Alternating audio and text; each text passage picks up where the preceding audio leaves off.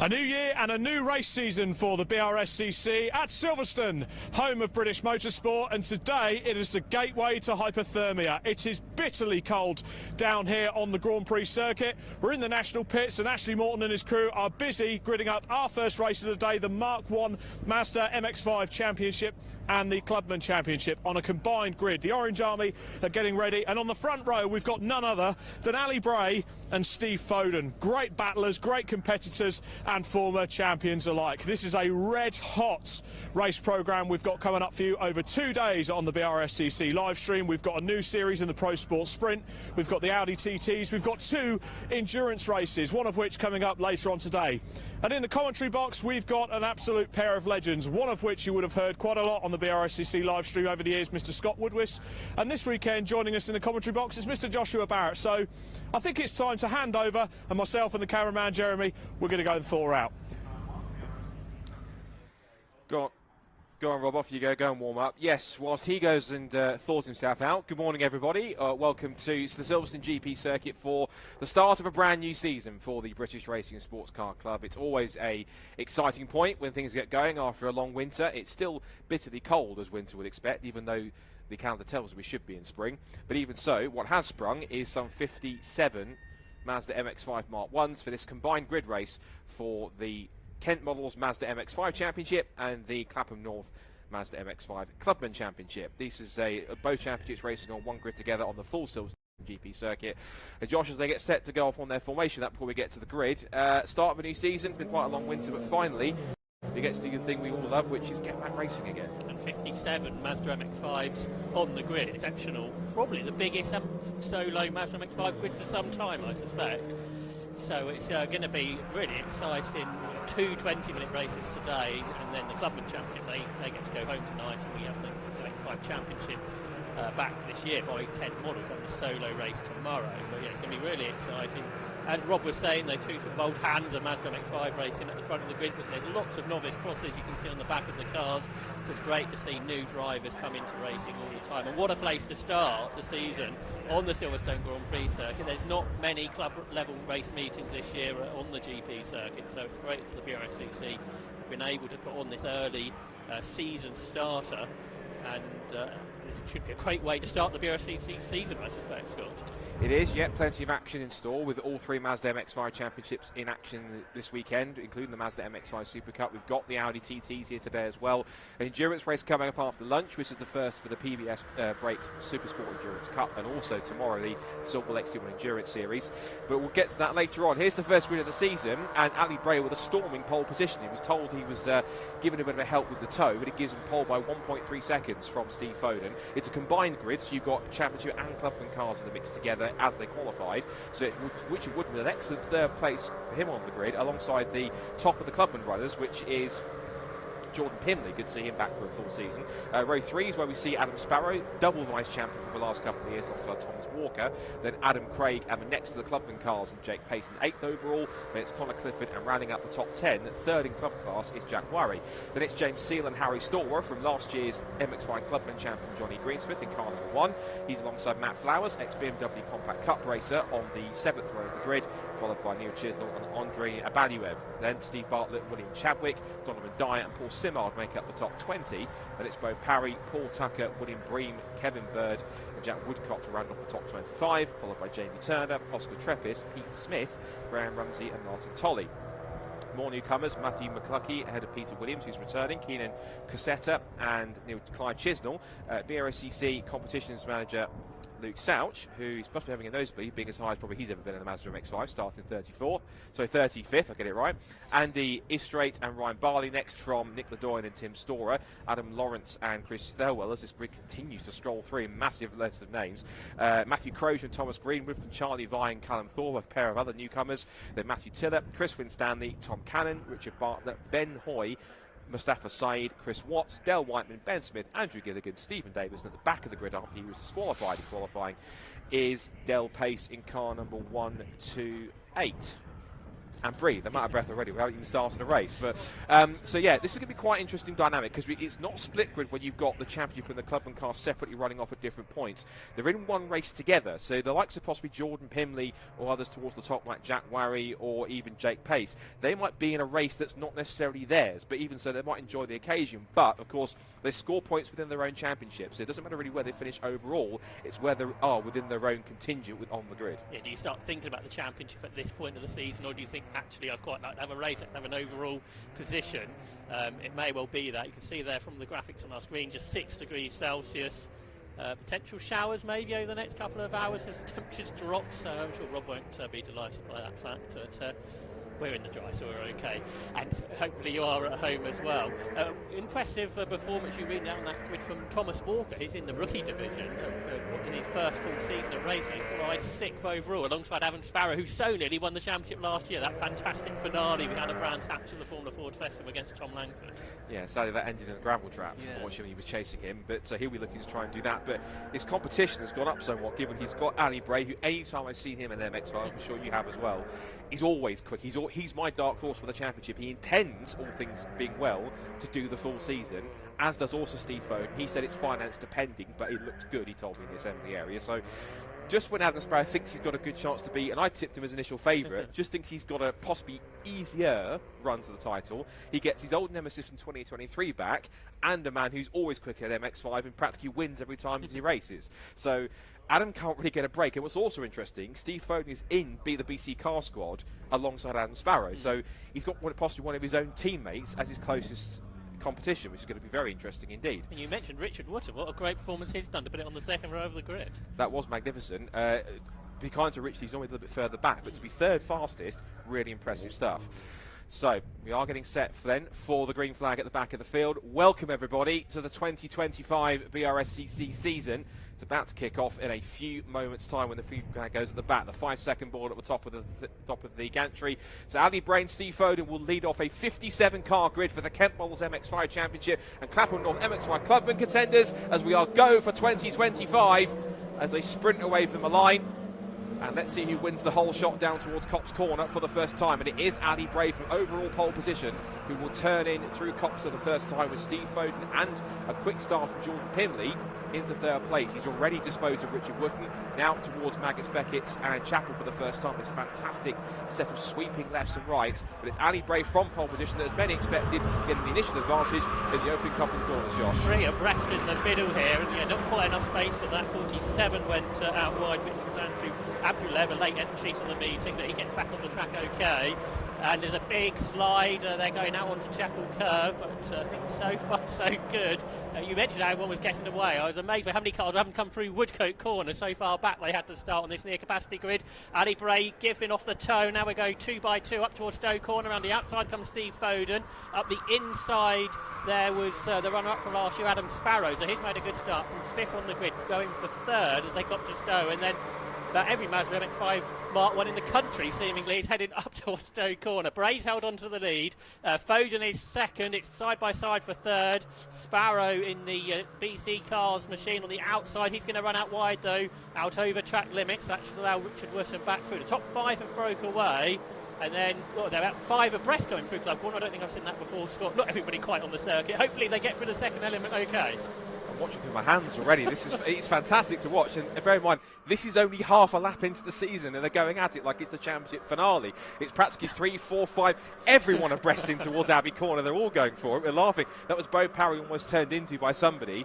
Now, to identify the cars, the Kent Model MX-5 championship cars are the yellow and red windscreen strips, and the Clubman cars are the white windscreen strips with Clapham North in red and blue across them to identify them. So the top runner you're seeing there on the left-hand side in Clubman, that is Jordan Pimley. He started 4th on the grid. He's dropped back now to 5th as he's behind the leading 4 cars in the Kent Models Mazda MX-5 Championship. So they come down towards Brooklands for the first time. Ali Bray trying to break the toe from Steve Foden. 3rd place now for, that is in fact, I think Wootton's got back into 3rd. In fact, yes he has. Sparrow into 4th place, and Jordan Pimley leading the Clubman pack in P5 by quite some way, with Pete Williams exits the pits after he had some troubles early on. I wonder if Adam Sparrow's just struggling with straight line speed a little bit. It looked like he was asking the car behind him to give him a push stop. He did say in the assembly area that his engine was struggling a tiny bit, so he's got some work to do. Got one for the pits already. Was he just a tight line? Not sure. That if that's looked like a go for it racing car, so it might be unless it was a tight line. Jack Warry. We'll see if anyone comes in the pits. But up to the end of lap 1 then, and it's Ali Bray who leads the way in towards Copse then into onto lap number 2. It's Foden second, Wootton third, Sparrow fourth, and fifth now top of the MX-5 Clubman ranks is P5. Then Storer, Walker, Greensmith, Buck, Craig and Bartlett the top 10. They're fighting amongst it now for what looks like about 6th or 7th place backwards. Tom Walker in that mix as well in 7th. And Steve Bartlett there, Scott, he gained 7 places on the opening lap from 17th to 10th. I'll do you one better. Nick Ledoyen gained 13 places up to 25th, and he started back in 38th. So that's pretty impressive stuff for them. So, but that huge melee of cars that we had on the opening lap, there was going to be some massive position changes anyway. But it was like everyone had such a long winter away of some 5 months off, and they're all desperate to get back on track and fight for their own piece of racing room, which is fascinating to see already in this opening bar. And that's the great thing about the Silverstone Grand Prix circuit. There is so much space. Almost every corner, particularly in these cars, there's an overtaking opportunity. Stowe is one of the best, and Johnny Greensmith just gone to the front of this group. Got the Cooker Pies car there in 17, right in the middle, which is the car of Harry Storer, isn't it? He was up in 6th for the start of the lap. That's why I didn't see him on my timing screen. He's lost a lot of positions. Has Harry Storer from 6th on the grid down to about 6th at the start of the lap, I should say, down to something like 9th. Yeah, I think you're right. He's behind Greensmith, Craig, and also Tom Walker by the looks of it, so he's lost a few positions. More shenanigans going on further back. This is 128 Del Pace. Now, he started at the back of the grid after being disqualified in qualifying, and Del Pace is now, let's see where he is in the field. He's not in the top 30 yet, but he's making good progress. Okay, so we look out for him. We've also got Jake Pace, haven't we, in this race? He's up there in the top 20. Lots of families taking part in Mazda MX-5 Championship racing, as has always really been the case. Here is that battle for 6th position, which Jack Warry is getting a helping hand as he into the complex there. But more positions being lost here by Harry Storer, which will be a frustration for him, I suspect. Harry Storer, I think, in the championship this year, isn't he? Where he's been a front runner in the Clubman, I think, in the past. Yeah, he was champion of the 2021. And that, I think, is World Chadwick pushing the guys to go, look, get the toe and go forwards. We said about engine power. I think Adam Sparrow definitely gained the toe from both Jordan Pimley and from Richard Wootton. And Jordan Pimley, as quick as he is the anomaly in this, because of course these are races within races, and Richard Wootton, I think, realises that you might be quick, Jordan, but you're not in my race, so can you please kindly move out of the way so I can chase after the top 3. Behind the top 5 you can see Johnny Greensmith wearing the number 1 proudly after he took the title the very last race of the season, so he only led the championship after they completed the final race. Or up to that point, it was Paul Bateman. He had a rotten weekend. We had a couple of starts where he had some contact, then dropped back down the order and couldn't get back up there. Didn't really work out for him. Thomas Walker going up the inside to take track position at least. There's no change in the Clubman ranks. Jordan Pimley, a Clubman driver, has got the overall fastest lap of the race, a 2 minutes 37.3. So I wouldn't be surprised if Jordan would quite like an overall podium, even if it doesn't actually match him in championship points terms. He thinks he's chosen the wrong championship because he's in the championship where his pace belies the fact he should be towards the front.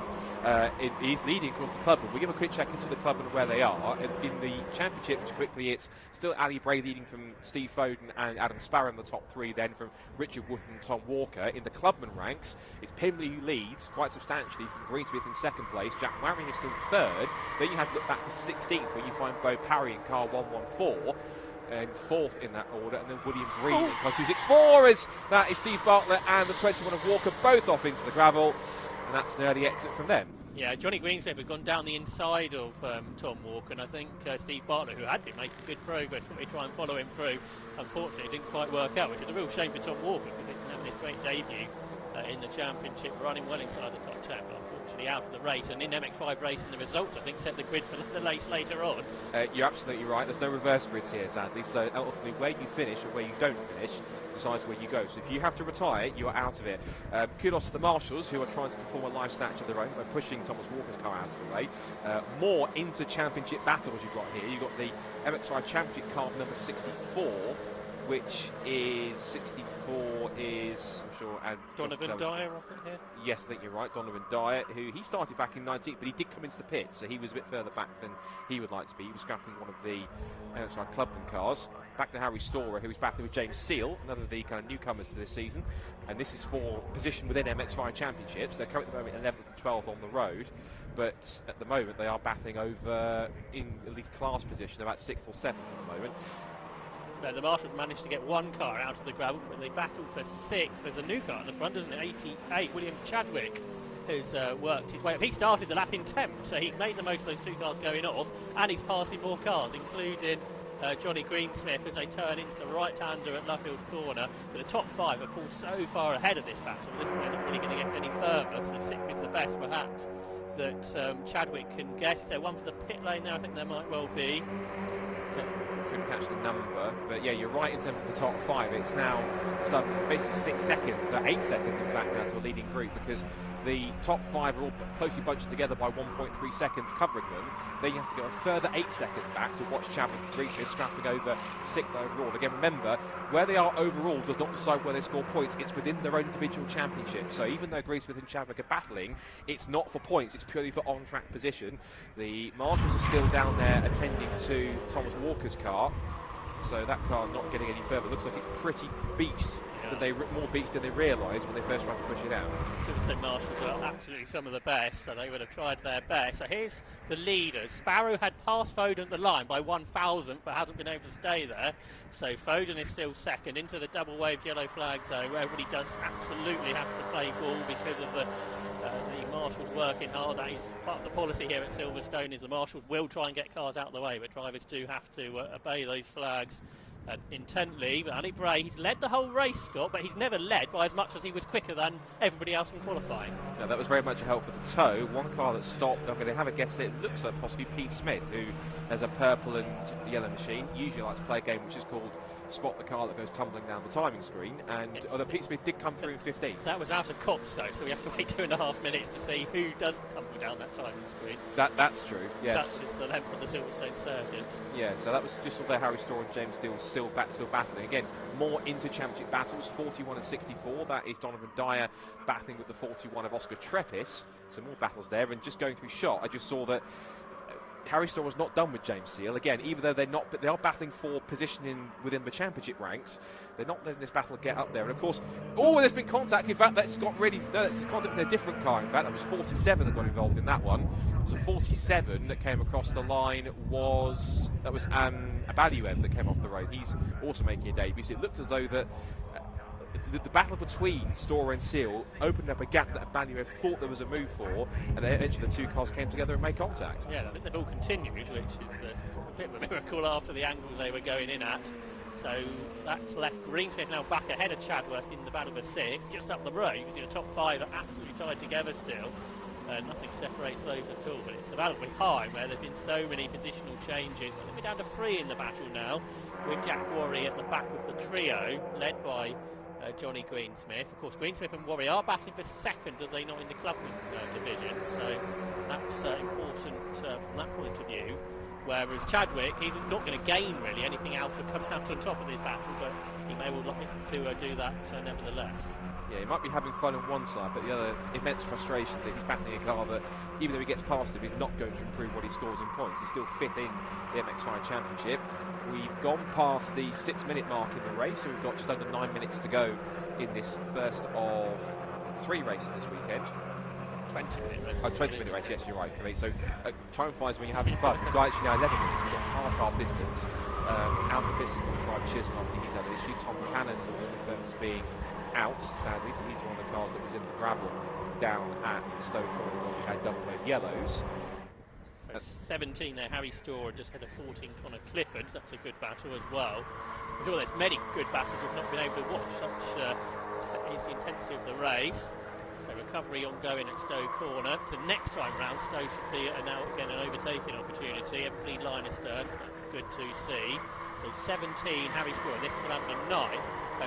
Connor Clifford gained 4 places on that last lap to go 10th ahead of James Seal. James's father, John, pole position, I think, for the first ever pro sport sprint. Yep. So a real family affair they're having this weekend with James raced before. Is this his first outing? Do we know? I think it's at least his first race in MX-5 Championship, because he's a newcomer to the grid in terms of him amongst others who are newcomers to the grid in both championships, which is great to see. Good to see that the Mark 1 Championship is still providing quite a nice proving ground. It's almost like, if you want to use the term, these MX-5s are kind of like Formula 4 for sports cars. They're very much kind of low grip, not much aero. They all run in packs together. They can teach you a lot about racecraft and also mechanical car setup. It's a very capable car to make people to learn. Is very power in learning that you can't go onto the edge of the circuit and maintain the grip. Tried to hide behind the graphic to do so. He did, but we do see you. But they are slightly transparent, so you can't hide too much. But even so, this is great to see. Yes, that all these cars are battling. They don't normally get to battle amongst each other. Now it's 3 abreast off the corner. There's 4 in there. There's 4 in there. You're right. There's a 4th. So we've got to work this out. There's Adam Craig. Looks like that's 71 in there, which is Pete Smith. There's Bo Parry, and the 8 was in there as well, which was Neil Chisnell. So Neil was someone who I tipped as being one of the front runners this year after he got 5th in points, despite not getting a top 5. It was the consistency he was able to lock in, got him the points that he needed, and now he's in a go-for-it racing machine, so he's switched teams for 2025. Smith looking back up the inside. This will be 4 position in the championship, as they turn in through Brooklands and Luffield. This now opens the door again for 52 just to get a sim. There's a look in. 52, which is Simard, Paul Simard, who started 20th on the grid overall. And they've got 3 laps to go. So it's been an 8-lap race. 5. 5 is still in that same order as they have been for a few laps. You kind of think that might change in the final stages. Especially now that they should have removed the double wave yellows down at Stoke Corner, which means it's fair game for overtaking routes here. Everywhere else pretty much is fair game, but now one of the prime overtaking spots should now be open. More shuffling between, looks like that was Chisnell and Adam Craig, who again has had his own flashes, had a couple of podiums in the MX-5 Championship in his history. Usually thereabouts, can hover around the top 5 or top 10, and just good to see him getting stuck in here. Matt Flowers is showing also being asked to race. That's a shame. The ex-Compact Cup racer not having a great full season debut in the championship. As Jordan Pimley, I think rather in Adam Sparrow's case, unnecessarily sending a bit of Morse code on the back of a 19 car, thinking, I'm in a different championship, but out of the way, please. I'd quite like an overall podium. And again, Pimley doesn't care that he's not in the same championship. Up the inside he goes. And the only thing it'll be doing is frustrating Sparrow to get through, because he won't have lost any points, but he's now got a car in between himself and the top 2, which are starting to escape up the road. That's right. So that means Steve Foden can go full focus forward, can't he, rather than having to worry about what's happening behind. And that means Ali Bray immediately defended into Abbey, which must be pretty much flat out in one of these. But a tighter line isn't necessarily a great thing. So let's see as they come into the infield section whether Foden can challenge hard braking into the hairpin. Ali Bray hangs on because of that defensive line, though, Scott. That's bringing the cars back towards them again. I wonder here, interestingly, now that Sparrow is in the middle of this gap, or this sandwich between Pimley in front and Wood behind, I wonder if he's going to think now, I've lost a place. If Pimley's quicker, can catch up, if he could use Pimley to drag him along back to the top 2 and get himself into position to possibly still get an overall podium. So maybe it's not over too much here yet. He's still got a couple of laps to go, but using the toe from a very fast Pimley might be his ticket to get back towards the lead. Particularly if Ali Bray keeps defending, as he has done again into Brooklands corner. It's keeping him ahead, so that's the main thing. That's all he's worried about. As Foden hops over the curb on the inside of Brooklands corner there. But more Ali Bray defends, that will bring the others back towards them, which is really what Adam Sparrow would quite like, you'd think. There might be a car to lap on the in the next few corners, which wouldn't be ideal for Ali Bray if that comes, say, in the middle of Cox or in the middle of Beckett's, because it's so quick at the opening part of the lap here at Silverstone. And he's got Steve Foden right behind him, and Jordan Pimley's on another fastest lap of the race, a 2:37.062. So Pimley, particularly with the toe score, does seem to be the fastest driver here within these races. So can he move forward from 3rd place? Potentially. That'll give you the bonus point in the MX-5 Clubman ranks. Fastest lap of the race so far for the championship cars appears to be Adam Sparrow on a 2:37.48 seconds. So in the stage as it is, he'll get the bonus. It's 100 points for a win, goes down in increments of 2 per position, down towards when you get to a point where nobody can score points. And then it goes all the way down from 100 right down to whatever position you can score 2, and you also get a bonus point for the fastest lap per race on top of that also, so you can get a maximum of 101 points per race in both championships as well. Down the back straight, 5 alive towards Stoke Corner, no yellow flags down there, so if you want to make a move, absolutely, fill your boots, down towards the braking zone they go. Still, Bray, Foden, Pimley, Sparrow and Wootton. If anything, I'd say that gap has shrunken a little more now, if not substantially, between Foden and Pimley for 2nd overall. That's right, that's closer now than the gap between 1st and 2nd, and Pimley going to the outside into the Vale. brakes super late. If you can hang it out around the outside for the first part, then it gives you inside for the right-hander. That didn't quite work out though for Jordan Pimley, and that will leave him slightly vulnerable to the car behind Adam Sparrow. Look back, or the three behind, they haven't been separated at all, have they? And it's completely opposite order when we last looked at them, because Will Chadwick's to the back of the group, Johnny Greensmith is at the front, and in the middle is Jack Worry. Traffic in an awkward place. Yeah, that was right on the apex, the second apex of Club. That was car 60 getting in the unintentionally getting in the way, which is Stephen Davis and our other newcomers. But now it's put the tail up for both Chadwick and Worry, and of course this is for second and third between Greensmith and Worry in the Clubman ranks, as now you see Sparrow going back up the inside to try and take third place, slithering his way out of the loop. Now he takes a turn at the head of that group as 68 recovers off the road after his excursion. 68 was Paul Tucker, so the man behind Paul Tucker Motorsport. Good to see him back in MX-5, but not quite having the race he might have hoped. Yeah, we didn't really want us to come to him off the circuit. It's the first time we mention him back. Here comes Pimley again, back up the inside of Adam Sparrow.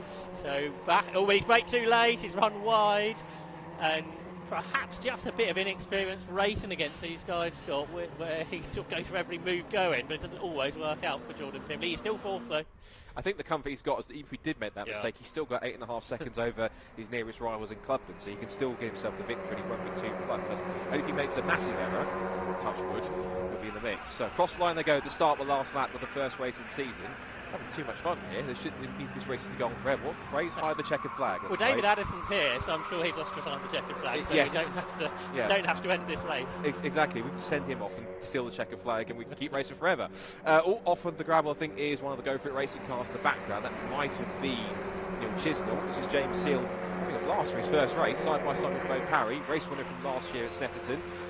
Everyone's trying to take this position. It's led by the 17. I thought it was 3 wide there. That was 74 and 17. That was how it was. It was 14 and 17. So that was Clifford going up the inside of Storer, putting the manners on him. Connor Clifford's not someone I've come across before. He's going right inside the top 10 for this one. Same here. I think he's his debut in the championship. Not solely a rookie, but he's first time in the championship, I think, and in the Clubman ranks. So another driver who's certainly showing his prowess at the moment.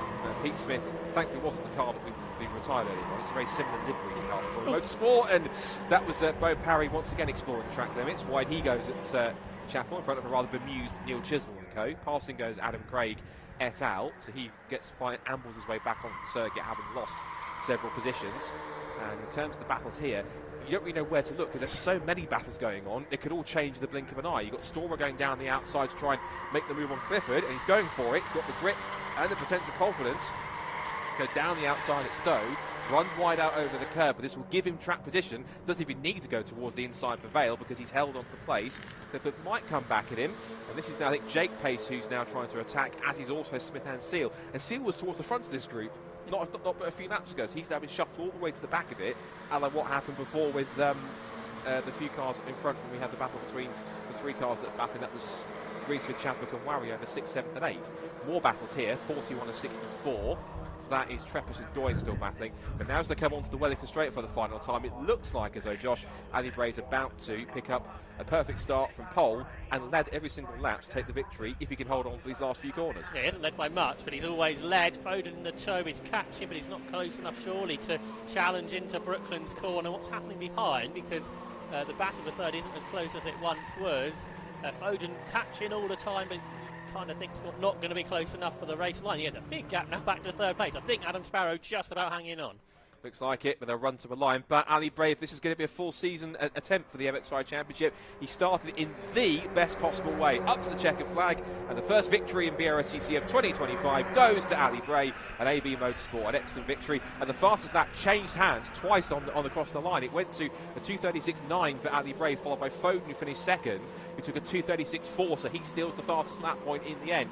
Sparrow gets third, Wootton does get fourth, so it's championship cars first, second, third and fourth, and then Jordan Pimley was right behind them in 5th place. Top 5 covered by just under 4 seconds.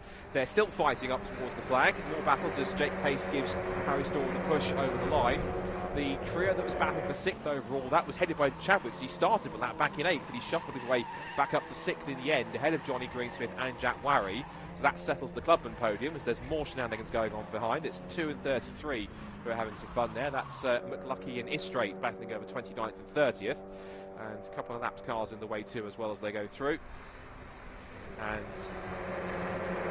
I imagine there'll be quite a few drivers who got the chance to race against drivers that wouldn't normally have the chance to compete against. And they might have enjoyed that, I think, in a sense. Given the fact we were 4 or 5 wide halfway through the opening lap, that might just tell you it could set the tone maybe for both championships, and at least what's going to happen later on in race number 2 this weekend. Yeah, we can prepare ourselves in a few hours' time for what be a replay, basically, of that. It's great. We had the full 8 laps sort of uninterrupted. And I think most people are going to make it home, aren't they? We saw a few cars retire. 50 cars, I think, of the 57 are going to make it home, which is great to see. And battles all the way through. You can see just coming across the line now, there's 3, 4, 5 car battles right towards the end. We've had people here like Ben Hoy having their first ever race today. And the novice cross on the back. That's really what Mazda MX-5 racing is all about. As you say, it's a great way to get into sports car racing. We've seen drivers go on to great things. Ben Tuck started in Mazda racing, and he's now in a GT3s at the world level, and it shows it's absolutely possible.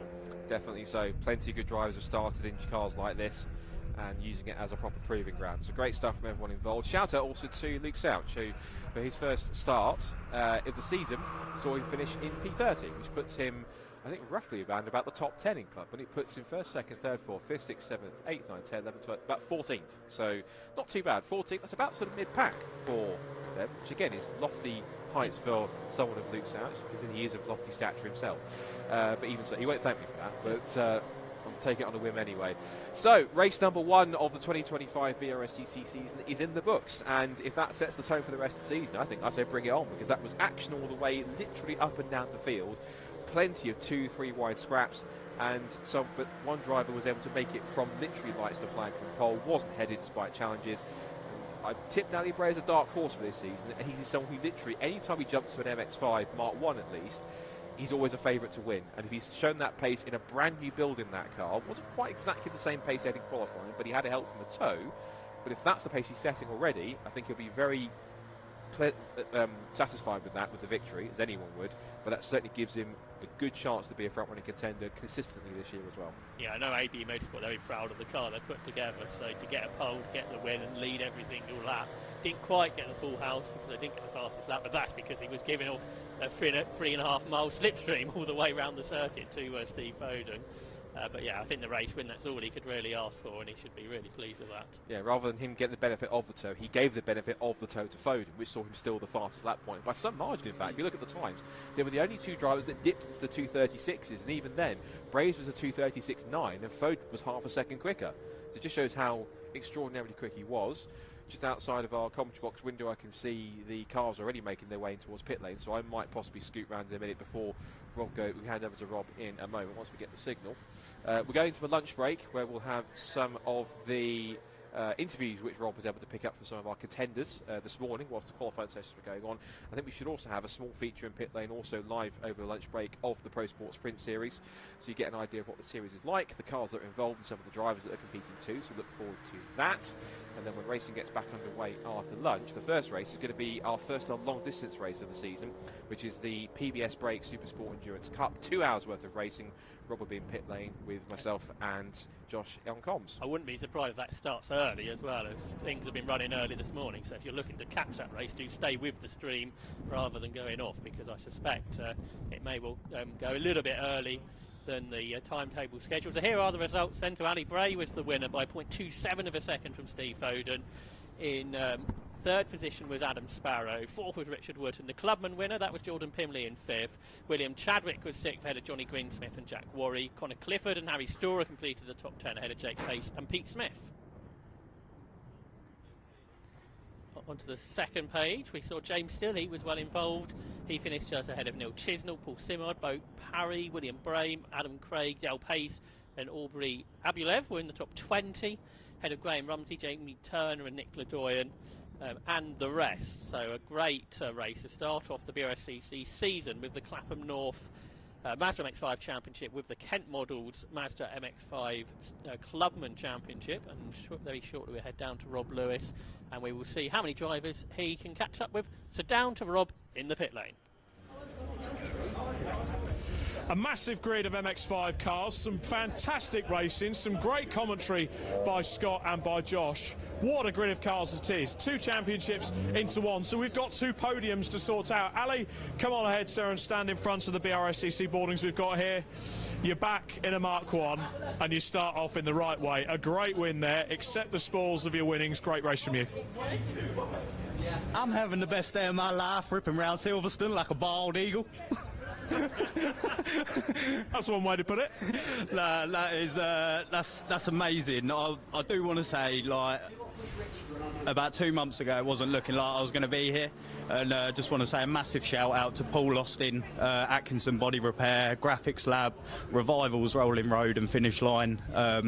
Because yeah, if it weren't for them, I wouldn't be here. And believe it or not, that car was a bare shell 6 months ago, so it's a great way to christen it. Car looks absolutely fantastic, and a great race with the likes of Steve and Mr. Sparrow, some great competitors. Yeah, it was great racing. It's what Mazda racing's all about. And round here, it's so hard to lead because the toe's so big. And but no, credit to Steve, fantastic driver, nice and clean, and yeah, no, I'm looking forward to the rest of the season. Great race, Ali. Hopefully we'll see some more in the next race. In second place, we've actually got here somewhere Steve Foden. He's disappeared. He's gone a bit camera shy on me. He's having a hug with the family, so we'll get Steve to come up here. He keeps trying to pull away. Sorry, mate, you're going to have to be interviewed. If you can just stand there for us in front of the Brscc board. You'll be getting a hat shortly for your second place, Steve. That was a fantastic race between yourself and Ali Bray. Well, yeah, I'm just really happy to be back in the paddock. First round, sun shining, Silverstone Grand Prix circuit. What's not to love about that? Really difficult race. Ali is a very tough racer. He knows where to place the car, so I think I'm going to have to go away and work out how I can get past him for the next one. So that's the plan for 2025, back in the Mark 1s? Yeah, I think we're planning to do a full season. Financial decisions, obviously, but just want to say a big shout out to Thermal Road Repairs and Mark there. He's given us a good hand for this week, and I've not managed to get the stickers on the car yet, but it's a big thanks to Mark, and yeah, just looking forward to having an exciting season. Obviously, I'm in the same team as Adam this year, so that should be a good laugh. Fantastic. Well, congratulations on a brilliant second place. Hopefully we'll have more of the same later. Adam Sparrow, come and join us, sir. We remarked earlier that we've almost lost a bit of what we call the Brat Pack this year. The youngsters, yourself, Luke Pullen, who's out racing in America, and Ted Bradbury and so on. You're still in the Mark 1 MX-5s, but that didn't stop you from getting a great result today. Yeah, I mean, it's a little bit of administrative limitation. We know we're lacking a little bit, which hopefully we'll sort by Brands Hatch, but third place is a solid result, and to be honest, to be as close to those two as we were, I'm really happy with that. It was very well driven, especially. It was a clear lack of engine power, so it does look like the engine's the issue, right? Yeah. We know what the issue is.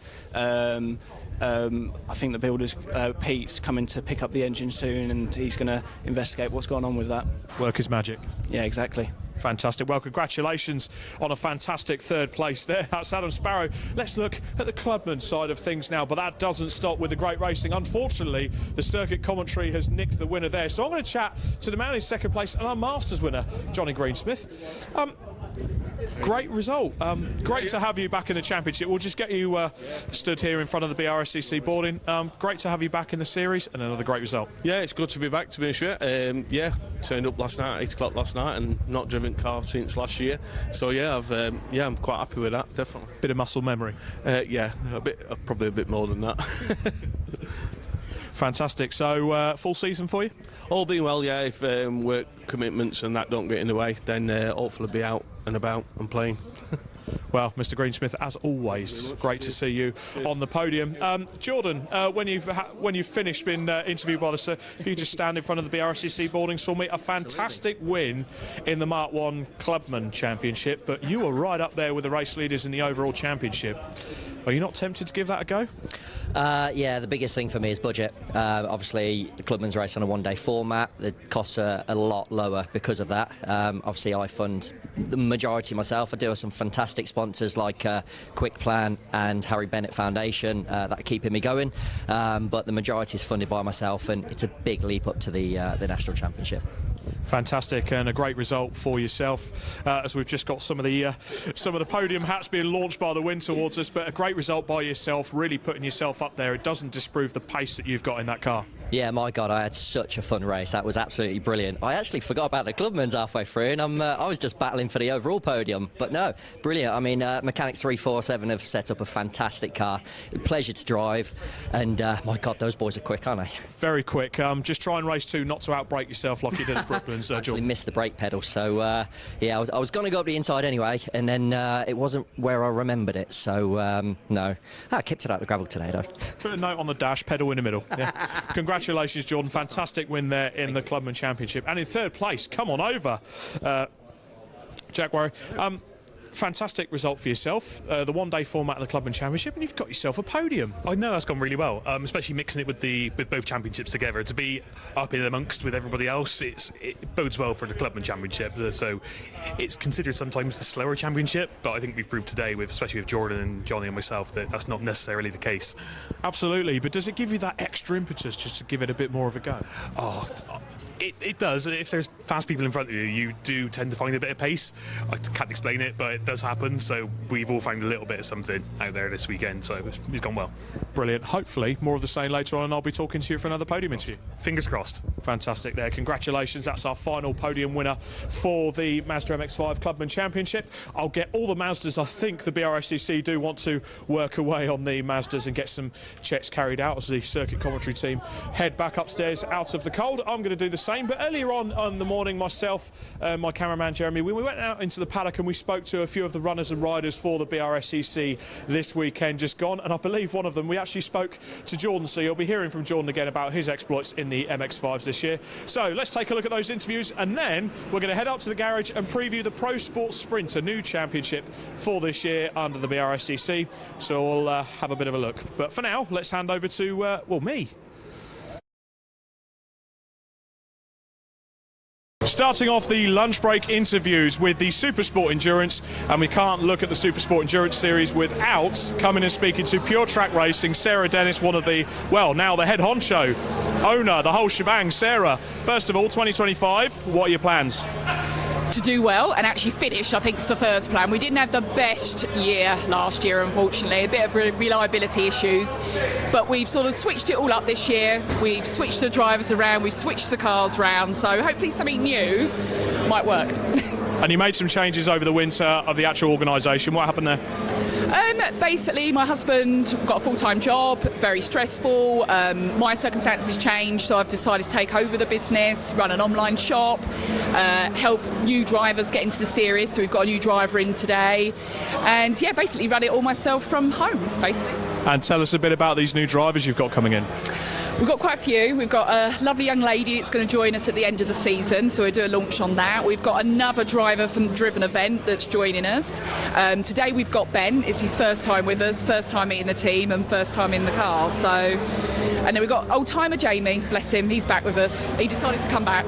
Jamie Miller back in the car, and of course, have you cured those reliability issues you faced last year? Well, what we did was something quite simple. We didn't bring the car. So the car I had last year is sitting in the garage at home. And this year you're running the trusty Blue Megane here that we saw at times last year, and the Clio 197. Rate your chances in your class? Yeah, I mean, this is the first time I've driven this car, and the first time I've actually raced this circuit. And Matt's very kindly let me drive it, but yeah, I think the competition, racing husband and wife, we both want to beat each other. So he said, you won't be as quick as me, babe, so I want to be quicker. I think he's just thrown down the gauntlet. Yeah. Fantastic. Thanks for talking to us, Sarah. Good luck for the rest of the day. Thank you very much.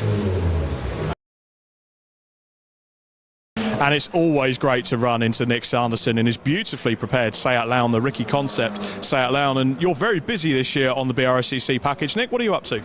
Well, I'm racing in this Pro Sports new series, which is very exciting. 20-minute races, slick tyres, so it suits the car perfectly. And then obviously we sponsor the Classic VW Cup, and I'll be racing in that with my friends. It's just a really friendly group of guys, and yeah, what racing's all about, really. Obviously, you've been racing in the VW Cup for quite a few years now, as well as sponsoring the series, and you've just kind of been racing this Seat Leon. You only acquired it a few years ago, didn't you? You raced an older car beforehand, was that correct? Yeah, I've got two cars. I've got the Mark 1 Cup car, which raced for 8 or 9 years. This came up, so I bought this, which is another level up with the aero and the carbon fibre. Did a stint in Europe in Dutch supercar, which was quite fun. Different sort of competition, and then they created a category in Classic VW Cups, so I've been able to race this. Still got the other one. They're both great fun to drive, but different cars in different ways.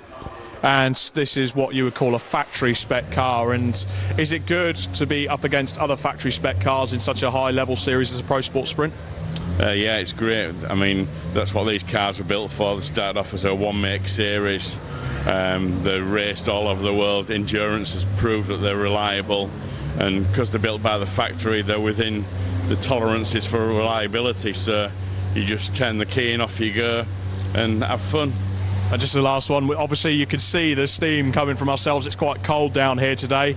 How does that change your look into the weekend on the car as slicks? It's just a matter of being patient, warming the tyres up, because it takes time to get the heat into the tyres. Once the heat's in the tyres, then the car performs, but if you go too early, I think you just create problems for yourself and get incidents that you just don't need to be involved in. Fantastic. Well, Nick, as always, great to see you on the Brscc package here this weekend with the Pro Sport Sprint. Good luck. Thank you very much. Nice to meet you.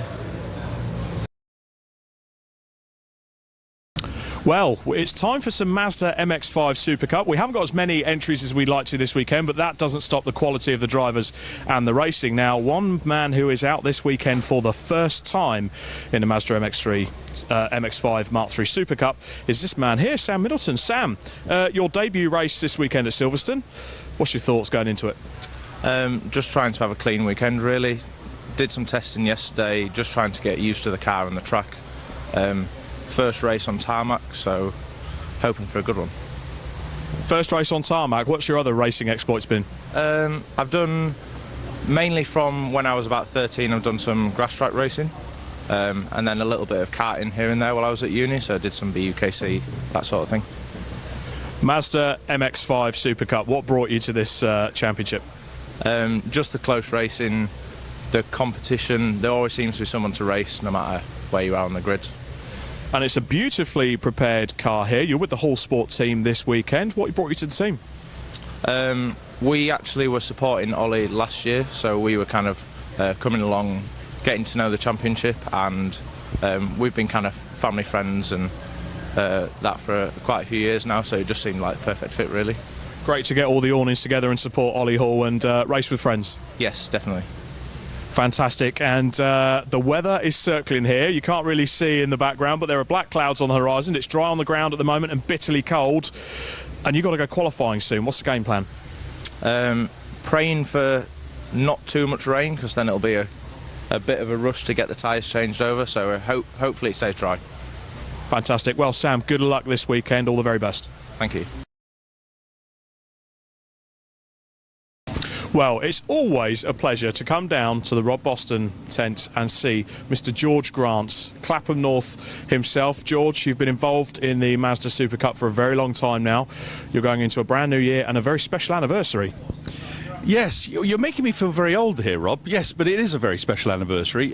Clapham North is 65 years old, or 65 years young. That's the way you do it, isn't it? It's been an incredible journey, actually, with us. 10 years for me as a driver, and I'm loving every day. And you're here at the home of British Motorsport for the first round, partnered alongside Will Blackwell Chambers, and we'll speak to him in a minute, but always full of enthusiasm and some hard driving as well. You're not out there to finish second or third, are you? No. Certainly not second or third. Always first, really. But, you know, I guess part of it is participating in such a good championship. And I think, really, the Brscc, with all they've done, actually, over the last, how many years? 50 years. it's a testament to their strength in bringing together such a good field of drivers. Yeah, I mean, it's great fun. Let's get into the crux of the weekend. It's a very cold wind blowing around Silverstone. These are low-powered cars, and the rain could well play a factor. In fact, it's just starting to beat down on the awning. What's your thoughts going into the weekend? Bring on the rain, Rob. I love the rain, right? I thought you would say that. You know, as you interviewed me at Race of Remembrance, which we won, which my stint was in the rain. I think I did an hour and a half in the rain, which I managed to get a lot of drivers. But obviously here, it's quite tricky because obviously with Silverstone, obviously a traditional airfield, you've got some parts are going to be bone dry, some parts will be very, very slippery, and then you're going to have a slight contrast in change of tarmac. So that's what you've got to contend with. The wind, you're quite right to identify, that is a really difficult problem. Certainly when you go down the Hangar Straight and you turn right into Stowe, the car can actually literally pick itself up. So it's all good fun, All good fun. And one final thing, Downforce Radio and Clapham North, their involvement in various Brscc championships and series this year. How much are you going into it again in 2025? Well, absolutely. In fact, Downforce Radio are now part of Clapham North. So our brand of Downforce Radio is actually being sort of consumed into Clapham North now. So you'll see both sets of drivers in the Mark 1 and the Mark 3 all in the Clapham North livery. So we're just having a little bit of a restructure with Downforce, but it's fantastic to see so many drivers, especially on the opening round.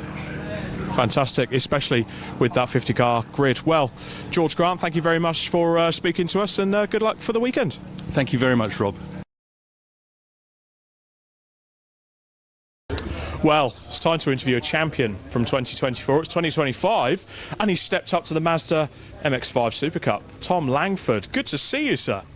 Yeah, thanks, Rob. I'm really looking forward to this one. It's a very big change from the Mark 1s last year, but I'm enjoying it so far. Do you miss them, though, because you had such a good camaraderie with your fellow competitors? I do miss them. We were on at the same time yesterday in testing, and it looked exactly the same as last year. I'm building up good rapport with the other Super Cup competitors, but it'll be tough to beat Mark 1s. Very much so. And what are the differences between this and the Mark 1s? The main difference is the weight, power steering and tyres. So there's a few, Rob. Tyres are the big one for me. We've only got one tyre in Mark 1s, but two for here. The semi-slick is very, very different. You have to take time to build up the heat, and it sticks a lot more. It's a lot quicker in the corners. And the changeable weather conditions, the wind conditions as well. We spoke to George Grant, and we spoke about the wind conditions. That all adds to it, doesn't it? Yeah, there was a very big headwind yesterday, and we're just trying to. Well, I'm still learning how that affects this car. Because it used to affect Mark 1s a lot, and it does the same thing to these. So I'm just trying to figure that out, but it'll be a big factor in today and tomorrow. So 2025, is it a case of balls out and glow for glory, or is this a learning year for you? It's hard to tell. I'd like to say a bit of both, but I usually lean more to one. Fantastic. Great to catch up with a champion. Tom Langford, good luck this weekend. Thank you very much, Rob. Okay, so I've popped into the area motorsport awning with some Audi TTs, and it's always good to talk to Luke Handley. Now, Luke, I'm not going to let you get away with this. Donington testing, how did that go? Well, it wasn't. Well, Donington went okay, but here I was actually built a brand new car and then did 6 laps and managed to put it in the wall at Angus and Beckett's, which was less than ideal. What happened there?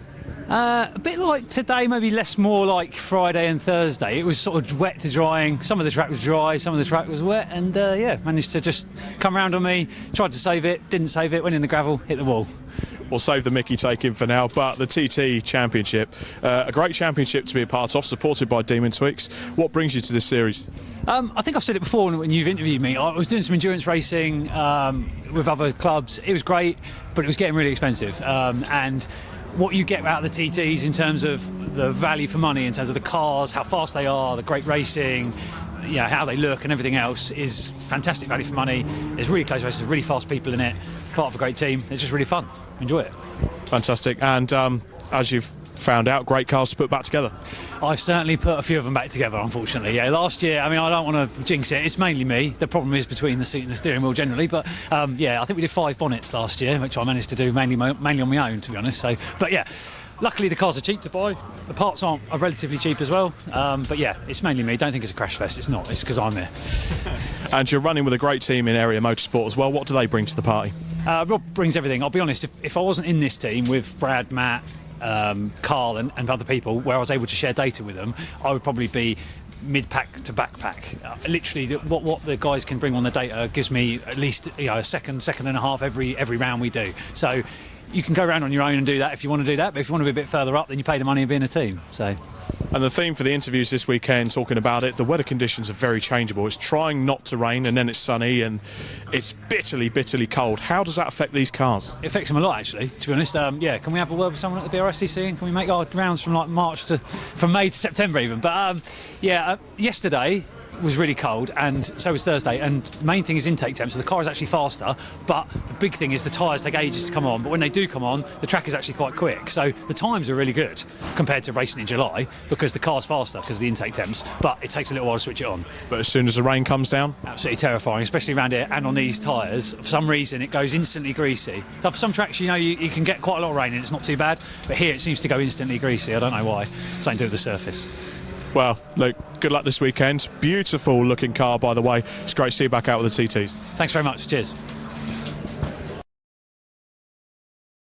And fresh from stateside is Callum Thorpe in the Misty Racing Mazda MX-5 out in the Mark 1s this weekend. Callum Thorpe, welcome to the UK. Your first weekend racing in the UK, I understand. Yes, this is my first weekend racing in the UK. Yeah, it's been good so far. We tested yesterday, and then today we just got done with qualifying. So, what brought you to the Mazda MX-5? So I did legend car racing over in the US in 2024, and after working on during the off season, we figured out that this would be the next best opportunity for me in my racing career. So we just decided to do this. It's really competitive. Obviously, we have 50 cars here today, so racing against a bunch of good drivers, so it'd be good for my driver development. At the home of British motorsport as well? Yes, at the most famous circuit in the UK, if I'm correct, yeah. I think Brands might be on a par with that as well. Yeah. But no, it's a lovely track. I like it. There's a lot of characteristic here. It's definitely a hard track to learn, but I've been enjoying it a lot. So the Mark 1 Mazdas, have you come from a karting background? What sort of brings you to these cars? Yeah, so I started karting when I was 9 years old, but I did dirt oval karting back in the States. I won 2 championships doing that, and then that's been my karting background. I did that until I was 15, 16 years old, and then went to legend cars, and now here. And what are you looking to progress to? The ultimate goal would be WEC or IndyCar would be my ultimate goal, yeah. Fantastic. So a full season in Mazda MX-5 racing coming up? So far we're only doing 4 races this season, but if we're able to secure some sponsorship later on for this year, then we'll hopefully do the full season. Brilliant. And the Misty Racing team that are running you, how have they been this weekend? They've been awesome. Steve, our team owner, he's been great. All the mechanics here, they've been awesome, great help. Steve's been coaching me, so is my teammate. They've all been really good, so it's been a great team to get with, and I'm really happy to be with Misty. Great to see. Good luck this weekend. Callum, how did qualifying go? It went well. I think we laid down a good lap time. Like I said, they're very competitive drivers out here. I've been doing it for years, and this is my first time. I haven't had any previous testing other than yesterday, so still getting used to the car, used to the track, but I think we put down a decent time for the experience I have so far here. Fantastic. Well, good luck for this weekend. Great to speak to you. Thank you. Jordan Pimley, it's always a pleasure to speak to you. Probably one of the best interviews I've had is when you came from the back to the front to win at Snetterton in the wet a few years ago. You're back in the Mazda Mark 1 MX-5s this year. What's the plans? Plan is to win the Clubman Championship. Plain and simple. And you've already been out for qualifying this morning at Silverstone. It's quite cold out there. 50 cars on the grid because it's a combined grid. How did that go? Yeah, there was a lot of traffic. I knew Ali Bray was going to be quick, and I saw him coming in the mirrors, so tried to hook on the back of him and follow. Made a small mistake and let him get away. But I came out 4th overall and first in class, like I say. So, really happy with that. There's more time on the table, so we'll have some fun. You were running with Close Racing last year that have decided to do other things this year. What are you doing this year? Are you running your own car? Have you started your own team? What's the story? So I was going to start my own team, and then Brian, Mike's mechanic from last year, came up with a brilliant idea to start his own team to basically look after like the privateer racers. So I'm running with him fully, and then if there's anyone that's sort of running themselves that has a big issue throughout the weekend, so a head gasket goes, something like that, where they'd normally pull it on the trailer, we're here for the weekend, so they can pull the car in, we'll get it sorted and get them back out on the grid. It's a great initiative and really looking after the true Clubman racers. Exactly that. You know, the paddock wouldn't be what it is without, you know, numbers at the end of the day. So yes, you can have the boys in the big teams at the top, but then if you haven't got the rest of the field with you, then you're going to be a bit lonely out on track. And that's a testament with 50 cars, albeit on a combined grid. But how's that going to be going into Cops at turn 1? Well, from where I'm starting, fortunately, flat out, which will be it'll be a nice start. But hopefully, I can just sit in the tow. I believe I've got a couple of cars splitting me to the next Clubman driver, so it'll be nice to kind of just get my head down. I was massively overthinking in qualifying, so I can just switch this stupid brain off and actually drive the car. Might be even quicker. Fantastic. Always great to chat to you, Jordan. Good luck today and for the rest of this weekend. Thank you very much. Jordan Stilp, it's a pleasure to have you back in the Brscc paddock. You've been away for quite a while doing lots of great and wonderful things. What have you been up to? Just really building a family, to be honest. Yeah, just had a few kids, trying to bring up the business and things like that. I've always been following the racing. Family have been involved quite a lot for the racing over the years, but, you know, back at it now. And in the background, we can see what you've come back into. It's the Demon Tweaks Audi TT Championship. What brought you to the TTs? Well, it's Rob's fault, actually. Rob Boston Racing. I was looking at doing the Mazdas again, and then he said, you know what, this TT Championship is starting to pick up. It's a new thing. Come and give it a go and see what you think. So I had a little go in Stacey's car, and next thing that was on a Friday, I think, or a Saturday, and I bought one on the Monday. Literally a weekend transaction. Yep. And do you know what? It's been fantastic so far. The guys in it are very quick. That's what I want. I want to say competitive, something to go towards. It's been a while, and I'm enjoying it. And this weekend, tricky conditions. Let's be honest, you've raced in many top-level series. So do you kind of take it all in your stride, or is it another learning curve? Yeah, I feel like it's a completely different learning curve, to be honest. Again, they're quite quick. They're on semi-slicks. The last few things I've raced have been on slicks, so it's going back a little bit into what I used to when I was younger. It's hard. The conditions are hard. They're not very good in the wet, but it's fantastic. They float around, so I'm sure it'll be entertaining to watch. Fantastic. And you're in it for the full season, I assume? Yeah, that's the plan. We want to do the full season as long as work doesn't overtake anything. But but that is the aim. I want to have a good year this year. Race with some really quick lads and see what happens. Aim for the championship? Yeah, well, that's always the aim, isn't it? Hopefully, we'll see what happens. But we're always aiming to be at the top. But if we're not, proved myself when I was younger. Now it's just about having a little bit of fun and have a good race with some people. Fantastic. Love the sentiment on that, enjoying the racing and having a bit of fun. Jordan, always great to talk to you. Cheers, thank you.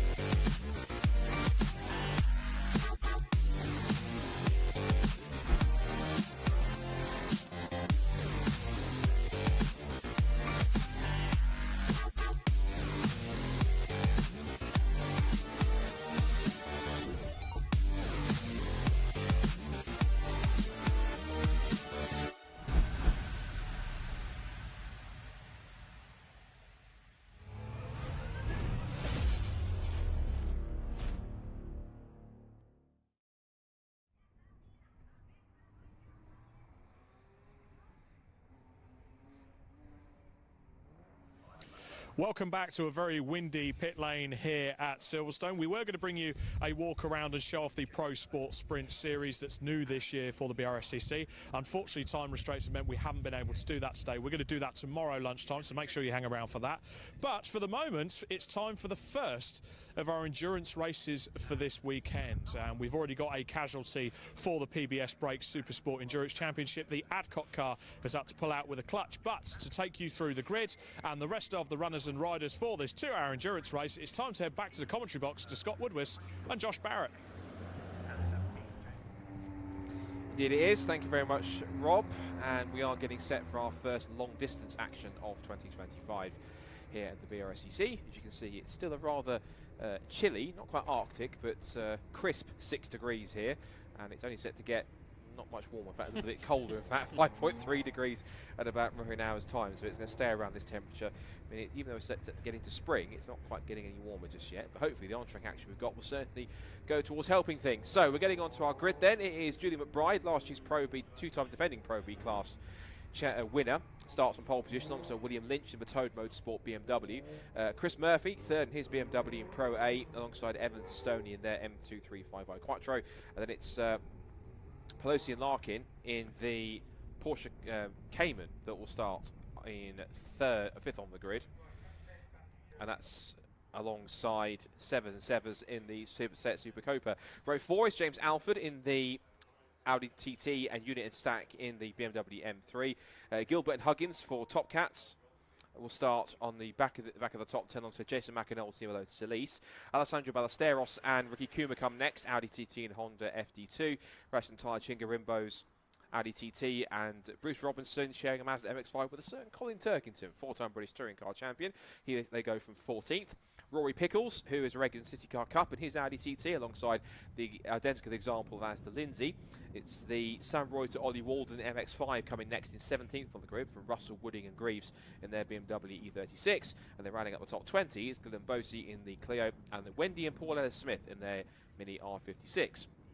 Rest of the grid, 21st, is where we find our defending overall and club champions and Clubman C-Class winners, which is the BMW Compact of David Drinkwater and Adam Reed, alongside the second car for the Breakdancer Racing team, alongside the Mazda MX-5.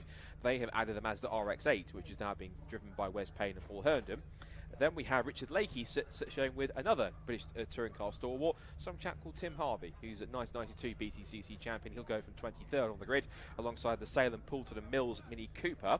Then it's Curtis Air and Steel in the top 3, finishing in class Clubman C Mazda MX-5 from last year. They're alongside Sparrow and Sparrow in their MX-5. Then it's the Adcock, Dermot and Ferns car, which was due to start 27th, but that car sadly had a clutch problem, which means it is out of the race before it's even begun.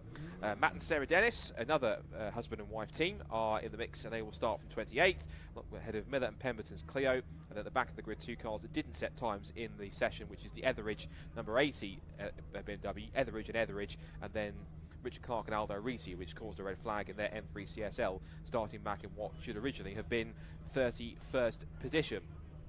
So Scott Woodwis here on comms with Josh Batt once again alongside me. Josh, as always, particularly in SuperSport Endurance, a nice varied field, good mixture of cars, very colourful, a lot of cars that are hard to miss. This should be quite interesting. And the fact we've already really got 2 of the 6 kind of class winners and champions from last year back means there are quite a few classes here that could be up for grabs from the outset for some teams that want to get a good early start and some points on the board before anyone else might turn up in later rounds. That's right. It gives options to different people. Perhaps people who tried endurance racing for the first time, maybe people have raced elsewhere coming across to the PBS Brakes SuperSport Endurance Cup Championship for 2025. And what a great place to start it on the Silverstone Grand Prix circuit.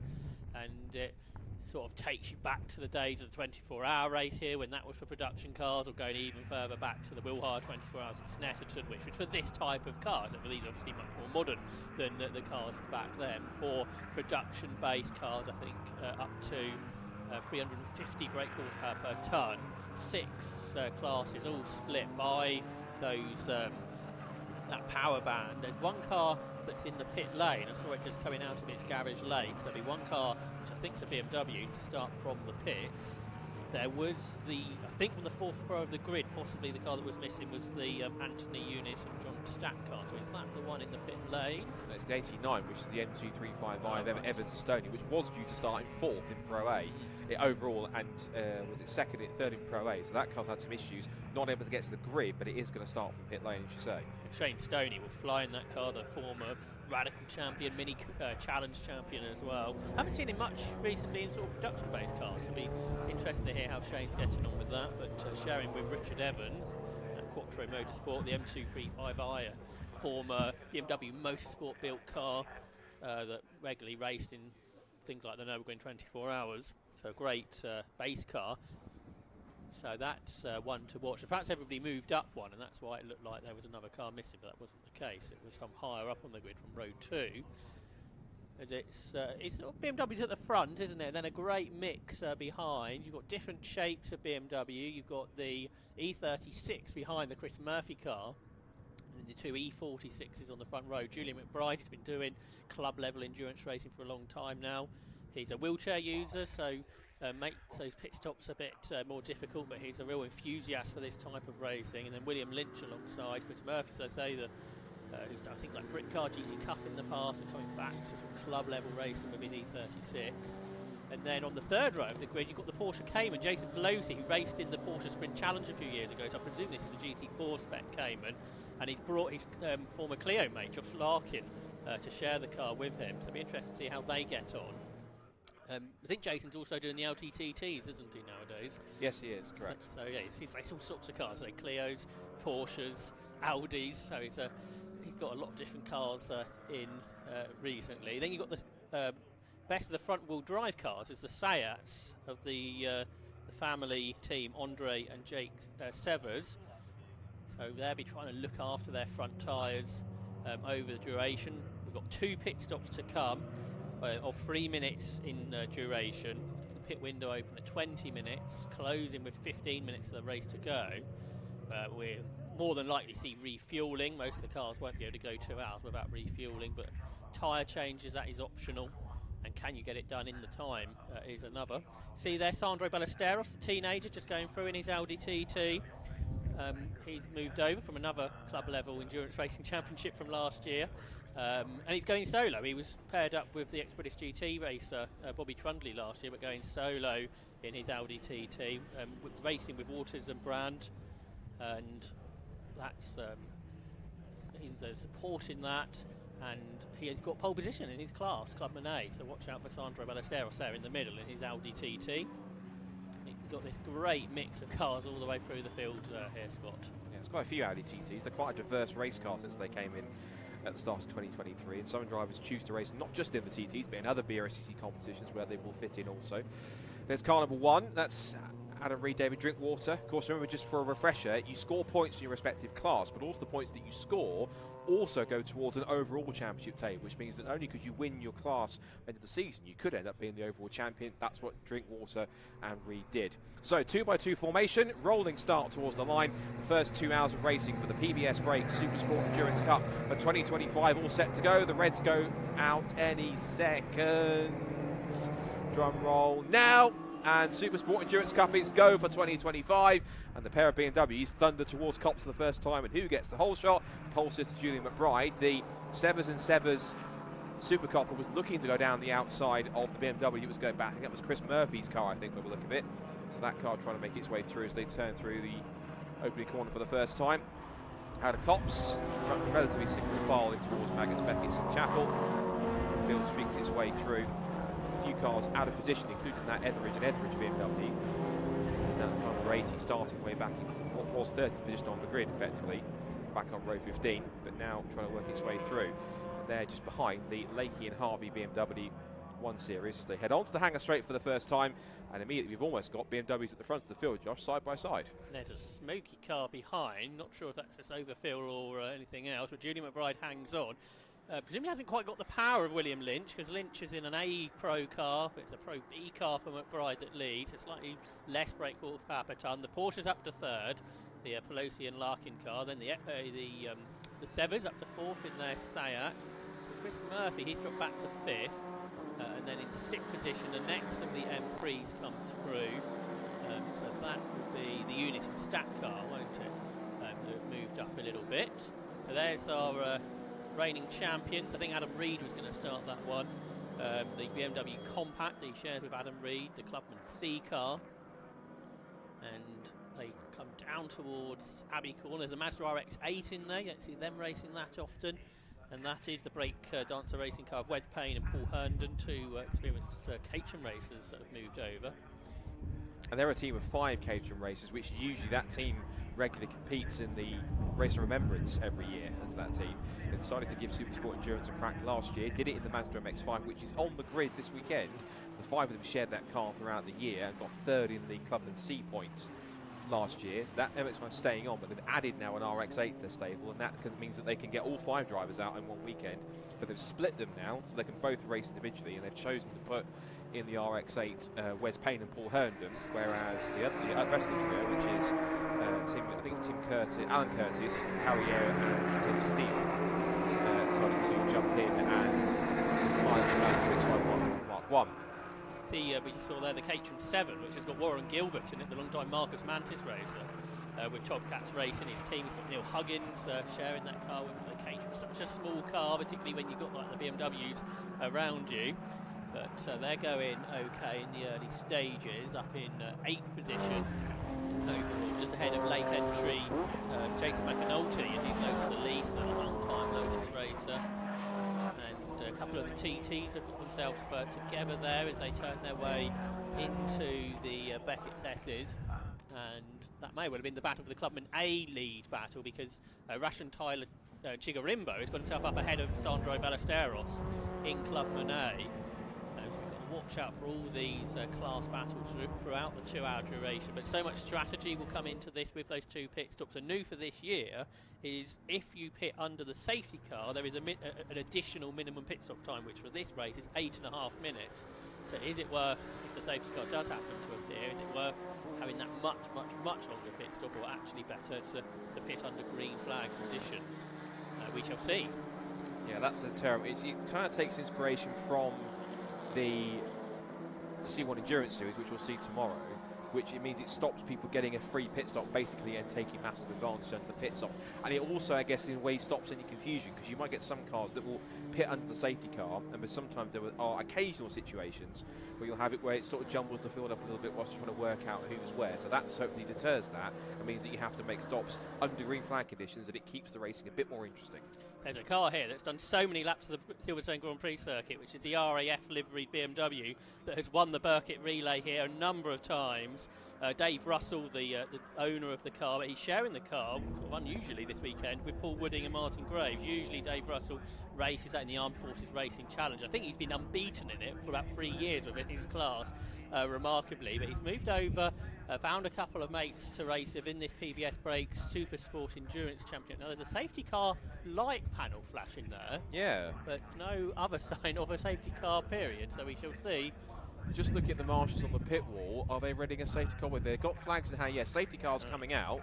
So, and it has indeed been deployed. Boards and flags out around the circuit. So, the big mystery is, of course, we don't know exactly why the safety car is out. I'm sure the cameras will pick it up once he spots a car that's off somewhere or has pulled up. We'll see what the cause is. See who doesn't come through at the end of 2 laps. I think we've got everyone through the first lap without too much issue. Ricky Kumba is not coming through in his Honda Civic FD2. Long-time endurance racer is Ricky's raced since Dubai 24 hours in the past. But the Civic that he's campaigned a lot in the UK, particularly in this championship over the last couple of years, seemingly has not made the end of lap 2. And that's, if I'm correct, that's a more Japan exclusive Civic when it came out at the time. I think it's an FB2. It sort of looks more Integra shaped, doesn't it? You're right, it does. Than what we would consider to be a Civic. Yeah, usually you'd see the hatchbacks where it's the FN2s or the FL. That's right, the FL2s or whichever order it's in. Was that Marshalls we saw at Beckett? So just throughout the corner of my eye, we'll see if we can catch that, if that is the case. Yeah. There was a change for third before all that happened, because the Severs in their Seat got up ahead of the Pelosi car. Yeah, that is on the way up to Beckett's, I think. Yeah, added some Mugen-style colours detailing to the bottom skirts on that car. But yeah, it's a shame, because Ricky Coombe had been a regular in this championship since it began.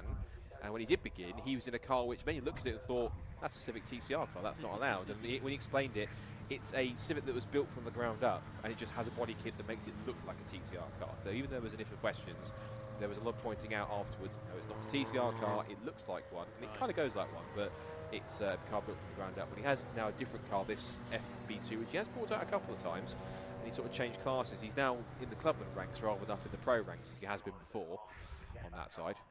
But it's not gone well. No. That is for sure. I'm no expert, but that's not how you want lap 2 of your season to go. Yeah, I think he has a technical problems with the other Civic in the past as well. So whilst we're on the safety car then, only 7 minutes gone, we can at least give you a check-up as to where people are respectively in their respective classes for position at the moment. So it's currently at the moment in the overall lead is Julian McBride. He leads Pro B, and that's from the third place car of Sever and Severs in their set and Super Copper, and the Porsche Cayman of Pelosi and Larkin. That's the Pro B top 3. The class above, which is Pro A, is being led by William Lynch in the BMW car 167. That's the bright orange machine going to the shop now. And they're ahead in class of the 6721 car, Chris Murphy, which I think is the BMW we saw smoking lightly on the run down towards Stowe Corner by the looks of it. That's second. And third place at the moment in car number 9 is the Unit and Stack M3. So BMW's currently almost hoard all the positions in Pro A and Pro B, as they typically tend to do. They usually get BMWs to the fore quite literally at the front in every single race usually. Pro C is being led by the number 5 James Alford Audi TT. The interesting thing about that car underneath is actually a Volkswagen Golf, but it's got Audi TT body panels on it. He's built it up, and so it's not to be mistaken one of the Audi TT Cup cars that you would normally see that competes in this championship along with others. On top of that, he's second ahead of Jason McAnulty, Lotus Elise, and then third in class in Pro C. I think that's it, in fact, actually. There's only 2 cars in Pro C. So it'll be low in score there. There's also a sliding scale for points, also depending on how many cars are in your class. So whether you have 1 car in your class, 2 to 5 cars, and then set up and more than 6 and above, you get different levels of points depending on what you score. It saves basically like the old problem of BTCC, where you'd have John Cleather, for example, in 1989, in a Vauxhall Astra in Class C, to one of the slower cars in the field, winning the championship because he won his class so many times and got the same amount of points as Andy Rouse and co would do in Ford Sierra RS 500. So there is a slightly sliding scale of points depending on entries that you have in your class to make it a bit fairer. We go to the Clubman ranks. Rashan Tyler Chigarimbo, former Fiesta Junior racer, leads the way in car 92 in his Audi TT, ahead of another Audi TT of Alessandro Ballesteros. He's 11th overall. And then both of them be teenagers still, won't they? As they well, will. I think. Yeah, definitely. Both of them have come to the junior ranks pretty recently in the last couple of years. And then in third place in class, you've got in Clubman A, it's the Sam Reuter and Ollie Walden car, which has come up from, it started 17th, and it's now currently sat at the moment in 15th, so made up 2 spots. Clubman B being led by Bruce Robertson and Colin Turkington in the Mazda MX-5. They're ahead of Alistair Lindsay in their Audi TT, and Rory Pickles and another TT in Clubman B. And then Clubman C has Adam Reed and David Drinkwater, the defending overall and Class C winners / champions, and they are ahead of the Salem Poulton and Mills Mini Cooper in second place, and third in class is Richard Lakey and Tim Harvey in their BMW 1 Series. And so we had 28 starters, 27 still running because of course the yellow flag and safety cars come out because of Ricky Cooper's car breaking down at Beckett's. Yeah, so another lap needed. See the M2 there, just going through a shot. That's the car that started in the pit, so it did get out there. The Richard Evans car from Quattro Motorsport, which he shares with Shane Stoney. The rest of the field follow the safety car. Be another lap. Then we should go in. The pit window not yet open, so nobody could even elect to go for that long stop. Yeah, we've got Mazdas, BMWs, Minis, Renaults, all in that shot together, and the variety is brilliant. There's the Mini Cooper, which James Poulton was entered originally by himself, and he's found 2 mates to race with. We've got Jonathan Salem and Matt Mills have joined him, and then because of the 2 pit stop rule that's in this championship, that does mean you can share the cost with 3 people, so you can have a 3 driver lineup as they've elected to do. So an affordable way to go club level endurance racing. there's also a couple of rules in place to make it a bit more interesting. You can have a maximum of 5 different drivers that can race throughout the season. Anytime you have to add a driver who is a 6th or additional driver above the 5 you already had, ultimately that car has to run as an invitation class car because it's not one of the 5 cars the drivers have been permitted that have raced before.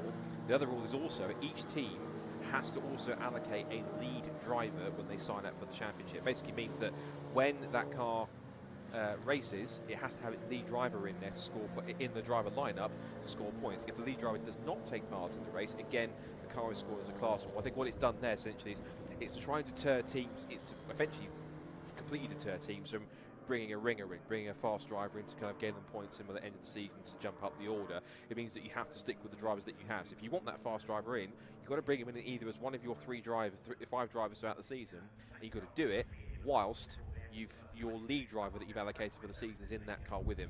Any occasions where it's outside of that, car ain't scoring any points. But pro drivers obviously are allowed, yeah, as long as you say that key driver is there. We just saw a shot of the Mazda MX-5 that Colin Turkington will be racing this weekend. Don't think there's any sort of penalties, is there, for a pro driver in this championship, unlike another series where perhaps you might have time penalties along the pit stops to deal with. Not here though. I think safety cars should be coming in this lap, so an hour and 47 on the clock, so we're still 7.5 minutes away from the pit stop window opening.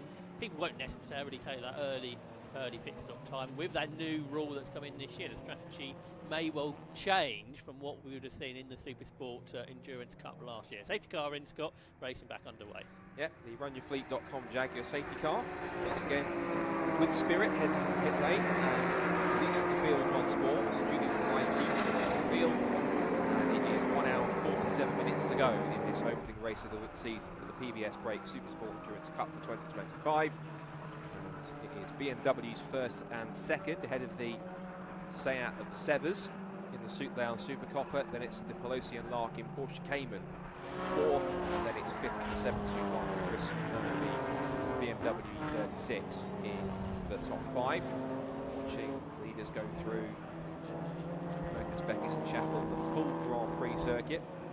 And despite a good jump by McBride, it's obvious that William Lynch in the incredibly easy to spot BMW behind him has gone right with him. So even though these cars are in different classes, Julian McBride very experienced and making the most of that car, which you do get it occasionally where some cars, yes, if you look at their raw statistics, they do fit into the class they fit into. So Pro B is probably where that car fits.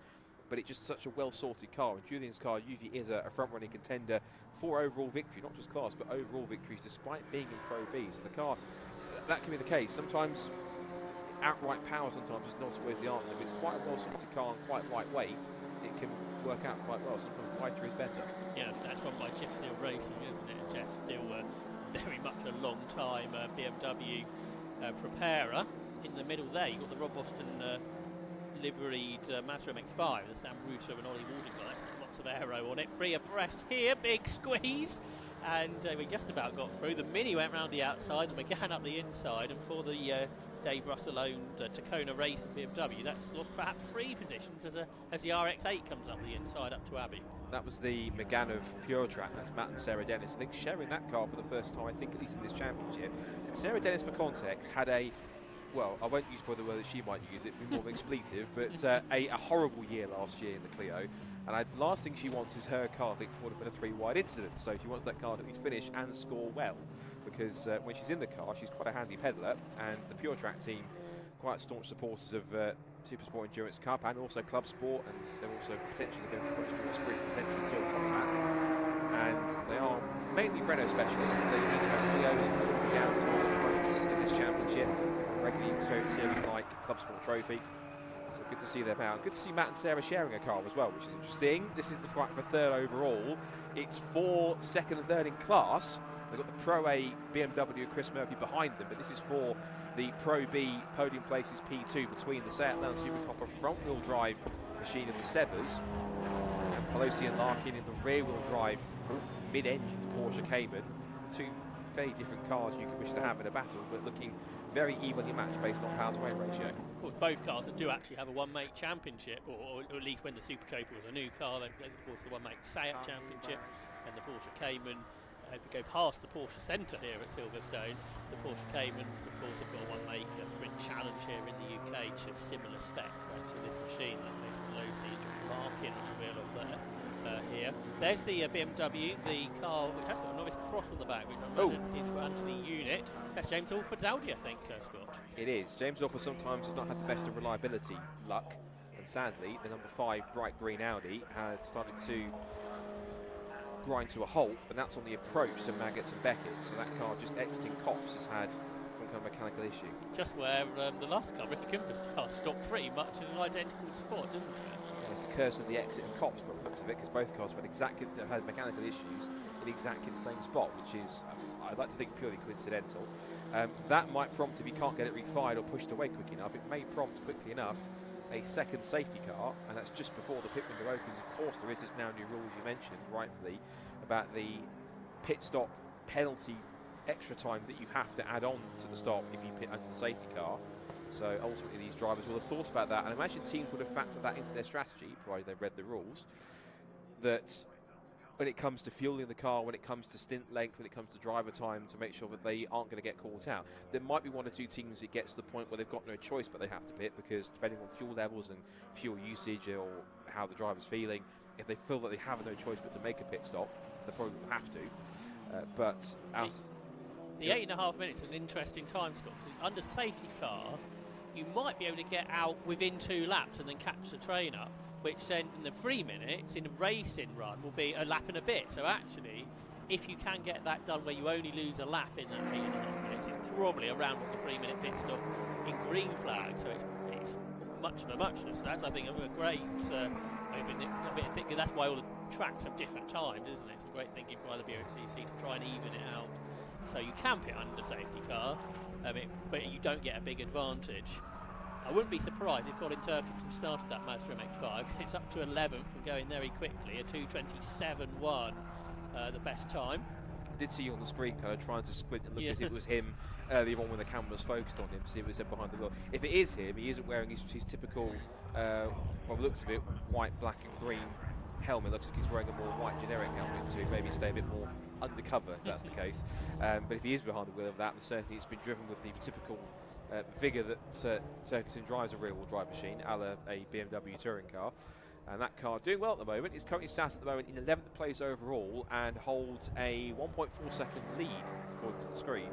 Over, no, it doesn't. In fact, no, it's a wrong car. It's a 4.8 second lead over this car on screen. Now, this is the fight for second and third in Clubman B. This is between the two Audi TT Cup spec machines of Alistair Lindsay and Rory Pickles, who Rory has front-wheel drive experience, having raced in the City Car Cup and the Student Motorsport Challenge for Boston College Racing. He also has one of the best names I've heard in racing. You see Rory Pickles, it's brilliant. But and he's certainly driving with quite a lot of pace behind Alistair Lindsay, very experienced. But there is Rory in the warranty-wise sponsored machine. He'll also be running that car, I think, also in Audi TT Cup, I think, as well later on in the race coming up in a couple of hours' time, I think, unless he's got that car and taken it elsewhere into this championship.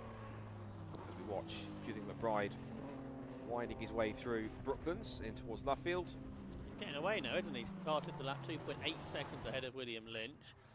So he's going well in this E46 M3. Remarkable, I think these cars are about 2 decades old now, from the early 2000s, the E46 model.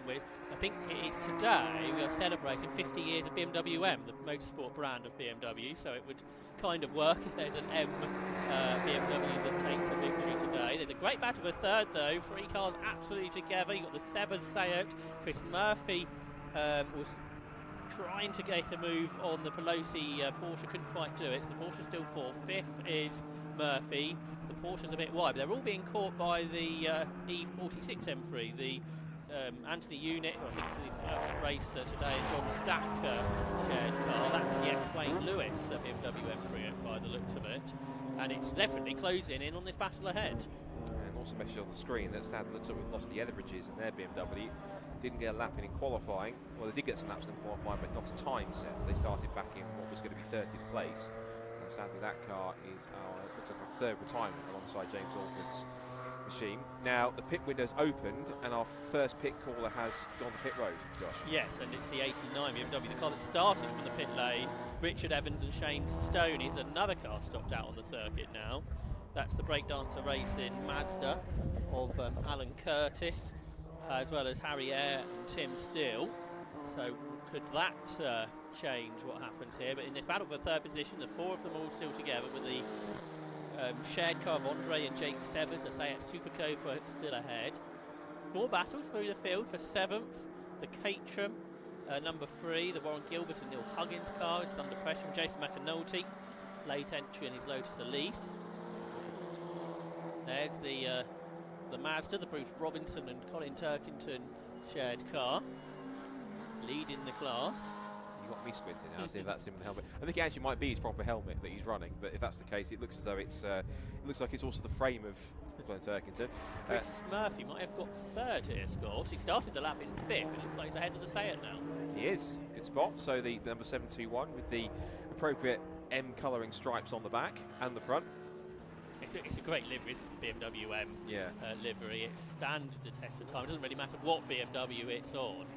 It's a really good looking car, and they're on pole today for the Sebring 12 Hours. So can they start their day by winning the Brscc SuperSport Endurance Cup here at Silverstone? Not just that, they can win their class multiple times, because you've got BMWs at the front in Pro A and Pro B. You've also got the Clubman C defending champions Drinkwater and Reed in their BMW leading Clubman C on top of that as well. I mean, heck, go even one step further. You could even have potentially a BMW engine Mini winning its class at some point too if there's potential. So you could possibly get almost a near domination of Munich-powered at least cars in the mix as well. As you mentioned, there is number 55 Breakdancer Racing car. Sad to see that, because that car was 3rd in the points last year in the class in Clubman C last year. That car also quite well experienced, having run a couple of times at the Racer Remembrance. Quite a nice, well sorted out car, that machine. And the 55 car having to be pushed away, but whilst that car is having its own issues, at least the RX-8 is running at the moment touchwood trouble-free. That's currently running 18th place for Payne and Herndon and 4th in Clubman B at this point. This race is really showing why it's called the Endurance Cup. It's not just about being quick, it's about having a car that is reliable throughout the distance. It's been a bit attritional in the early stages, therefore being really fast for every single lap isn't what it's all about. It's sort of old style endurance racing where looking after the car, maybe not driving at 100% on every corner is important, and if you can't get stopped out on the circuit, that is probably your race done. If you bring it back to the pits, you might be able to get it fixed, and that could be all important. This is the class lead battle, isn't it? Because Sandro Ballesteros has re-caught Rashan Tyler Chigarimbo to 2 Audi TTs, perhaps built to slightly different specifications, absolutely together here. I think the Chigarimbo car is from the TT Cup, isn't it? Whereas the Ballesteros car has been built particularly for endurance racing. I think they both are TT Cup cars, because you can see, look at the body kit. Right. It's got the specific. It's got the championship spec rear wing and front splitter on it. But as I say, there are some drivers who will buy the kit and build these cars to race them in SuperSport Endurance or other series if they wish on that side. But if you look at the body kits, they're pretty much identical, the rear wing and the front splitter. I think the Chigarimbo car had 1 or 2 tweaks to it since it was run. Chigarimbo did run that car initially in the TT Cup Racing Championship. He's now currently having to watch another of those examples slow past as Ballesteros takes the class lead through the loop and through Aintree onto the back straight. One thing I noticed as well whilst you're talking there is the Evans and Stoney BMW that came in number 89. I don't think that was a regular pit stop, because that car looks like it's been in the pits for a while. Of course, that's the car that started in the pit lane, having been due to start 4th overall. So the BMW M235i looks as though it's had more issues, which has caused it to have quite a long stop at this point. Sandro Ballesteros is still only, I think, 18 years of age. He's from Greater Manchester, but he started karting way back in 2013. If you ever look at that car in the picture, it all looks well. So Ballesteros has been racing for 12 years, despite still being a teenager. But he started in cars in 21 in the Junior Saloon Car Championship before moving into the 116 Trophy. And he, in the past, has won the Autism Hero Award. And this is a 2007 Audi TT, a 2-litre car, racing under the autism UK banner, so going really well, retaking the lead, if we can describe there, coming back towards the end of the lap. But not all well down in the pit lane with the Quattro Motorsport teams, BMW M2 maybe. Well, they've shut the bonnet, so that's a positive point. Also, see the Ricky Cooper Honda Civic's got back to pit lane, and either it's just got back to pit lane and it's about to be fixed, or it's been towed back into the pit lane, into the paddock, and it's now been sort of sorted out and is going back out again. They're starting to pair off a little bit in this race. Here's another one here. This is a classic small sports car battle. Caterham versus Lotus. This is the Gilbert and Huggins Caterham against Jason McAnulty, and again, that's for position. With the Lotus, I was about to say Esprit. I've been watching too much FIA GT old stuff recently. Elise in the battle for 8th, 7th, and 8th positions. Gilbert and Huggins, of course, as you said, for Top Cats Racing, more mainly known for having a big front engine Marcos rather than the. Though they have been racing also Lamborghini Super Trofeos in GT Cup. That's right. Yeah, they won the championship last year, Top Cats, I think. They did. Warren's wife Charlotte, I think, the champion there. Yeah. But yeah, Top Cats have been running sports cars so many years. They competed in the Silverstone 24-hour, probably in the Marcos actually back in the day, and having this outing in a Caterham, which is something a bit different. But a good British sports car battle, isn't it? Caterham and Lotus. And I guess probably the two highest built British manufacturers nowadays. I was following a Lotus 4x4 on the road this morning. I didn't realise they'd made one. I think it's an electric 4x4. Right, well, it looked very modern. It did sort of have those electric sort of styling cues that most of the manufacturers seem to use. But I didn't realise that. The name would have been E something, so it would have been like having Mira or Revire. It would have been something else. I can't really think what the name is. But yes, I saw that one of those this morning. So good to have the manufacturer still out there. With McAnulty's arm out the window, perhaps acknowledging to his team that they're pit soon. We shall see. In the Audi battle for the Clubman A class, Ballesteros is getting away. So this is a really good run from him. He's done a best lap at 2:24.8 so far, compared to Chigarimbo's 25.7. So he has lapped a second or so quicker into the Beckett Sesses. First part pretty much flat out, and each element gets a little bit slower. Before you get to Chapel Curve and then accelerate all the way down the Hanger Straight. But so many drivers will tell you one of the best corner sequences, probably not just in British motorsport, but in motorsport worldwide. Yeah, I've driven it plenty of times on a racing game or a sim, and there's nothing better feeling when you've got a car that's got a high downforce, maybe it's an F1 car or a high downforce sports car prototype, and you absolutely nail that section. One of my favourite sections of any kind of racetrack is Cops all the way through Maggots, Beckett's and Chapel, Hanger Straight, and all the way through Stowe. It's just a fantastic high-speed section, one of the best high-speed sections of any racetrack in the world. And the feeling when you absolutely nail Maggots, Beckett's and Chapel, that long sequence going through there, it's a fantastic feeling. It's one of my favourite circuits in the world, Silverstone. That's for that reason alone, it's absolutely brilliant. The viewing up there is a bit different now. We can't actually see it from the cameras, but of course you've got the escapade that's been built over there. So if you've got the funding to do so, you could have one of the greatest views. You could. And not have to go anywhere. But I'm not quite sure what the spectating opportunities are now. But I had to drive round the escapade last week. I didn't realise quite how far deep it went back. So yeah, it's a great big building site that's now been completed. The latest building site here at Silverstone is on to where Bridge Corner used to be in Priory, where there's a new FIA spec karting circuit going down. Seems like every year you come here to Silverstone and something new is to be found. Yeah, one of the most recent ones they did also was, unless it was a temporary fixture for the FIA Championship, was they had a rallycross circuit here for a while, but that was purely just, I think, for FIA WRX rather than anything else. But you're right, and I drove in this morning and just looked across and a tinge of sadness thinking that what Bridge Corner has become, because previously, before, it was one of the best corners in the world. The fact that it's always a challenge for anyone that's racing it, if they had a car that was powerful enough and grippy enough, how fast could you take that corner if you could take it flat? And it's just one of the corners that sadly is now lost to the annals of motorsport history, given that it's now that site's now been built on now where it was before. But for a while, that tarmac existed as it was. You could actually walk on it and see it as it was, and you could even sit on the ground and imagine that how quickly F1 cars would go through there, particularly in the days when testing was more open and teams would come here on the regular to come and pound around and find time and do testing and develop parts and anything else they were trying to do.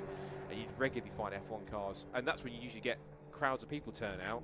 probably as many people that would turn out for a free practice day, never mind a test day, in midweek, when they probably shouldn't be at work. That's right. Both the Old Bridge corner and Beckett's was super fast corners, which you could get very, very close to, which is pretty unusual on a Formula 1 style circuit. The coming back to this race, the Evans and Stoney car has got back out, but yeah, their pit stop was something like 8 minutes, so much longer than what they would have expected. Hopefully they didn't read that regulation about the safety car and forget that, not realise that was a safety car pit stop time. Read your rule book is always important for sports car racing and endurance racing. This is an excuse. We did our 8 minute pit stop, Governor. Honest, we did it. No problems at all. Speaking of pit stops, I think we have got a couple of actual pit stops happening. The Sparrow and Sparrow number 111 Mazda MX-5 was the first, I think, that came in to make an actual proper pit stop. And the next one that's also come in is the Reuter and Walden Rob Boston Racing number 77 MX-5. That's coming in what was 14th. Also pitting now is that RAF Motorsport BMW, the Russell Wooding and Greaves car from 18th overall, 5th in Clubman B. So now we've gone past that threshold. We're now just under an hour and a half to go in the race. Half an hour and a change gone in this first race of the season, which means the pit window is now firmly open. A reminder that how the pit stop sequence works: you have to make 2 mandatory pit stops. The pit window is after 20 minutes it's elapsed, and it closes with 15 minutes to go. It stops teams either doing multiple pit stops right at the start of the race or multiple pit stops right at the end. Now that car probably does need a pit stop, but it's not stopping there. That's the Alistair Lindsay Audi TT, which has ground to a halt midway down Hanger Straight. Yeah, from second in the Clubman B class, behind the Bruce Robinson and Colin Turkington Mazda, who were just watching, door opening, signalising this car isn't going to go very much further, I don't think, with some outside assistance. Now, is this going to be a possible test of this safety car rule? Because if that car can't get moving properly, that will definitely warrant the second safety car of the race, and then that rule comes into effect. So, unless there are teams that desperately do need to pit and have no choice but to take the penalty, essentially the teams will know that they cannot come into pit lane. Although running at the reduced speed might help with their possibly low on fuel consumption or a possible potential issue of that ilk, but ultimately if the safety car does come out, which it has, so safety car's been deployed again, so now the pit lane is effectively closed. However, if you pitted before, you can complete your pit stop, and only about a minute before the safety car was called, we saw the Tacona race in BMW, the Russell Wooding Greaves trio come in, so that could have advantaged them a bit. And Alistair Lindsay has not just stopped, but he's now fully gotten out of the car, taken his helmet off, put it in the driver's seat, closed the door and run away to the infield for safety. So that car looks like it's fully ground to a halt, whether it's an engine issue or possibly some kind of maybe electrical issue that's forcing, or something is seized, something which is completely got the car rooted to the spot where it is and it can't move anymore. Which, if that happens, means that it won't be, hopefully it's not a tricky sequence to get it going again, but it might just have literally no power or drive to get going. So there is our race leader. Julian McBride had pulled out 8 seconds over William Lynch, but of course that is going to diminish under the safety car period. There may be lap cars between them though, which would help on the restart for Julian McBride. And imagine the safety car crew will do their best to try and pick up the leader.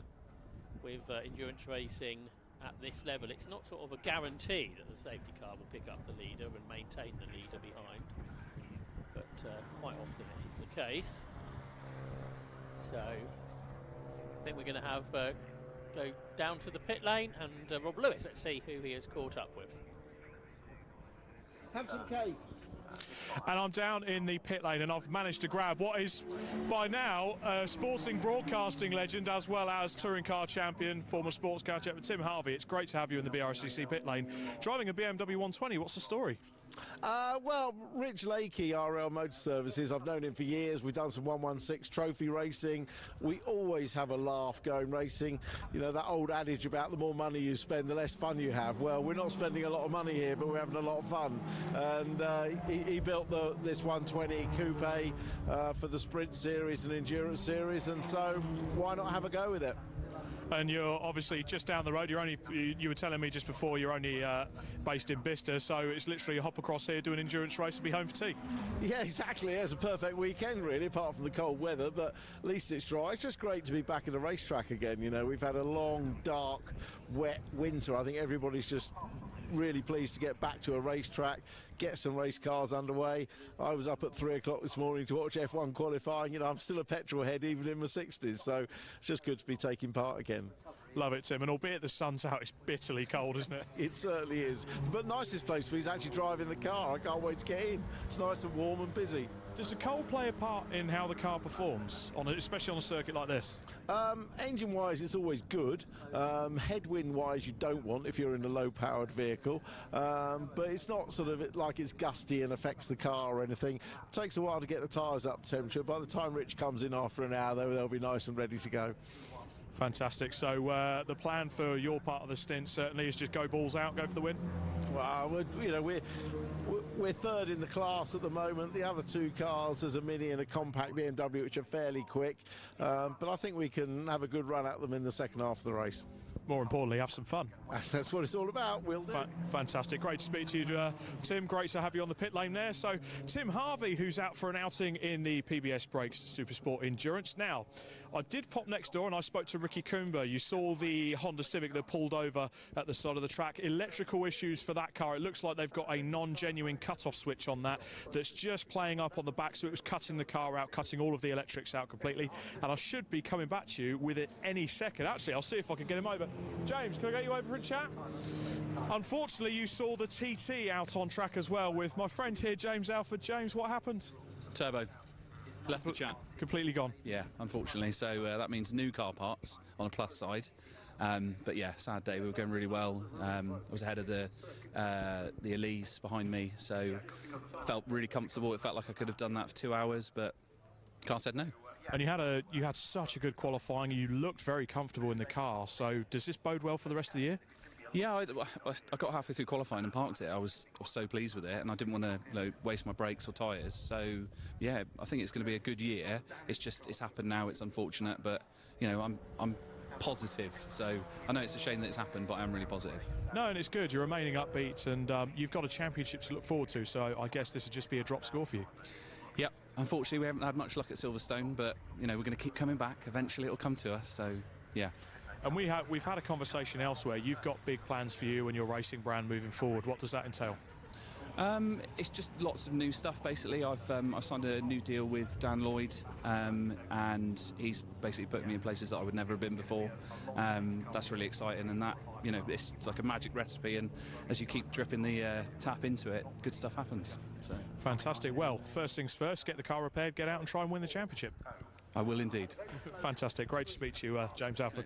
A shame to see James have his issues. We'll try not to trip over Ian Titchmarsh in the background as he's trying to get the scoop for the circuit commentary as well. I'm going to run up and down and see if I can grab some more people to chat to during this race while we've still got the safety car out on circuit. But for now, it's back to our commentary team, Scott. And what you have come back to is a Renault Megane with 3 wheels, sadly, because the Pure Track car of Matt and Sarah Dennis, who I may fear have put an earlier commentator's curse on it, has come to a stop with, well, there's another word for it, 3 wheels on its wagon. I'm no mechanic, but Renault didn't design the Megane as a tricycle. not quite. Morgan designed their 3-wheeler as a 3-wheeler. That's right. But not as that one. So it's interesting. Now, this is interesting. The Robinson and Turkington MX-5 has come in under the safety car. So that's going to have to serve the 8-minute pit stop penalty time. To be, if it's a mandatory stop, absolutely right. If it's a mandatory time, yeah. It looks like it's Matt Dennis behind the wheel, so that car has had its... Oh, that's interesting. So the Robinson and Turkington car has gone in and straight out again, so I wonder if it's realised if it pits, it's going to have to serve the 8 minutes. So it's told them, no, go back out again and wait until you've finished the safety car. However, they've got some radio communication problems. That might have cost them the class position. Now, the car's also been reclassified as Clubman A's, got on my screen. That was a Clubman B car to start the race, I think, wasn't it? Right, okay. So in that case, it's actually leading, it was leading its class. Well, it was leading its class anyway, now it's leading a different class. Yeah, I think, although it's come on the pits on our time, it's been higher up than where it was. I think it was 11th. Now it's showing as 9th because I think the 2 Audis were ahead, wasn't it? The Ballesteros and Chigarimbo car. So confusion reigns somewhat. There's the recovery of the Audi. Interestingly enough, I think fortuitously the Renault Megane, where it's stopped, is well off the road because it's stopped in the entrance to the wing pit lane. which is firmly off the circuit. So I'd have thought that actually he wants to get the Alistair Lindsay Audi TT firmly out of the way and off the grass, which they're trying to do now, as you can see on the screen, that the Pure Track Megane is in such a position where it shouldn't be a bother and should be able to get the race back underway, hopefully. That's where it is, you can see on the low loader. Yeah, it's not that far away from the circuit, though, and it's got a flatbed with it. I wonder, as the safety car is out anyway, whether they might just extend it, because they may not like a flatbed being quite that close under normal race running. Potentially. But they are just going to at least just, if they can lift it or just tow it further out of the way so it's not an issue. That's right, yes. We'll probably take it into the Grand Prix pit, into the wing pit lane, I suspect. So it won't, once they've got it onto the back of the flat, but it won't take long. Behind the leading Julian McBride car is the Adam Reed and David Drinkwater Compact. So the champions have gone a lap down, but they do lead their class still. Clubman C looking close. And I guess from Tim Harvey's point of view, he will probably be a little bit quicker than Richard Lakey. So as that's brought all the Clubman C cars back together, that will put them into contention. Tim seemed quite confident that he could give it a go to chase the other Clubman C cars down. Saw he had his BRDC jacket on. There's quite a few BRDC members here this weekend on the circuit commentary team and in racing. In this race, I think we've got Josh Cook as a late entry tomorrow for the C1 endurance race. We do. So there's BRDC members wherever you look at Silverstone today. Again, just getting a nice early season run out. It's March, it's the proper racing season for the bigger series hasn't got underway just yet, so they're just enjoying some, I guess you can call it more grassroots in a way motorsport than some of the bigger championships which run at national level. There is the Alistair Lindsay car, which is now being pushed backwards and that we pushed behind the barrier, so that means the snatch vehicle will have to also be manoeuvred back into position unless it's back behind the barriers where it will be. And the Megane will also, of course, be moving through as well. I can hear a production crew who are giving themselves some applause for lining up the safety car panel board shot with the safety car coming through as well, which was good, fair, well played. And following the reason for the safety car as well. So yeah, well done to the Digitex television team that are running the coverage for the Brscc TV coverage this year. It's probably a good time to very quickly run down where we are in terms of the class. 1 hour 17 minutes to go on the clock. So as it stands right now, again, we'll do it in proper class order. So Pro A is William Lynch's BMW, is the orange car just in shot on the left behind the timing tower. There it is. That's leading Pro A in second overall, and that's ahead of the Chris Murphy number 721 BMW, and then another BMW, Unit and Stack, which is just there, which is the grey, black and orange machine. That's in third in class in Pro A. Pro B is led by the overall leader, which is Julian McBride and his BMW M3. He is ahead of Jason Pelosi and Larkin in the Porsche Cayman, and the Severs Leon Supercopa is sixth as the Marshall, doing some hardy work, has retrieved the errant rear wheel from the back of the Pure Track Renault Megane. He's now going to hopefully try and reunite it with its machine. Once they do that, an extra help from Marshall to transport it back over. So the Severs are running in third place in Pro B. Pro C is still Jason McAnulty, and he is now showing he's the only car in Pro C left, because the other one, which was James Alford, has retired and ground to a halt. I think he had with a turbo issue of some kind, I think I heard. So that car out of the race, and at the moment it seems though that Jason will be the only one which will score points for that class. Clubman A is now, after that brief pit call, is now the Ballesteros Audi TT, and then Tyler Chigarimbo in second place for the Audi because of the now reassigned Bruce Robinson and Colin Turkington MX-5, now in Clubman A, apparently for the class change, is third in car number 90 when it had been promoted to the lead after its class change. So now into the Clubman B lead has gone Rory Pickles ahead of in his Audi TT, ahead of Wes Payne and Paul Herndon in the number 8 Mazda RX-8, and then in third in class in Clubman B is the Russell Wooding and Reeves BMW E36 for RAF Motorsport. And that car has already made its first scheduled pit stop, so it's got one more to do. We'll hand over to its third driver. And then in Clubman C, it is the defending class winners and overall champions, Drinkwater and Reed, as Josh pointed out. They're ahead of Salem, Poulton and Mills in the number 155 Mini Cooper, and in third place at the moment is Richard Lakey and Tim Harvey.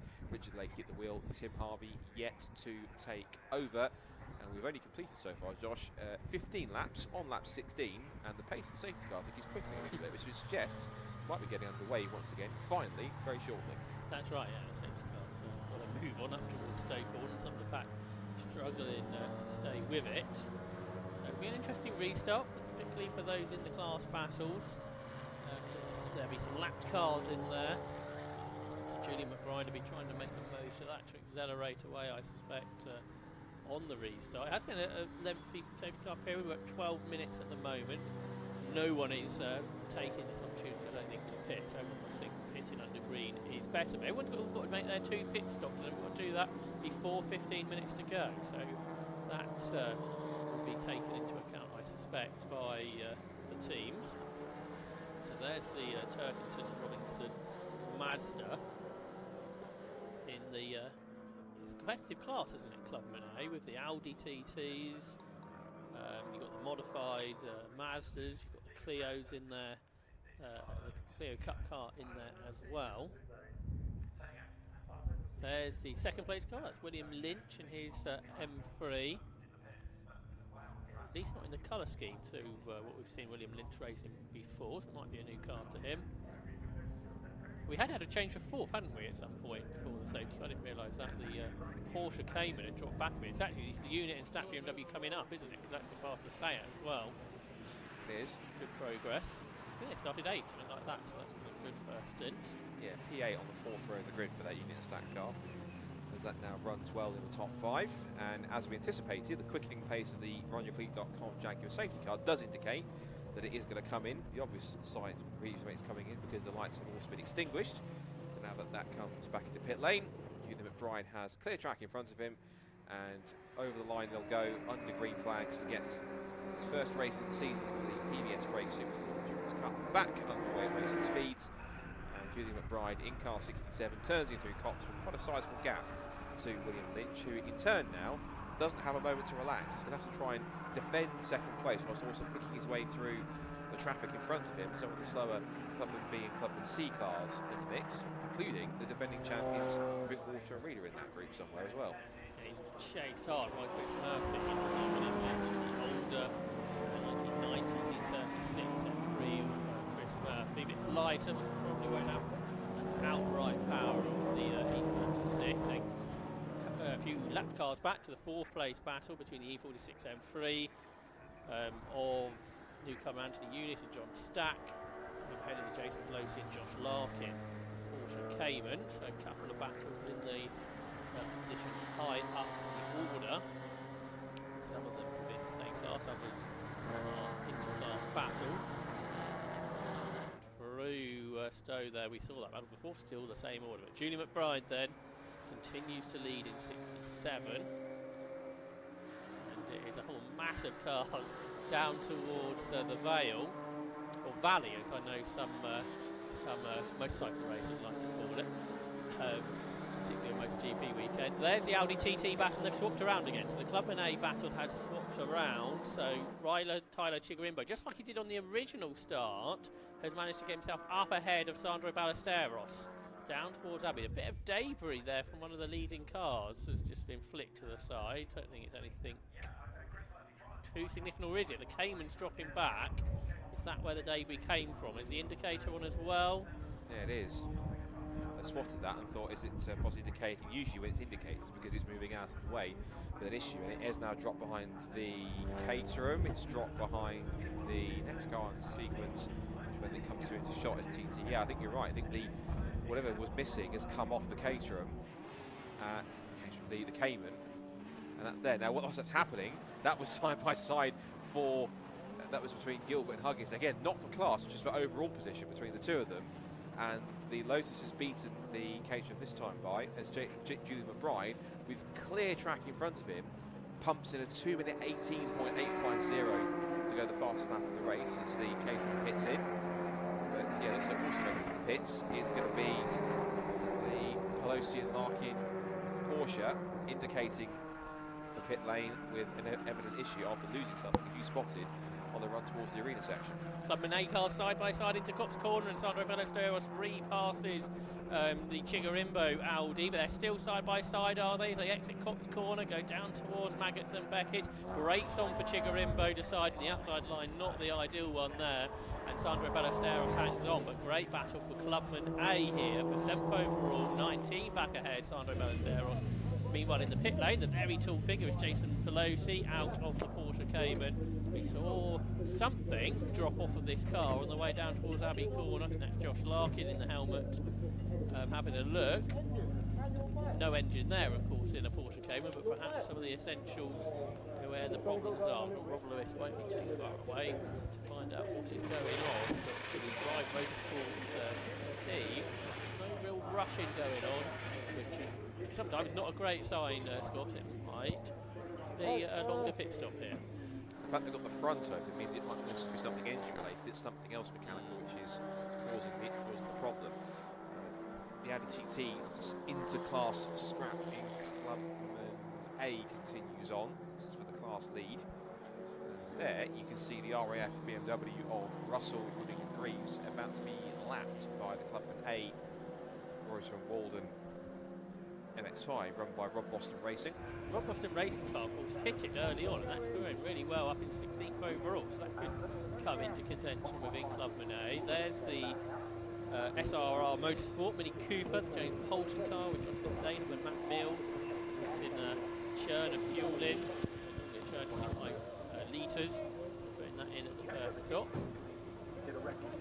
And that car will have amongst its team another familiar face in Brscc in the pit lane, JBB Zelis, who likes to do some of the timing and strategy for the SRR squad. So he'll be there on the stopwatch, making sure the stop is going to time. Also right next to them was the Steve Glynn and Claude Bosi Renault Clio. Director's clear listing, there it is. In the background to the left, you can also see the Pelosi and Larkin Porsche being worked on after it came in, after something fell off that car before it pitted.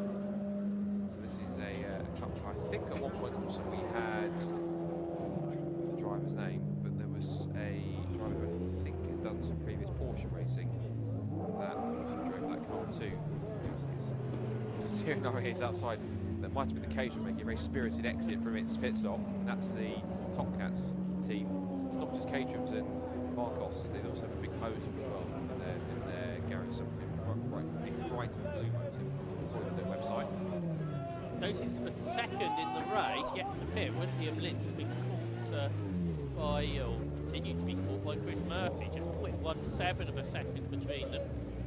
There in the pit lane is the Anthony Unit and John Stacker, but here is that battle for second place, absolutely together. The two different generations of BMWs. Wider is Lynch, the more experienced Chris Murphy looks up the inside, no space though through the second part of Club Corner, and down the third Lewis Hamilton straight up towards Abbey Corner.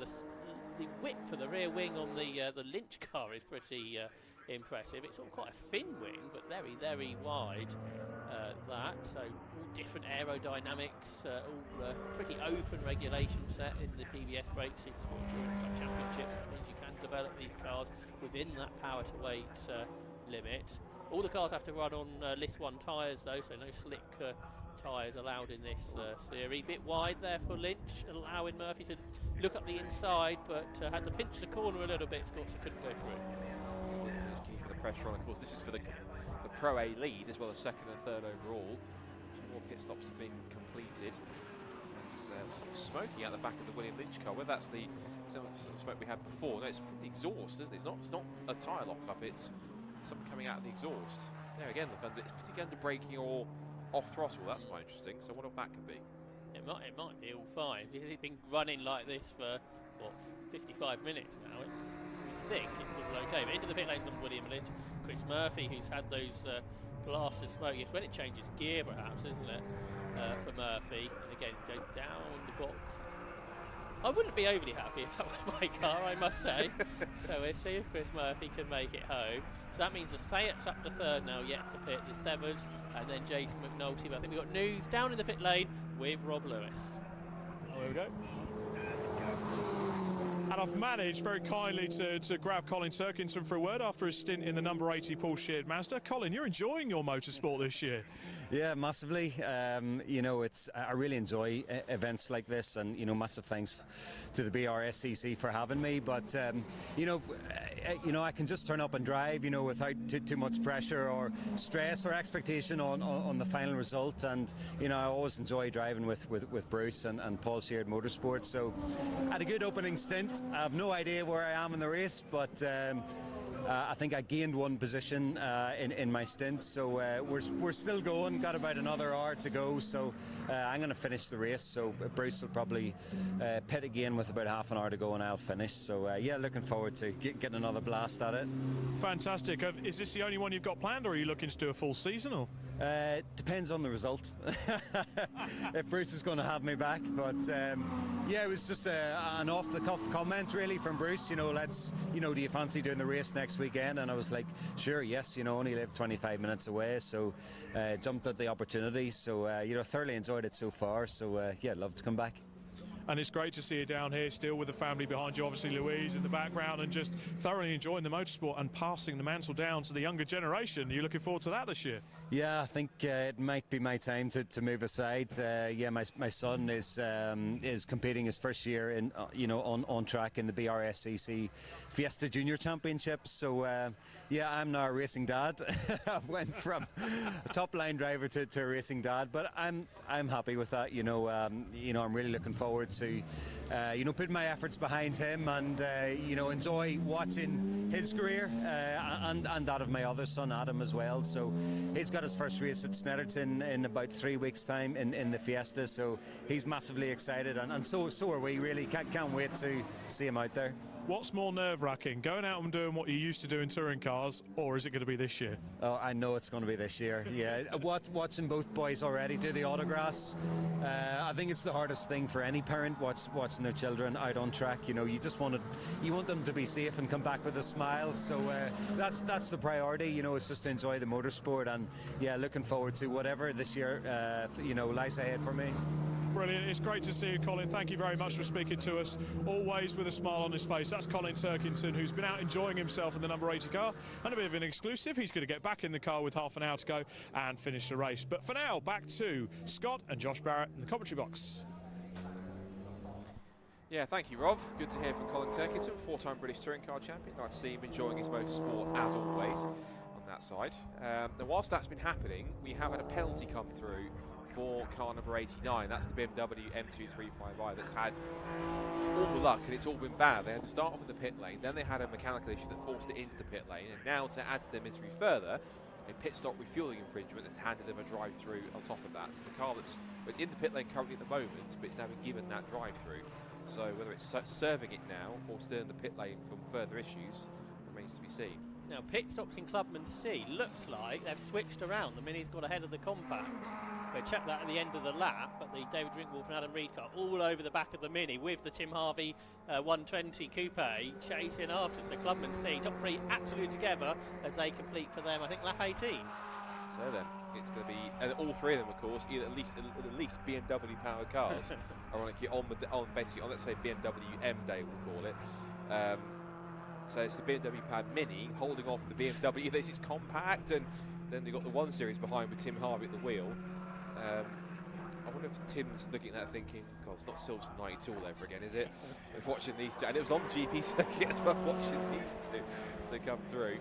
So this is interesting, and just a Mini wiggling around there as it goes to Magnus and Beckett's. It's quite loose, but this is the first time I've seen for a while, actually, in fact, I think ever in this championship, the Drinkwater and Reed car actually having to battle somebody for the lead as the sun shines quite brightly on the back straight here. And these two cars seem pretty evenly matched now they're together, and I wonder how much of a difference having Tim Harvey behind the wheel of that number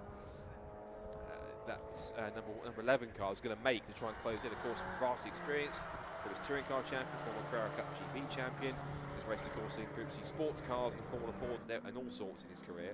Won the Brscc relay here back in 1986 in a Chevron, remarkably. Absolutely side by side now for the Clubman C lead. The Mini hanging on.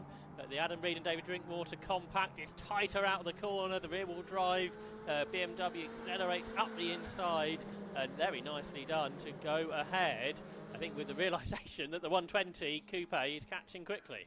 Yeah, that was a classic setup. There was a bit of a squeeze, but whoever's at the wheel of that, either Drinkwater or Reed, it was the classic switchback. He forced him to go deeper into the first part of the corner to put him offline for the second part, and that just saw him do the up and under, exiting the first part of the club, and through he went. So that was a classic move. That lock-up's not going to help, though, and as you rightfully say, the 1 Series of Tim Harvey is just getting a little bit closer as they come through the complex, and that BMW is wiggling around a lot. I thought the Mini was twitchy, but that twice now has been a bit out of shape there. Whether that's pressure now that the number 1 car is having to do something, it's probably not done too much, at least not that we've seen on camera since it's been racing. Under threat now, and here comes the Mini, side by side for the class lead. They've now being lapped by the faster Mini of the Ellis Smiths, Paul and Wendy, but it's now wheel to wheel, under brakes for the Clubman C lead. This is brilliant entertainment for the spectators that are hanging around in the BRDC grandstand down at Brooklands. They're watching these guys. It's a great action spot, and the BMW Compact squeezing up the inside of the Mini. The race like it's a 15-minute sprint race, never mind 2 hours endurance, and the Mini's up there. That's the Ellis Smith car. Now finds itself boxed in between the two Clubman C machines. And again, the harder these two fight each other, the easier it is for Harvey to close back in. Yeah, so across the line they come to complete another lap. The Clio in there is actually 4 positions, so that's trying to come through the Glyn and Bosey car, but that's quite a lot faster, so should be able to do that. The Clubman A car in the pits is one of our front runners, Chris Murphy, came in from the 2nd position on the road. And also in the pit lane, well, is the Severs Seat Super Cup as well, so 2nd and 3rd overall, and the Pro A class leader after the William Litch BMW pitted, and the Severs in from 2nd in Pro B in the mix. You've got this gaggle of cars all together. You're right, it is for position. Those cars, all 4 cars, are fighting for on-track position between them.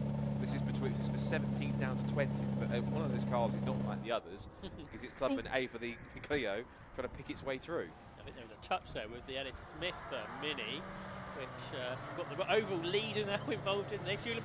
Some of them have gone completely stage left out the corner. They're about 4 and 5 abreast coming out of the corner. Big intake of breath, not just from Scott alongside, but perhaps from Julian McBride as well, as he lapped them all. He's got past them all. And how the Drinkwater Reed compact around the outside of the Clio to regain that position in the race. So around the corners, the Clubman C cars just as fast, maybe quicker than some of the more powerful machines.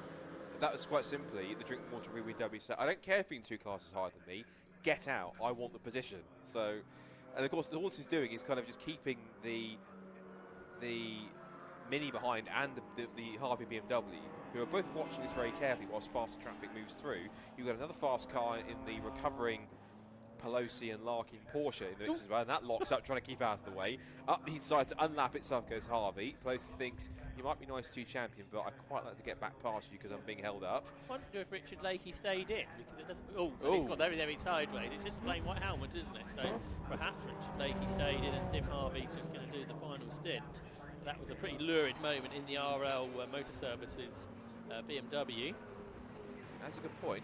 It does look like, obviously, it's not Tim's traditional yellow and blue helmet that he wears. Big lockup huge from lockup. That's the Porsche Cayman. Is that? I thought for a second that front wheel was completely stuck for a second. It's just a huge lockup where it didn't even move. Yeah, so we saw that Cayman have a long pit, so we saw something fall off it, so maybe not all is totally healthy with that car. Yeah. Go back to Richard Lakey. He's done a lot of one-make endurance racing, but not this multi-make business that we have in the Supersport Endurance. That's a real new experience, having cars that are much quicker coming past, lapping you while you have a big battle going on, as we've absolutely seen over the last few laps. It's the joys of multi-class endurance racing. Absolutely right. Particularly when you see the likes at Le Mans or even Sebring that's happening this weekend as well. On top of that, it's what you have to cope with. That Porsche as well was also running quite wide in Cops, so that car still isn't completely back to health. It's a bit of a walking wounded situation for that car, I think, by the look of it. Still, these two who are chasing, this is for it's not the class position. They are in the same class, but the fact that Ellis Smith is 2 places higher than the Clio, so she is essentially a lap ahead. So they might be equally matched on track, but even if the Clio gets past, the maximum they'll get from that in that scenario is going to be a lap back, which will certainly help them later on, particularly if there's a safety car if that happens. The refuelling, it feels like this car's been in for longer than 3 minutes, this Severs Seat.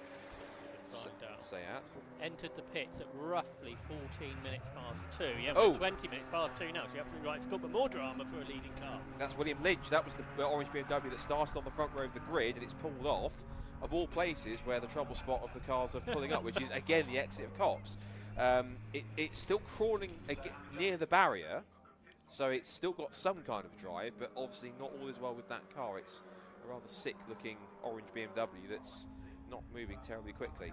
Yeah, your point about the 7 is absolutely right. They've been in the pits for about 6 minutes, so their refuelling hasn't been done in anywhere near the time they would have liked. And you can be as quick as you want on the circuit. If you're losing minutes in the pit lane, that is going to affect your race very much. Most cars have pitted now, but not Julian McBride, our race-long leader, or Jason McAnulty either. And the third car yet to pit is the Mazda RX-8, the Wes Payne and Paul Herndon car. Russian Tyler Chegarimbo in a hurry to get past the traffic. He's involved in a class lead battle. The leading car in Clubman A in the pit lane at the moment is Andre Ballesteros. Well, he's caught Ellis Smith. So this is for position here right now. This is for the Ellis Smiths who are just ahead of him on the road and in position. Because if you look, the Ellis Smiths are 4th in Clubman A, and Tyler currently after his stop is out in 5th in class. So he's now going to power past and reclaim that position from the Mini. He's lost time in the pits, hasn't he, the Chegarimbo car? See if I can work out how long that pit stop might have been. And even though he's pushing, he's not totally comfortable with the handling, as that's the Ballesteros car that's in with his bonnet up, although it is being refueled. Maybe it's just a bit bonnet up to try and give some extra cool to the engine. It looks like the Chegarimbo pit stop was closer to 4 minutes than 3, so it looks like he may well have lost about a minute in the pit lane, and that would make sense why he's quite a way down in the class now. He's currently passing the Ellis Smith car up to 4th in class. Of course, it was a leading car earlier on. So there goes Chegarimbo powering past and I guess relapping the Glyn and Bosie Renault Clio. And towards Stowe Corner they go. And that car handling wise, it pitches in nice enough. It's a bit of enough oversteer, but he also has to take a second bite of it as it twitches a little bit through the corner to try and hold on to that. He did that through Cops, so I was just wondering if the setup's not quite there. It's just oversteery, which is just how Hashan likes the driving style for him to drive quickly. It's one thing doing that for a sprint race, isn't it? We're doing it 2 hours solo-driven endurance race like this. It's a bit lively, I suspect. Now, these are a couple of cars that were battling once upon a time. 13th is the Unison Stack BMW, number 9, and 20th is the 22 Porter after its run was a lap further back for Pelosi and Larkin. So Unit and Stack have lost time here in the pit stop period as well, because there's a lot of cars between them and the likes of Chris Murphy. The Rob Boston Racing car's come up well, hasn't it? That's 7th. That pitted early, perhaps has made the most of the safety car period. And that started back in 17th on the 9th row of the grid, so excellent effort from the MX-5, but then it's to be expected from a well-oiled outfit like Rob Boston Racing, who I'm pretty certain any kind of race car he touches, Rob Boston can make it into a front-running car, or at the very least, if not a race winner. He's incredibly skilled, not just a very skilled driver, very skilled team boss and engineer who can take his hand to it. It's a GT car, or whether it's an MX-5 like that, or a Ginetta, or anything else. Anything that he either races or touches mechanically-wise always tends to run and be built to quite a high standard, and also runs quite quickly too. So it's no surprise to see that car and that combination. Of course, Sam Reuter quite quick in that car. A couple of different co-drivers than he had previously, but up in 7th place. Good run on the strategy so far. The only cars we haven't seen actually make a pit stop yet. No, the Lakey Harvey car has made that pit stop.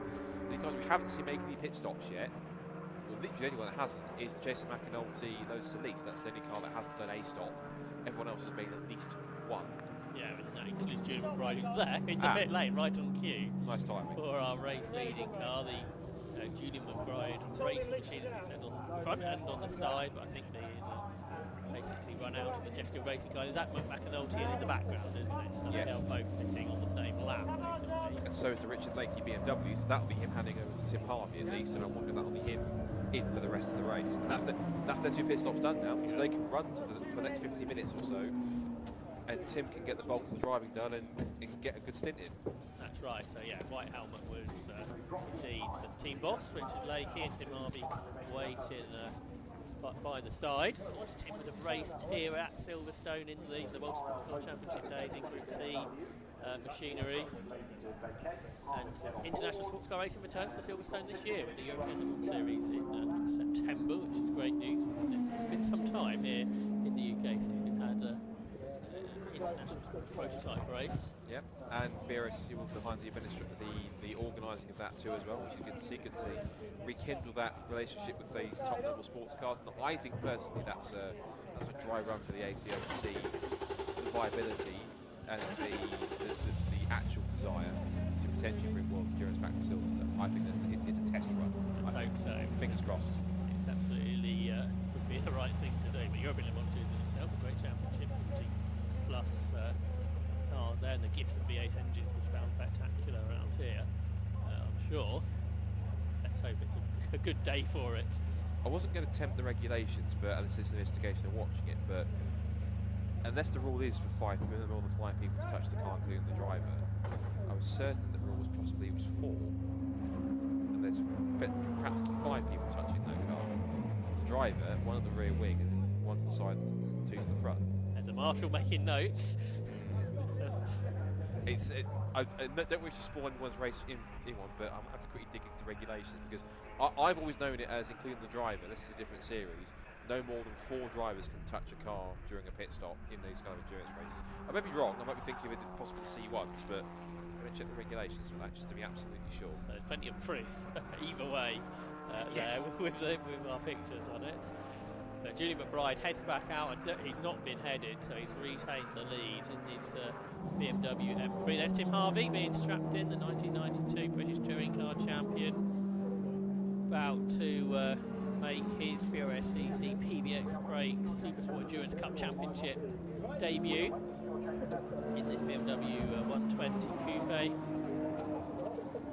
As he was telling Rob earlier, he's raced the RL Motor Services 116 before, similar car, similar underpinning, with a bigger engine, the coupe bodywork, and we'll see how Tim gets on. There goes McBride then, our race leader. And there's Ballesteros, he's made his pit stops, and he has also dropped that even further than Chigarimbo did down the timing screen. So he's down to 5th in Clubman A. So the Reuter and Walden MX-5, that leads Clubman A by half a minute from Robinson and Turkington's later gen car. But then the quicker Audis are chasing in 3rd and 5th, with between them the Ellis Smith Mini that we see on screen now. So that's 4th position. In 4th, Ellis Smith. In 5th, Ballesteros. And those 5 top cars in Clubman A all in the top 10 overall, so they're all having good runs. And some with strategy and good pit stops have managed to work their way further up the order, interestingly. We have a JCB on a mission, heading off to the William Lynch BMW that broke down a few laps ago. This has all been done under local yellow flags at Cops Corner. And is there Mazda there with hazards on, I think, perhaps in drama. Background of shot, just behind the Seat, the Severs car. That had the really long stop, didn't it? That dropped all the way down to 21st, would you believe? A car that was battling for the lead, long pit stop, has put it right to the back of the order. There's 111, that's the cars that had the hazards on. The Sparrows in their exposure lights, Mazda MX-5. That was running in 14th position. That's a guest car, I think, for this weekend, but it does run within Clubman B, and was the 3rd of those, with 46 minutes on the clock. Julian McBride goes through to complete 26 laps as the leader, so most cars have now made 1 stop, few have made 2. And off, oh dear, the M2 that's having a problematic race for Quattro Motorsport, the M235i stopped, reset, and is off again for Richard Evans and Shane Stoney. But how much longer it's going to run for is somewhat of a question. So Chris Murphy is 2nd, he's come through, he's 26 seconds behind Julian McBride. And then the car we're watching here, Jason McNulty, the Lotus, is he up to 3rd possibly? Might well be as he comes up across the line. Yeah, the Caterham's just behind, so that's 3rd and 4th. Jason McNulty is 3rd in 17. And then number 3, the Top Cats, Caterham, 4th overall for Warren Gilbert and Neil Huggins. McAnulty leads Class C, Pro C. Murphy leads Pro A and McBride Pro B. Our top 3 overall, all class leaders. But it's really the Clubman A battle, which is the intriguing one, I suspect. And that's 5th overall for Sam Reuter in the Rob Boston racing car with Ollie Walden. A gap of 33 seconds back to Bruce Robinson with Colin Turkington. but they're all being caught by Ration Tyler Chigarimbo, who's third in the Audi TT 92. So I think Clubman A, Scott, is really the place that has its interest in the final 3/4 of an hour. It seemed like it, doesn't it? I was having a quick check of the regulations. I couldn't see anything there about maximum number of people working on the car, so maybe I thought as I can see, I don't think there is a rule on that one, so unless there is or isn't, if there is, it's down to the stewards to decide, I think, but I couldn't see anything searching up there. Had a change for third on this lap. The Top Cat's Caterham has gone ahead of the Lotus Elise of Jason McAnulty. It's up to third overall for Warren Gilbert and Neil Huggins in the Caterham 7. Bit of a twitch as it comes out of the first part of Club Corner. These two have been playing cat and mouse all race to Caterham below. It's really back and forth stuff. It's probably one of the closest battles. And I imagine when they get out, if they happen to be, in terms of where they are, I mean, Pro A, I mean, in order for them to be kind of get to the end of the race. What they need is a drive-through penalty for the class leader, which is exactly what's happening. Chris Murphy, the Pro A leader, is getting a pit stop refuelling infringement drive-through penalty. It's not the only one, as the Porsche Cayman is going slowly again. 527, the Rory Pickles Audi also is getting the same penalty. Is that like the left rear sitting down on that Porsche? It looks like either a puncture or a suspension issue of some kind. It looks like the left rear is down on that Porsche, it looks like, for some reason. And it's right in front of one of the Audi TTs that's trying to get down the pit lane. Yeah, that's the penalty for Rory Pickles, I reckon, just behind. But yeah, for Chris Murphy, that's a big drama, isn't it? How far? Is that something smoky? Oh, that's just a Chris Murphy traditional smoke screen. But it seems it's getting worse, isn't it? Surely that's not going to make the end. Yeah, we thought initially it was oil overfill, but it looks like a bit more than that. Yeah. It doesn't seem to slow down his pace. I mean, the fact he's still, well, for the penalty, running in second place. It's not. But then again, sometimes you do get smoky-looking cars, and it can just be a bit of overrun as it goes through or something in the system. Either that, it always happens under braking every time he comes off the throttle. That's the interesting part. It's very odd. He leads Pro A by 39 seconds from the Gilbert and Huggins Caterham. And a drive through the pit lane probably doesn't quite take that, so he might be able to hang on. Well, for example, we saw the Robinson and Turkington MX-5 go through the pit lane. I think possibly was thinking about pit stop, then realised it was under the safety car and then waved him to go, saying, no, keep going. And I saw on the time that came in and out in 28 seconds. Right. So I think if that's a similar pace, even if he does go in and take the drive through, it will still mean he'll come back out some 11 seconds in the lead. So he's got quite a sizable gap that you're right, even if he does come in, I think he would possibly still hang on, but that would be severely cut down. Yeah, it opens up the opportunity for the Caterham duo. That's for sure. They're still in that really close battle for third overall with Jason McAnulty's Lotus Elise. There's our leader, Julian McBride. He is lapped, I think, everyone up to 6th now, including 6th place cars. So down to 5 on the leading lap.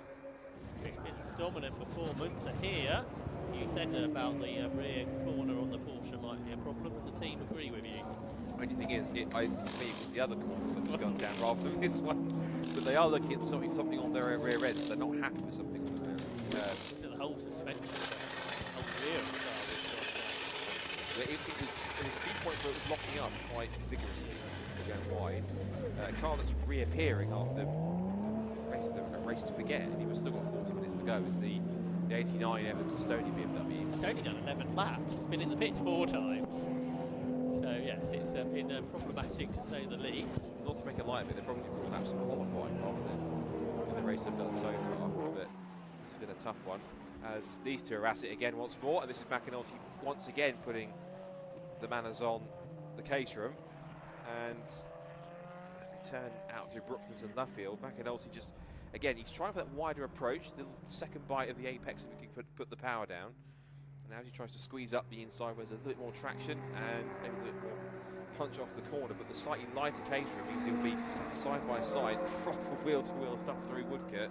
They're probably going to go maybe Spa 2000. I think they're about to go Spa 2000 style either side of the Mini, but that's not going to happen. In fact, it smartly moves out of the way. Well, for the Lotus at least it does. The Caterham, it thought about it for a moment and then think, okay, I'll oblige to that too, shall I? And lets it through. It's still good driving for the Mini. That car still running in 14th place overall and second in Clubman C. Still trying to chase down the Porsche BMW, which is now pulled away by 2.6 seconds. So whilst they were quite close together initially, through this part of the stint, that BMW's just edged away a little bit more over the last few laps, but not by much. It's not been pulling out a gap of some 2, 3, 4, 5, 6 seconds, it's still quite a way ahead.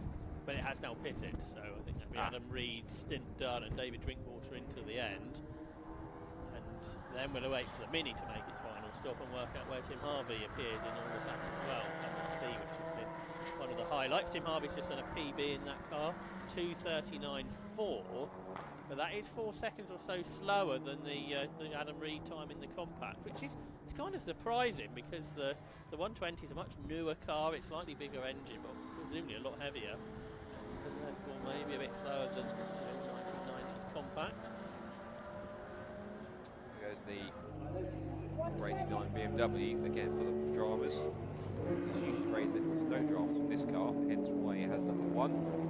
And even though it's done, obviously it's had a refresh over the winter anyway, but in a bit of a clean up anyway. But even though it has done some hour and 20 minutes worth of racing, there's no grime, no dust on it. It looks pretty pristine and relatively sparkling clean as it appears to be. And it was involved in a pretty intense battle at one point, wasn't it? Yes. We saw that big slide Adam Reed had through the infield section. I'm sure he would have enjoyed that, wouldn't he? A great battle with the Mini. Yeah, these two are so well drilled in how they run this car and run this pairing together and how the car runs together. David Drinkwater was very experienced in top-level endurance racing. Also does a lot of racing in the C1 Endurance Series, which he'll do tomorrow, I imagine, with WRC Developments with CB Auto Services. He told me earlier he's hoping to get back to the Nürburgring 24 hours this year, which he's been a few times. Raced at Bathurst in the 12-hour in the past as well. There's Adam Reed on the tyre pressures. Martin Wilson there was strapping him in, former racer himself in Stock Hatch, a decade or so ago now.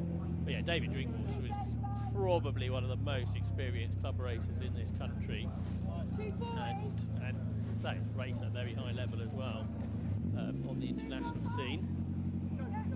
So 3 minutes, I think, is up, so he will head off back into the race as the Mini pits. So Clubman C pit stops are coming towards an end, Scott. So essentially, they had roughly about just under 3 minute lead, essentially in many cases, which now did the Mini, which now the BMW's got to try and get its way through. So it's quite interesting that they are leaving the pit lane just as the Mini comes in. So even that's good pace by the Mini on its in lap. 3 minute 9.807 for its pit stop, so 9 seconds sort of lost in that pit stop, but even so, it's one of the more accurate pit stops in terms of being close to that 3 minute margin.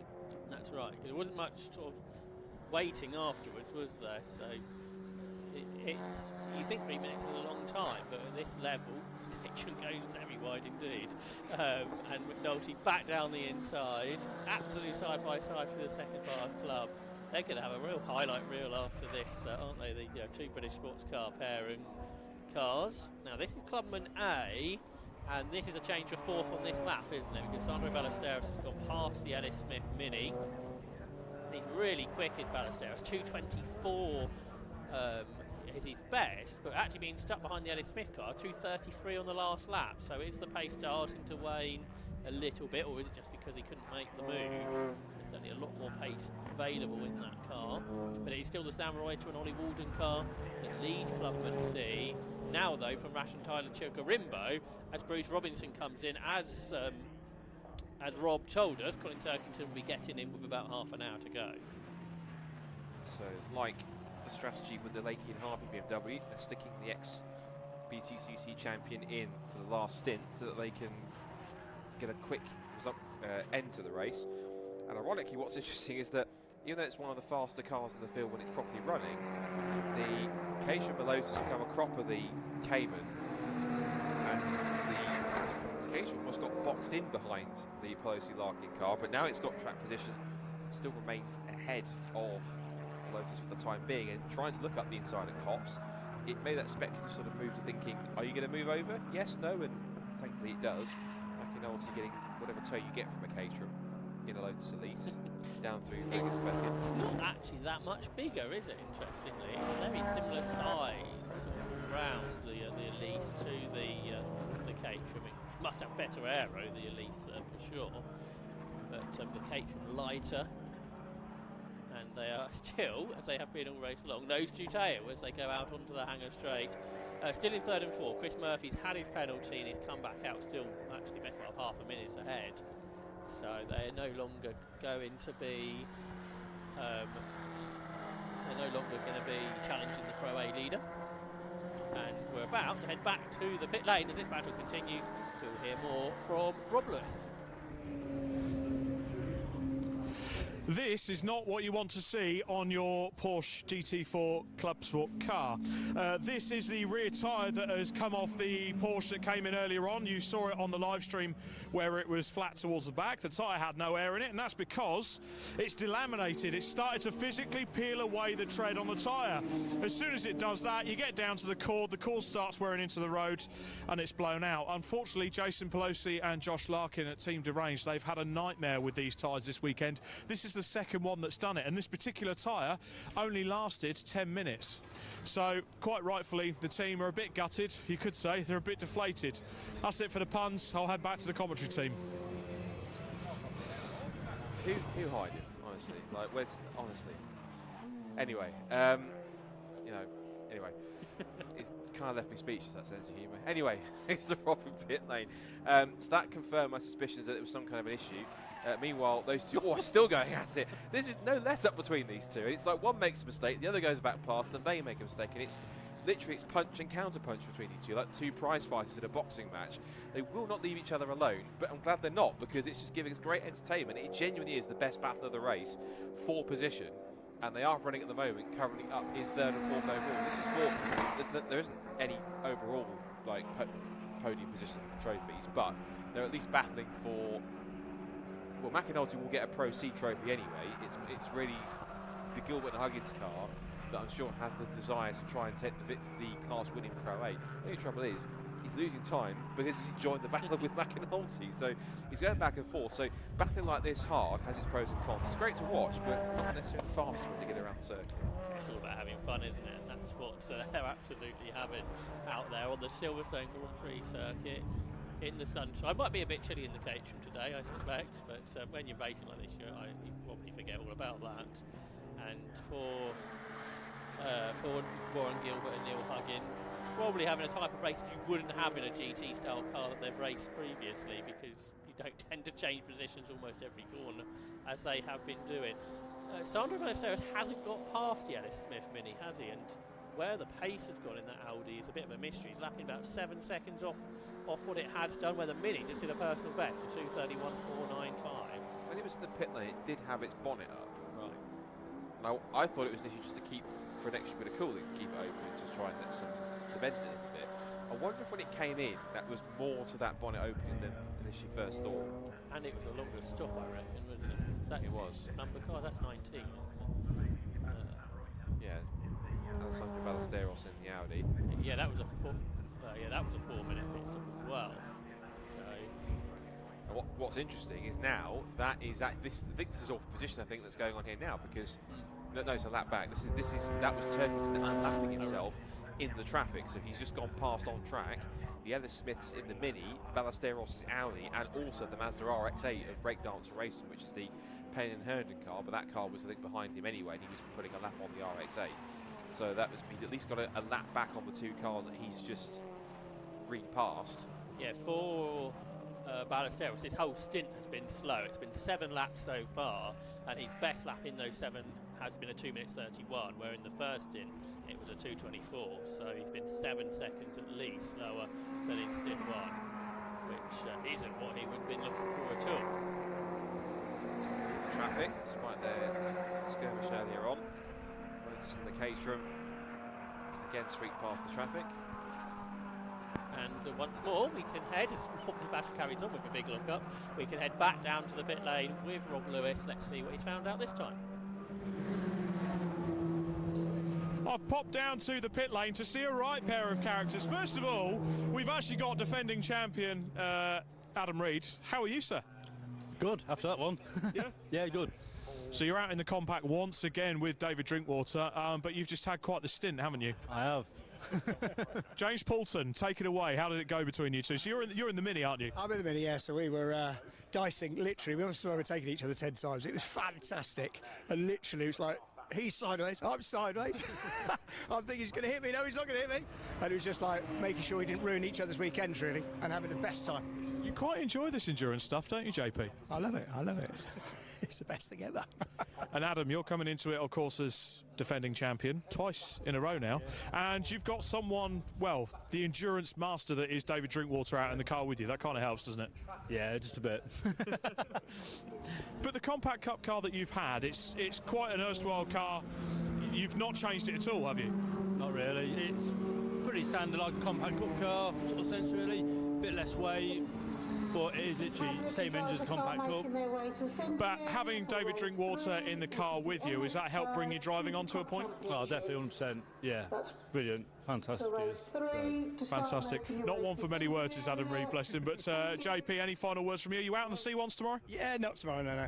Do the 24 hours. We all learn from Drinkwater, don't we? Yeah, especially drinking.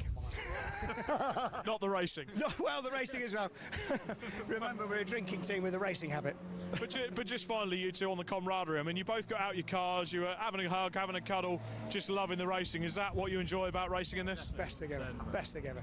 100%. Fantastic. Well, hit each other as well, so it's even better. Exactly that. That's the best bit about it. But guys, I will leave you to it. Go and warm yourselves up, and I'll get ready for the podium interviews. So that's James Poulton and Adam Reed that have been out in their respective cars, going well, going great guns. We're going to hand back to the commentary team for the final time, and I'm going to get ready for the podium presentations. For now, back to the commentary team.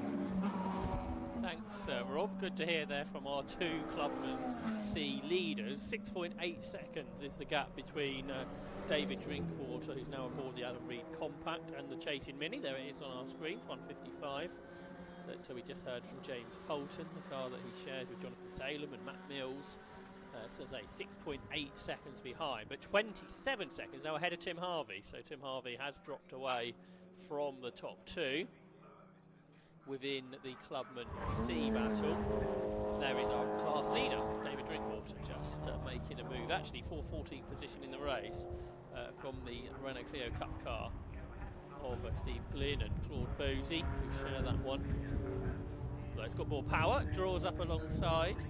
So a battle for position on the circuit, but not an inter-class battle. Down the Wellington Straight, the Clio back ahead, using the extra horsepower, but through the corners. David Drinkwater's got the ability to come back round the outside initially. Doesn't want to get caught up too much here, Scott, knowing that his closest class rival was only 6 seconds back.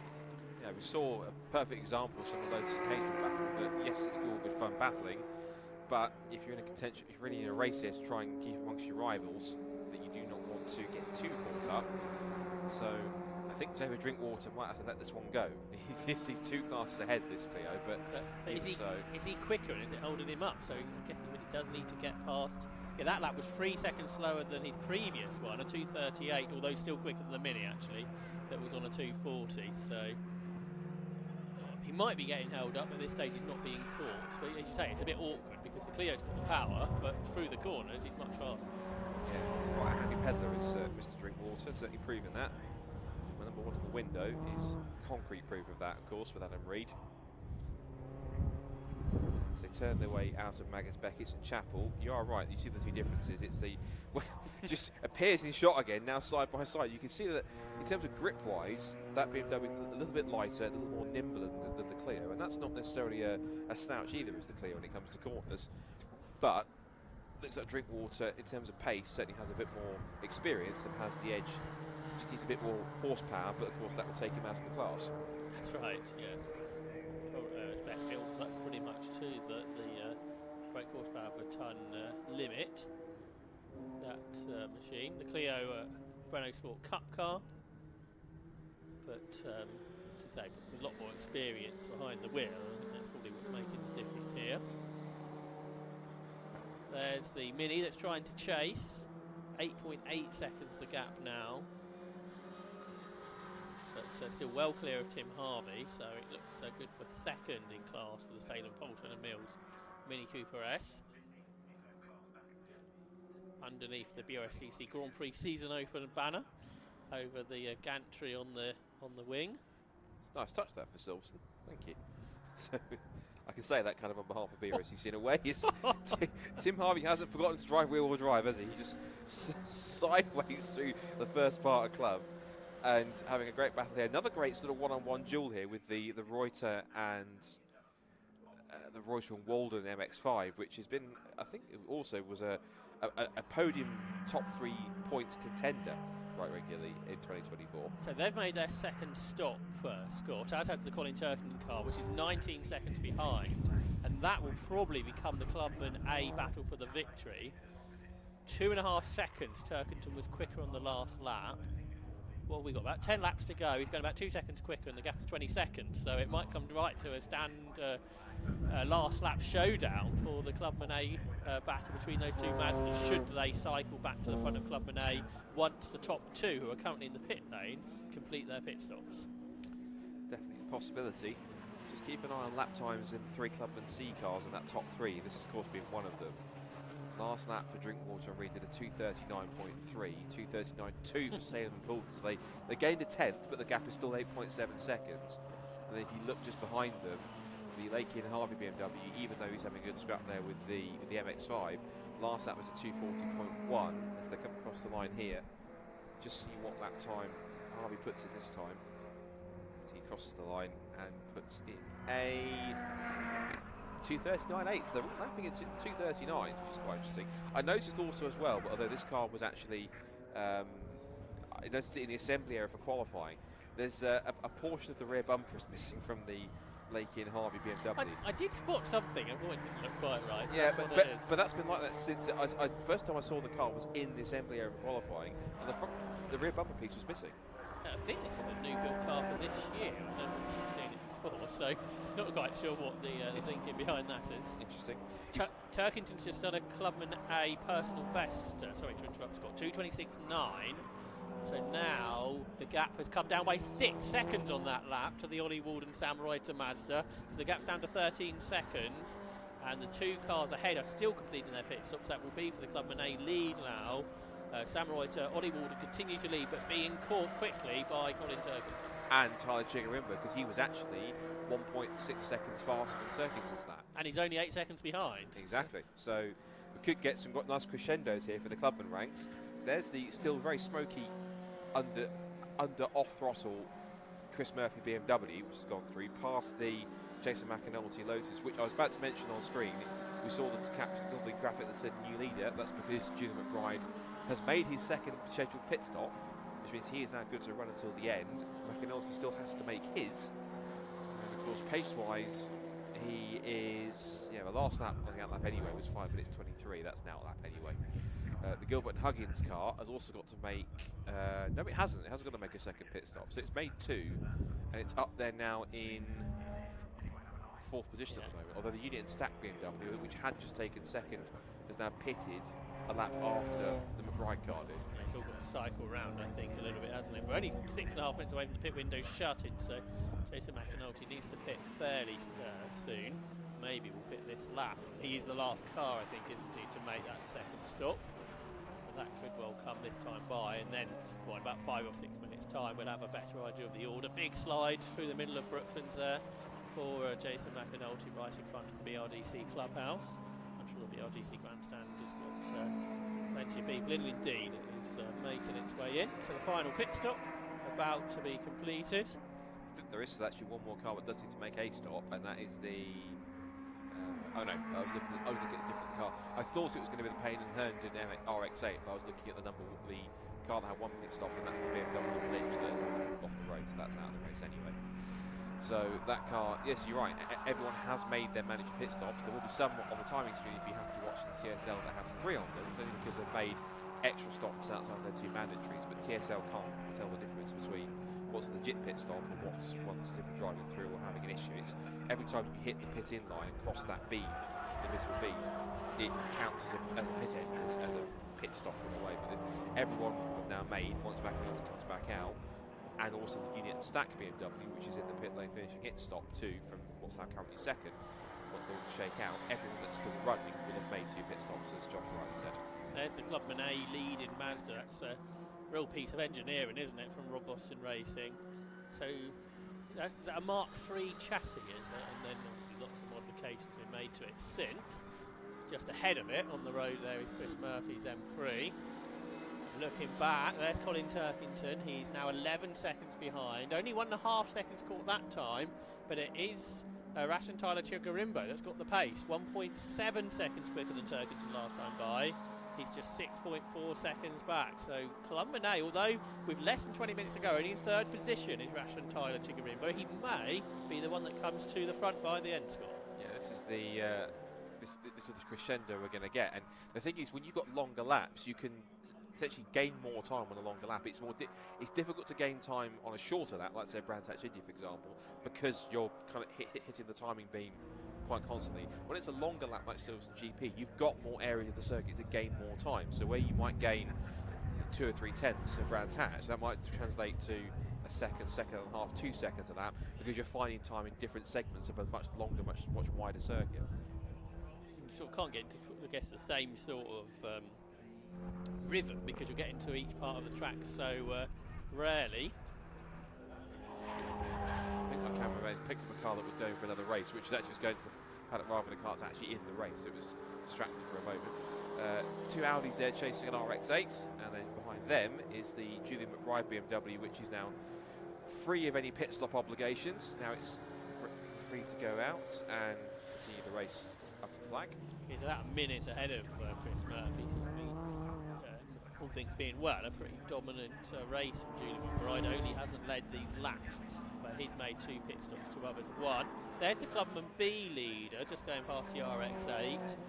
So leading Clubman B is the Rory Pickles Motor City Performance Audi TT. Leads that over the Dave Russell BMW 328i by about a minute and a half. They head off down towards Brooklyn to Sandro Ballesteros. Has he found any more pace in his Audi? Well, he's only on an outlap, in fact, at the moment. But 4th in Clubman A, they've got back ahead of the Ellis Smith Mini. They're going to Jason McNulty out of the pits. Solid pit stop, 3 minutes 5.307 in total, pit in to pit out. That's a obviously you can be shorter, but in terms of a pit stop, that's one of the better, more accurate pit stops in terms of getting close to that 3-minute limit. So that certainly would have helped him. And he's actually come out ahead of Julian McBride. I think McBride will tip of another lap now to put himself to the top of the timing screen. So McNulty's almost a lap down, but not quite. Yeah, okay, yeah, you're absolutely right. So McBride had gone through and taken that position, so I correct myself, well spotted. So that means, but he does now essentially thinks that would shuffle him down to probably back to where the Caterham is. Yeah, we've got to work out where the Caterham is, and then that battle maybe resumed, depending on how good of a pit stop it was for Top Cats. Just looking at this ongoing battle for Clubman A, 6th to 8th, and quickest of the 3 cars was again Rashan Tyler Chigarimbo. Despite the Reuter and Walden car taking a new personal best of 2:29.3, he was still 2 seconds slower than Turkington, and then Tyler Chigarimbo was a further 8 seconds quicker than Turkington's Mazda. So they're all concertinaing together. The gap between them is about 14 seconds. So 14-15 seconds. So this is going to be quite a crescendo in the last 15-16 minutes of this race. Yeah, I think they're all going to come together before the end. So we've got the 2 Mazdas of differing modifications, and then the Audi that's the quickest of the 3, which absolutely intriguing. The Clubman A portion of this race, which is actually going to be for 5th overall now, because Sam Reuter and Ollie Walden have gone past the unit and stack M3 on the pit stops. 2 minutes 30 that time for the Mazda. 2:27 from Colin Turkington. So Turkington now is about 6 seconds back, but a further 4 tenths quicker on that lap. Rashan Tyler Chigarimbo continuing to close, and then this car we see on our screen is now 4th within Clubman A. It's Sandro Ballesteros in his Audi TT that's been lacking pace in the second half of this race. But the comfort he will have is he's got a 25-second advantage over the other Smiths in their 5th placed Mini in class, so he's not going to be troubled by them too much. And even then, he's lapping half a second quicker than them at least in front of them, so he's not going to be troubled too much by the looks of it in the remaining 15 minutes.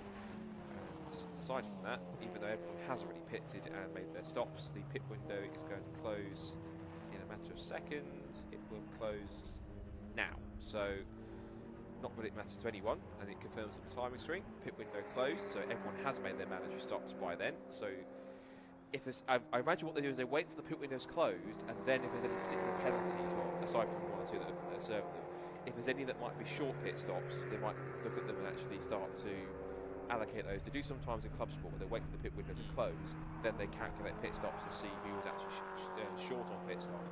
I believe the penalty is, if you're short by a pit stop, it's an automatic 30-second time penalty plus the amount that you're short by. So even if you're short by half a second, the penalty is still 30.5 seconds. So even if you're shorter by 2 minutes 59.9, doesn't matter. That's still short of 3 minutes, so it's still a penalty. That's why it's better to be a few seconds over. But where we've seen some have been like a minute over, that's not so good. You're losing a lot of time if you aren't able to do your pit stop in that time. Looking when Bruce Robinson was driving the Mazda MX-5 that he owns, that Colin Turkington is with him, he's only about 3 seconds off Turkington's pace. On a long lap like that, I'd imagine Bruce would be quite pleased with his middle stint that's helped get the car into the position it's in. Really, it was the strategy that put the Reuter and Walden Mazda in front. And it's almost like I spoke it into existence. The Russell Wooding and Greaves car has been handed a 30-second penalty on the. It hasn't come up on the timing screen yet. It just a bit of information that came up on the screen as you saw there in the bottom right corner, indicating they had one. Now also a penalty, 32 seconds, and it's for Brscc and Harvey BMW. So I was going to also mention that the battle for the Clubman C victory, it kind of looks settled now, given that Drinkwater and Reed are back in the lead of that class. The Salem pull to the Mills Mini is about half a second off their pace, and then Harvey's just trundling along. Well, I say trundling. He's obviously not. He's in the sense of his lap times are not the same as the cars. That's by no means diminishing his talent as a former British touring car champion. And as I say that, he proved me completely wrong with doing a personal best, 2 minutes 38.861. So what do I know? But even so, that car now has a 32-second penalty for a short pit stop. So that must have been a 2-second short pit stop when it came in for its last stop, I imagine. Got the two Mazdas in the same shot now for the Clubman A lead battle. You've got the Rob Boston racing car being chased by the Paul Sheard motorsport car. Two Mazda MX-5 stalwarts running those two cars. And looking at lap times, that was taking another 4.2 seconds out of him, and another new personal best. And he's right with him. He's there, putting a lap on the defending champions. But if Reuter and Walden aren't careful, and if Turkington can clear the BMW, he will pass him by the end of the lap, I'm certain. Yeah, Chigurimbo wasn't as quick as Turkington on the last lap, so he would quite like them to start battling as they go free abreast. David Drinkwater's still trying to get past the Clio. We were talking about that about half an hour ago. He has just got around the outside, but probably by the time they go down the straight, the Clio a bit ahead. None of that is any longer a worry to Colin Turkington, because he's got ahead of that battle. Battle for what is for 13th overall, by the way, that David Drinkwater is involved in. But they are nose to tail now. The two Mazda MX-5s, the bewinged car ahead. Maybe with all that aero, just holding it back in a straight line. And Colin Turkington, the 4-time BTCC champion, dives up the inside into Brooklands corner to grab the lead of the Clubman A class within this PBS Brakes SuperSport Endurance Cup Championship race at Silverstone, the season opener in 2025. And Colin Turkington through into the class lead, but it might not be over yet, because if we look back, the Audi TT of Rashan Tyler Chigurimbo is still chasing about 6 seconds behind.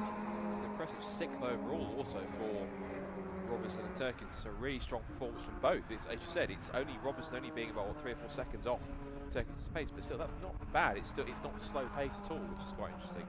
I just noticed something outside. There's a bit of tape that's all a bit of thing that's outside, and it's shaking vigorously, which suggests it's quite windy out there, which is certainly going to affect things. So I wonder if for certain cars they're getting a bit of either, depending on the direction of the wind, they're getting something of a headwind or a tailwind down the straight, which is affecting your lap time, because with the tailwind you go much quicker, so you get that extra push from Mother Nature. It's interesting looking at the two cars. The car that Turkington's driving looks so much more standard than the Rob Boston racing machine, but over a lap it is quicker. So underneath the car, perhaps some modifications that have been made. Obviously made a very rapid MX-5 Mark III. Turkington pushing on because Rashan Tyler Chigurimbo now only 5 seconds behind. He was over a second quicker in the Audi on the previous lap. So if we hold this shot, we might be able to see how close the Audi is. Just in the background, number 92. He's chasing, only third in Clubman at the moment, Scott, but one or perhaps two positions could be gained before the end. Certainly a possibility, although if you look at time that he's gaining, he's not massively eating into that gap. I think at the very least he'll catch and pass the Reuter and Walden car. It's how much time he has, given it's a long lap. It's somewhat 2.5 minutes to do a lap. He's got 9.5 minutes to go, and the gap between them is 5 seconds. Is he going to get? He's not going to get 5 laps in. This really ups his pace and starts taking bigger chunks of time out of him, like really cutting the lead down by 1.5 seconds, 2 seconds a lap. Given that Turkington now also has clear air in front of him, it's going to make his task a bit tricky. He would have gained more time following the cars and chasing down through traffic, but now he's got clear air, no cars around him in front, and able to drive away at his own pace without being constrained to being around other cars. It might well be that Turkington could have this one in the bag, but I think second place is very much up for grabs, because particularly when you look at difference in lap time, the last lap time before they end this one was a 2:30.8 for the Reuter and Walden car compared to Chigga-Rimbo, who was a full 4.1 seconds quicker. So that's just how quickly he's closing in. And if anything, if he's as close as he is, 4.5, I would anticipate, look on the screen, there he is, look, and he's flashing the headlights. He's a-coming. That was a PB for the Reuter Walden Mazdas. They are pushing on. 2 minutes 28.6, but 1.6 seconds quicker with Chigga-Rimbo. Chigga-Rimbo though slower than Turkington by a couple of tenths, so that I think probably put the nail in the coffin for a class win. But second in class is a possibility for the Rasha and Tyler Chigga-Rimbo Audi TT number 92.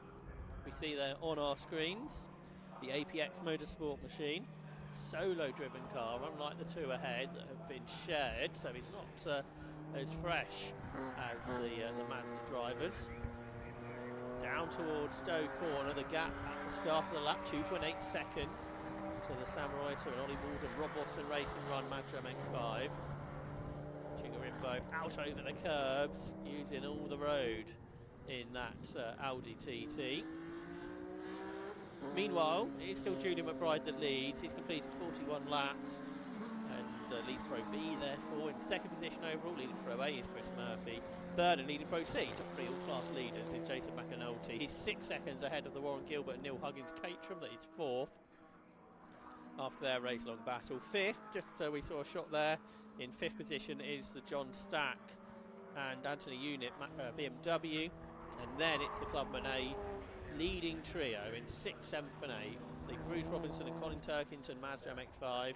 Sam Reuter and Ollie Walden in 2nd, but being caught all the time by Rash and Tyler Chigga-Rimbo, who we see on our screens now, in his Audi TT. In 8th overall. Then 9th leading Clubman B is the Rory Pickles driven Audi, and 10th is Sandro Ballesteros in his Audi, with the only other class leaders outside the top 10 in 14th overall, David Drinkwater and Adam Reed in their BMW Compact. There's the Wayne Lewis Beamer, driven by John Stack and Anthony Unit. The 46 M3 completes another lap. That's 40 in the books for that car. There's the Clubman C leader, David Drinkwater, Adam Reed, BMW Compact, the Skegness tyres, Maha-backed car. Multiple Burkitt Relay winners here on the Silverstone Grand Prix circuit, with Paul Hinson, who's with the team today, former champion in class in this championship, the PBS Brakes SuperSport Endurance Cup Championship. So leading Clubman C by about 15 seconds over the Mini, the SRR Motorsport car of Jonathan Salem, James Poulton and Matt Mills, and then third in the class, the RL Motor Services BMW of Richard Lakey and Tim Harvey. That's the Caterham chasing after third overall for Top Cats Racing, the Caterham 7 of Warren Gilbert and Neil Huggins. Gap down to 4.8 seconds. So that car there, the Jason McAnulty ES Motorsport run Lotus Elise, being caught by over a second on the last lap. not by the Caterham behind. Out of Stowe, down towards the Vale. Which is a chicane nowadays here at Silverstone. There it is, the chasing Caterham. Meanwhile, after 40 laps, the second in Clubman A, just 4/10 of a second, I see, between the Mazda and the Audi. So the Rob Boston racing car has been caught by the APX Motorsport Rash and Tyler Chigarimbo driven car. So that's going to go right to the end. Meanwhile, we carry on watching this chase by Top Cats. They've done a couple of PBs over the last few laps, a 2:23.681 followed by a 2:23.561. So that chase continues all the time on the Lotus Elise ahead. With just a couple or so laps to go, with 4 minutes on the clock here at Silverstone for the PBS Brakes SuperSport Endurance Cup Championship. There's the ES Motorsport Lotus. Jason McAnulty still in third. It just flashed up on the screen that we've lost the 111 Mazda, the Sparrow and Sparrow Mark III. That car was running in 19th place, but it's now being shown confirmed as out of the race. And couldn't help but over here, I had to take a step away just to take a couple of pictures ahead of the next race. Is that I overheard the Gilbert Huggins MX-5 Caterham, I overheard David Allison saying, was, quote, throwing everything at to try and catch the third placed Lotus Elise. And by the looks of it, look at the gap, it's back out to 5.1 seconds. The last lap was a personal best.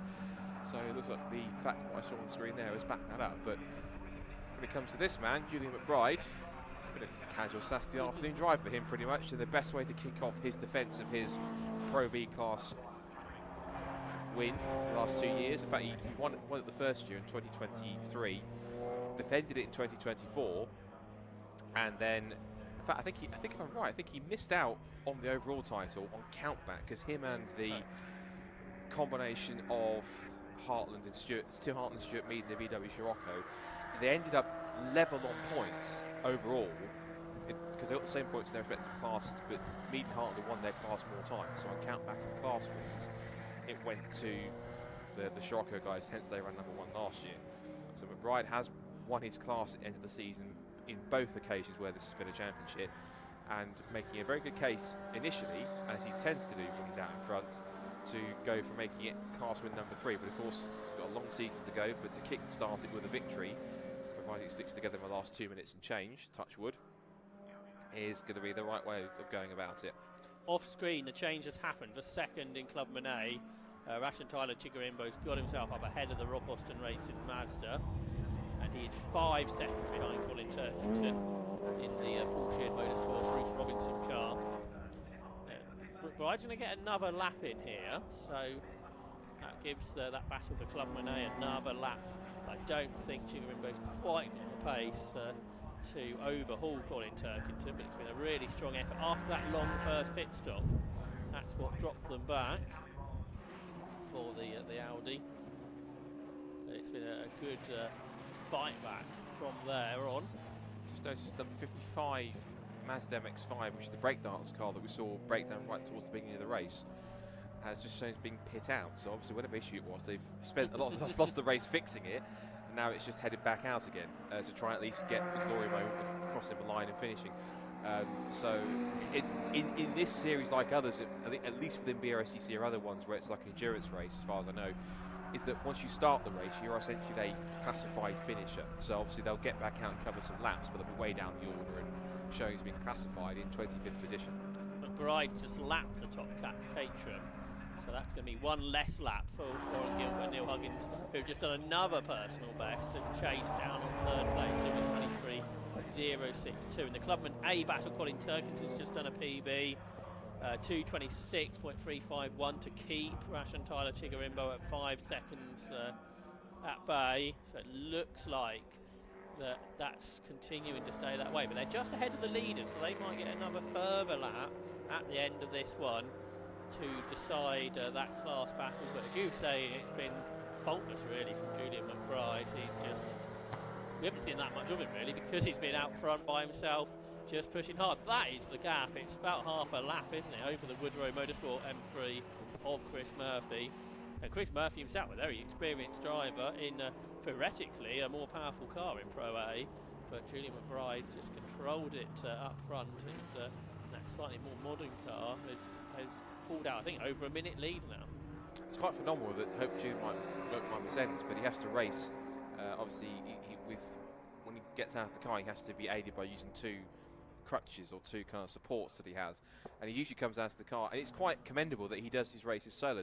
I think he probably does it, 1, because he enjoys racing, but also 2, I'm guessing that if he has to do any driver changes, for him to be aided to get out of the car might cost him time. Again, I'm speculating here, so forgive me if I got that wrong, but it's quite commendable that he does these races solo, and quite often than not he'll come out of the car and he looks exhausted because he's had to work so hard, because but no denying he's a quick driver. It's a fast car he has to handle in the BMW, well set up, well prepared by Jeff Steele Racing. It's a really good combination, and I think that genuinely not only is this a great performance for him, but if he can keep up any more interest in Pro B, which he had today, 3, obviously compared to if he can get any more Pro B entries throughout the season. But at the very least, he looks in absolutely solid contention to, from the outset, if he continues this trend, to go forwards and successfully defend the Pro B class victory. As the checkered flag has come out, and I believe Julian McBride has crossed start finish on the looks of it.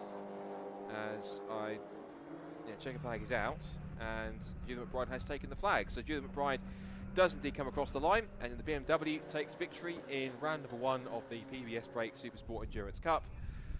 Victory for him after completing 45 laps in the end, and a well-deserved win for him. He'll take maximum points in Class B as well. I think he had more than 2, but less than 5 finishes. These 2 are one of a number of pairs that haven't left each other alone all race, and at least on-track bragging rights. It looks as though, I think, that the BMW is going to hold off the Clio unless the Ford and Brscc car has any more poke in a straight line, which it doesn't, and so across the line will go the victory for Clubman C, for the defending overall champions. Drinkwater and Reed, they will take the victory there. No other class winners have come across the line yet, as far as I can see. No, probably the Clubman A will be 2 of the last cars that take the flag, because I think they were just ahead of the leader, but Colin Turkington has pulled out now for 6 seconds over Rashan Tyler Chiggarin. But Clubman B, this is Rory Pickles, isn't it, who's going to take that class in his Audi TT. Will do. Here comes Rory Pickles then, who will come across the line and secure the Clubman B victory. A nice win for the Audi TT, and that comes ahead of the Alessandro Ballesteros, number 19 car. I want to call him Seve Ballesteros because in the golfer, but he's got the same surname, but I keep getting mixed up with that. So it's just a surname for me.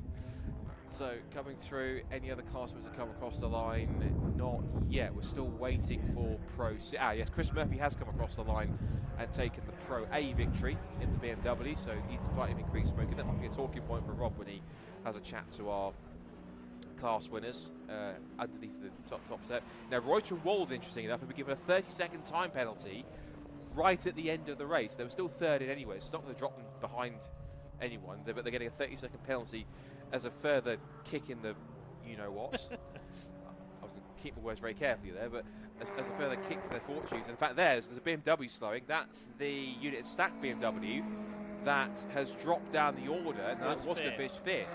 But it's lost out to Robinson and Turkington, who've come across and taken Clubman A victory ahead of the Tyler Chiggarimbo Audi, and they will, I think, crawl to the line, but they will only come across in 8th. It seems to have refired itself up again, like a Control-Alt-Delete, if you like. And in terms of the rest of it, also Jason McAnulty has come across and taken Pro C victory. So all of our all of our cars that need to finish have finished.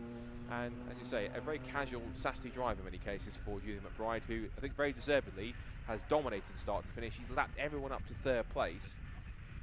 And a fine effort from all involved for him to get there. As he makes his way into pit lane, I'm sure he'll be spoken to by Rob very shortly. But fine effort from Julian to kick off a very action-packed and very intriguing first SuperSport Endurance race of the season, but sponsored by PBS Brakes, and excellent stuff all involved. As we'll take you through the results. Yeah, let's have a look at the results then of the PBS Brakes SuperSport Endurance Championship season opener here at Silverstone. It was Julian McBride that took the victory by nearly 90 seconds in the end from Chris Murphy. He was also a class winner in Pro A, as was third overall Jason McAnulty, winning Pro C in the Lotus Elise.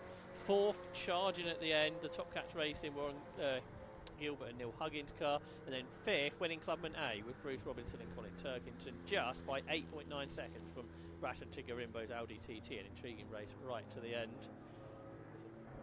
In the classes, in Clubman B, that went the way of Rory Pickles, and in Clubman C, in 13th overall there, David Drinkwater and Adam Reed taking the class victory. There are a number of retirements though, an attritional season opener in the PBS Brakes SuperSport Endurance Cup Championship. Not just all about the drivers here, it's about the teams in the pit lane as well, and we're going to catch up with some of those in just a moment with Rob Lewis, with our race winners in the season opener.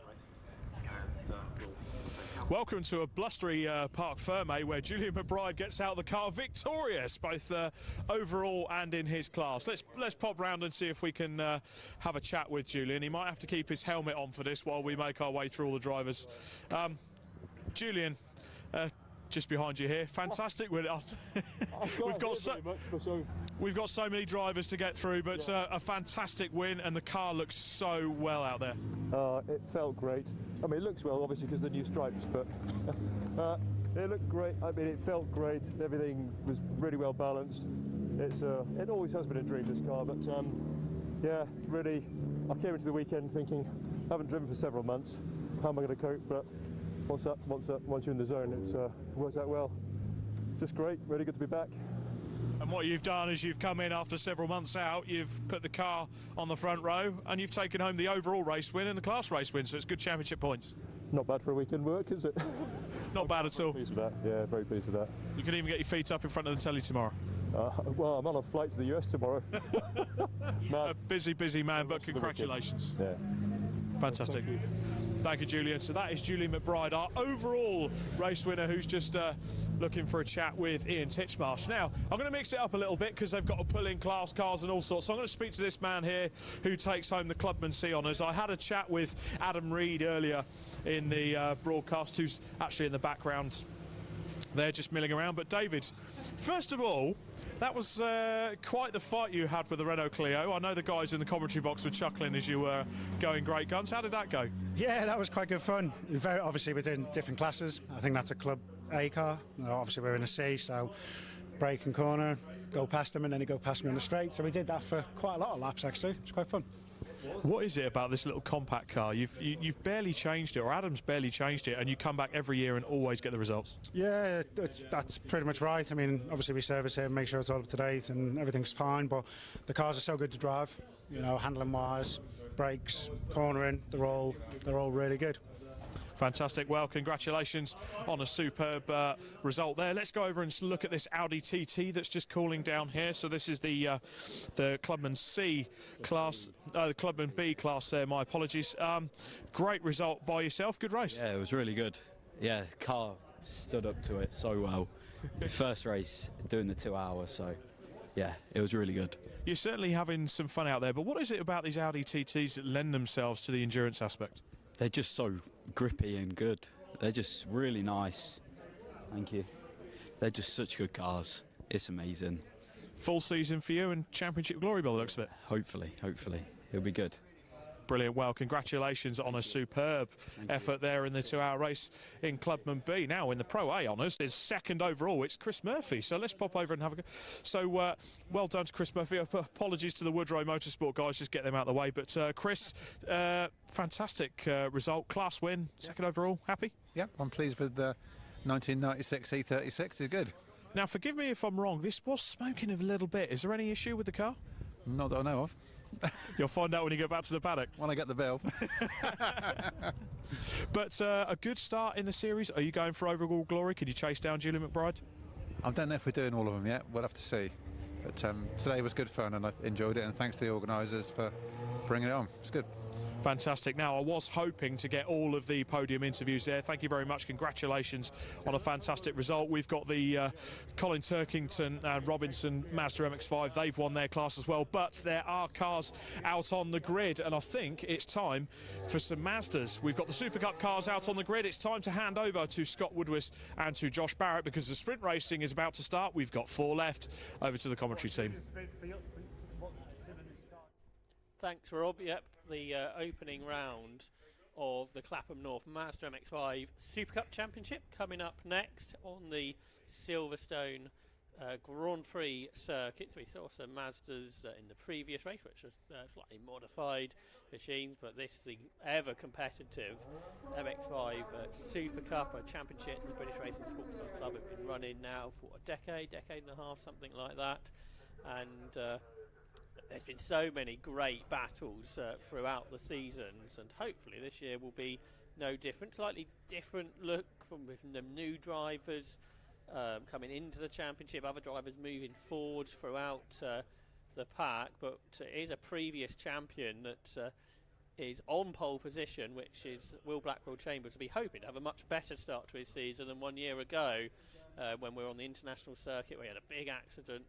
He had to recover, came back at the end of last year, was a podium finisher at Brands Hatch, and he starts on pole position then in the Clapham North Mazda MX-5 with a time of 2 minutes 31.380, and it's last year's Mazda MX-5 Championship Mark 1 champion alongside Tom Langford making his debut in the AB Motorsport Mark III. On row 2 is Ollie Hall, last year's Clubman champion, I think. He starts alongside Alistair Dendy. On row 3 is Sam Middleton and Jim Barrett, former Compact Cup racer. On the 4th row is Christopher Ginn and George Grant. Row 5 is British GT racer Ed McDermott, announced that he'll be back in British GT this year, but he's guesting in the MX-5 Super Cup today, and he's alongside Steve Kite. In row 6 is a winner of the last race, Bruce Robinson, who shared that MX-5 to win Clubman A in the SuperSport Endurance. He starts on row 6 alongside Martin Whitehouse. On row 7 is David O'Reilly. He starts alongside Graham Wintstone. And completing the grid on row 8 is Mark Manton. So the cars head off onto their green flag warming up lap with Mark Manton there in 100 at the back. So as I say, we've got some new drivers, we've got some returning drivers, and other drivers moving championships, including Tom Langford. They're going on the front row. Expect to be pleased with that for his first outing in the Mark III, Scott. Definitely, of course, the champion from last year in the Mark 1s. I find it typically takes anyone who's switching from another championship or even from the Mark 1s into the Mark 3s, it takes them a season to really click with the car. Some drivers are an exception, some drivers are skilled enough to get to them pretty quickly. Thomas Langford looks as though he's one of those drivers that can and has done that and starts on the front row of the grid. Nice to see Ollie Hall up there, given the fact that he was quite strong at points last year, that he was up amongst the Pro Class drivers and finishing regularly within the top 10 as the leading club driver, when he was in second place for about the first half of the season behind Amy Watts, who was leading the championship. She took 4 victories in the first few races, which was impressive, including the hat-trick she took at Seston, which was very impressive for her. But his pace in the second half of the season helped him overhaul that deficit, climbed into the championship, into the points lead in club class, and eventually came home and took the title. And now he feels he's confident enough to step up into pro, because of course he's done everything he can do in club. He now needs to move up into the pro class and move from there. So I expect it will be those 3 in particular initially from the outset that will be in the mix for podiums and victories at the front of the field. Yeah, Ollie Hall came into this championship via the Top Gear show, didn't it, when they were getting novices into racing, that he's carried on and really improved from there on in. And as you say, this is the highest we've seen him up an overall grid before he's moved into the pro class, and started on row 2 of the grid alongside Alistair Dendy. I think Alistair, did he start in Fiestas a number of years ago, now moved over to the MX-5 Super Cup? You might be thinking Lee Dendy Sadler, maybe, right, okay. or the Dendy Sadlers that raced in it. Alistair Dendy, I can't remember exactly where he's come from, but he's a relative newcomer, joined last season and was in the pro class and got himself up there. Now he's, again, one of the drivers that's made some progress over the season, and now looks so he's got some pretty solid pace about him going into the season. There's Ed McDermott, as I mentioned, through the grid. Just this week announced that he'll be back in the British GT Championship, but this year teaming up with Seb Morris in GT4. But it's a good way to start your season. Is it 3 weeks, I think, isn't it, to the start of the British GT Championship? So a great way just to get yourself some track time in a competitive championship, get sort of race rust off. And Brscc again running, helping to administrate the British GT Championship. There's Bruce Robinson. Oh, he's had about half an hour out of his other car, hasn't he? He's cooled off suitably. And now in the open top Super Cup spec Mazda. Going off from row 6 alongside Martin Whitehouse. But there then is Blackwell Chambers in the Rob Weston Racing Run Clapham North liveried. Mazda MX-5 on pole position. On the outside here at Silverstone is pole, although it is still a 2x2 grid rather than a 1x1 stagger like you'd see for Grand Prix and such like. For the opening round of the Clapham North Mazda MX-5 Super Cup Championship.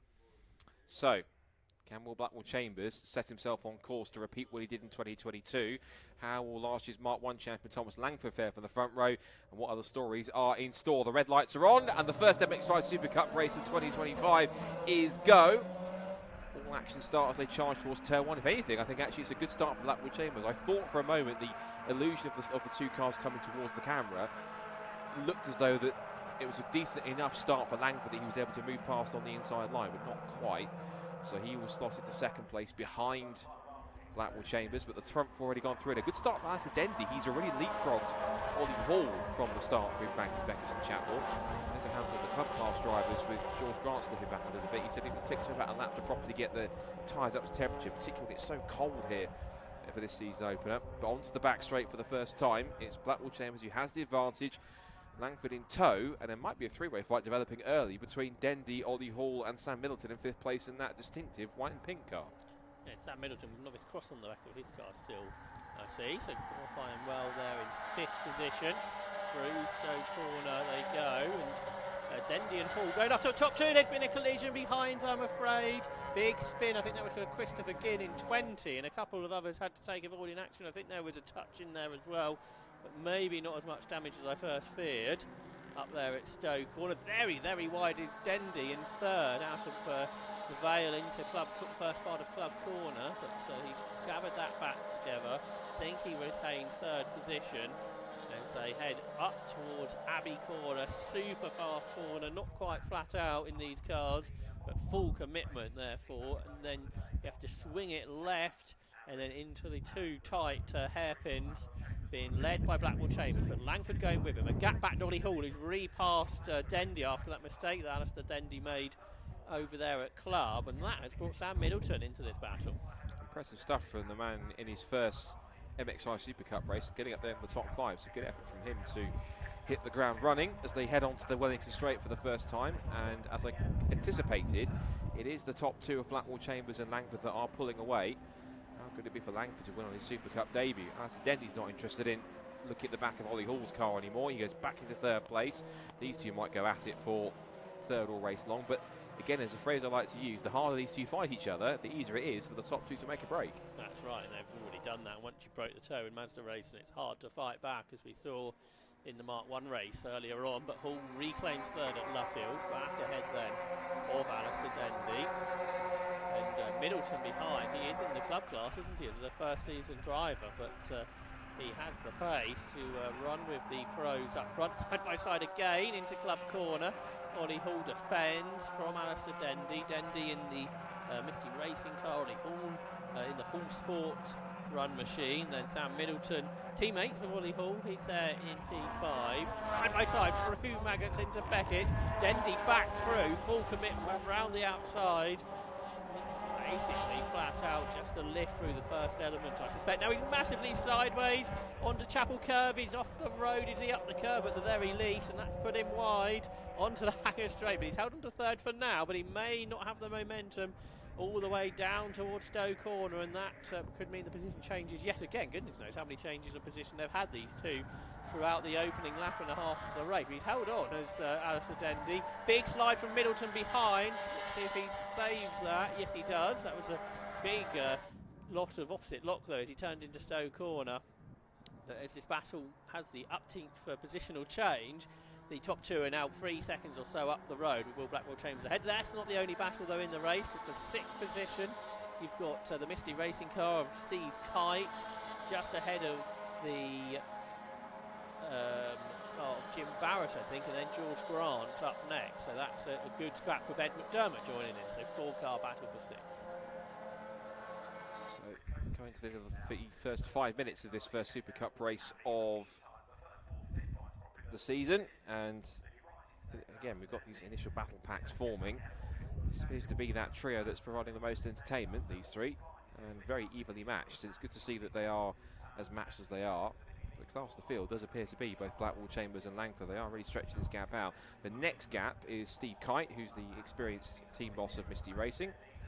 That's to wheel out one of his Super Cup cars himself. He's got Jim Barrett, ex-BMW Compact Cup racer, who finished third in the Cup class last year, also going in the mix. These two still going at it wheel to wheel in towards the braking zone of Brooklands. Ball's got the inside line, just tickles over the curb on the inside, gets a little loose, and Dendy tried to come back on the inside, but he tried to repeat the trick and found a bit more grass to his right-hand side, and that now gives Ollie Hall the place that he needs to move himself up into an overall place. And if he can do that and stay where he is, it will be not only his first pro podium, but his first outright MX-5 Super Cup podium today too, as side by side for the lead, Blackwell Chambers took the fastest lap of the race, but it's not enough to deny Thomas Langford in his first MX-5 Super Cup race since graduating as Mark 1 champion last year into the lead for now. And I emphasise the for now because Blackwell Chambers is coming back at him. Side by side, and he's through immediately. Better momentum out of Cox Corner. Langford had the tighter line, which got him through, but lost in momentum on the exit of the corner. But WBC, Will Blackwell Chambers, was a second quicker in qualifying. With the slipstream around here, he's absolutely not able to go it away. And basically, Blackwell Chambers is lapping at his qualifying pace within a couple of attempts, but Langford is going with him. He's going to have another go down towards Stowe Corner. Tom Langford, who only started racing Mazdas a couple of years ago, he goes back through on the inside at Stowe Corner to go ahead of the Clapham North liveried car. It's the AB Motorsport car on the inside of Langford, the outside for Blackwell Chambers, down into the Vale. They're absolutely wheel-to-wheel here. And then for the right-hand element, Blackwell Chambers has got the line. Around the outside, though, can it be the momentum that goes Langford's way this time? Not quite. If they start battling like they have been over the first half, is that going to bring Ollie Hall and co towards them? They started the lap 5 seconds back, but that doesn't really look like 5 seconds to me anymore. But it is Blackwell Chambers then from Langford. Gap back to Hall, who's still got Dendy and Middleton going with him. Down into the hairpins of Village on this new, call it new, loop section. I think it's been there for about a decade and a half now, but it still feels new. And Will Blackwell Chambers then hanging on. But a great debut in the championship, this is proving in the early laps from Tom Langford. Yeah, proving why he was the champion. What's an incredible stat from last year is that even though he missed the Croft round and used all three races as drop scores, he still won the championship. I think he was so dominant and took so many victories in the first half of the season that even though he missed an entire round, he was still in contention for the championship. And even then, it still went down to being level on points going into the final race of the season, which he came out on top because he was mistake-free, whilst Adam Sparrow, sadly, his championship charge ended in the gravel trap in Paddock Hill Bend in the wet. So Thomas then making the natural progression from Mark 1s to Mark 3s. A lot of drivers do, and again, for some drivers, as I mentioned earlier on, it takes them about a season to get to grips with these cars, particularly even if you're a front-running driver. Some just gel with it instantaneously, and it looks as though Langford's one of those drivers where, within reason, whatever he gets into, he's got the pace to beat, the ability to be on the pace pretty quickly. Sam Middleton's got fourth from Alistair Dendy at the end of 3 laps, so his impressive debut continues. And he's lapping quicker than Ollie Hall as well, so for Sam Middleton, he could end up on an overall podium as a club classified driver, which would be impressive, but it's not there yet. Through the Beckett Sesses for Blackwell Chambers and Langford, lap 4 of the race. And then accelerating through Chapel Curve, down the Hanger Straight. Of course, performance. These cars quite a bit more powerful than the Mark 1s, but they are heavier. They drive in quite a different way. Pretty quick lap times as well. Into Stowe, bit twitchy on the brakes for Blackpool Chambers, but holds his line, head off that iconic view now of the wing to the right hand side of the circuit, into the Vale. Really is a battle between these two at the moment, so sort of seeing each other out, seeing when that challenge, which we already have seen, where it may come again from Tom Langford. Looking back, more battles to look out for. For 6th position, Jim Barrett is up ahead of George Grant. Then Ed McDermott dropping back is Steve Kite. Kite had made a good start from 10th on the grid up to 6th, but he has dropped to 9th and has lost time to those cars ahead now, so not sure if all is well with Steve Kite's machine.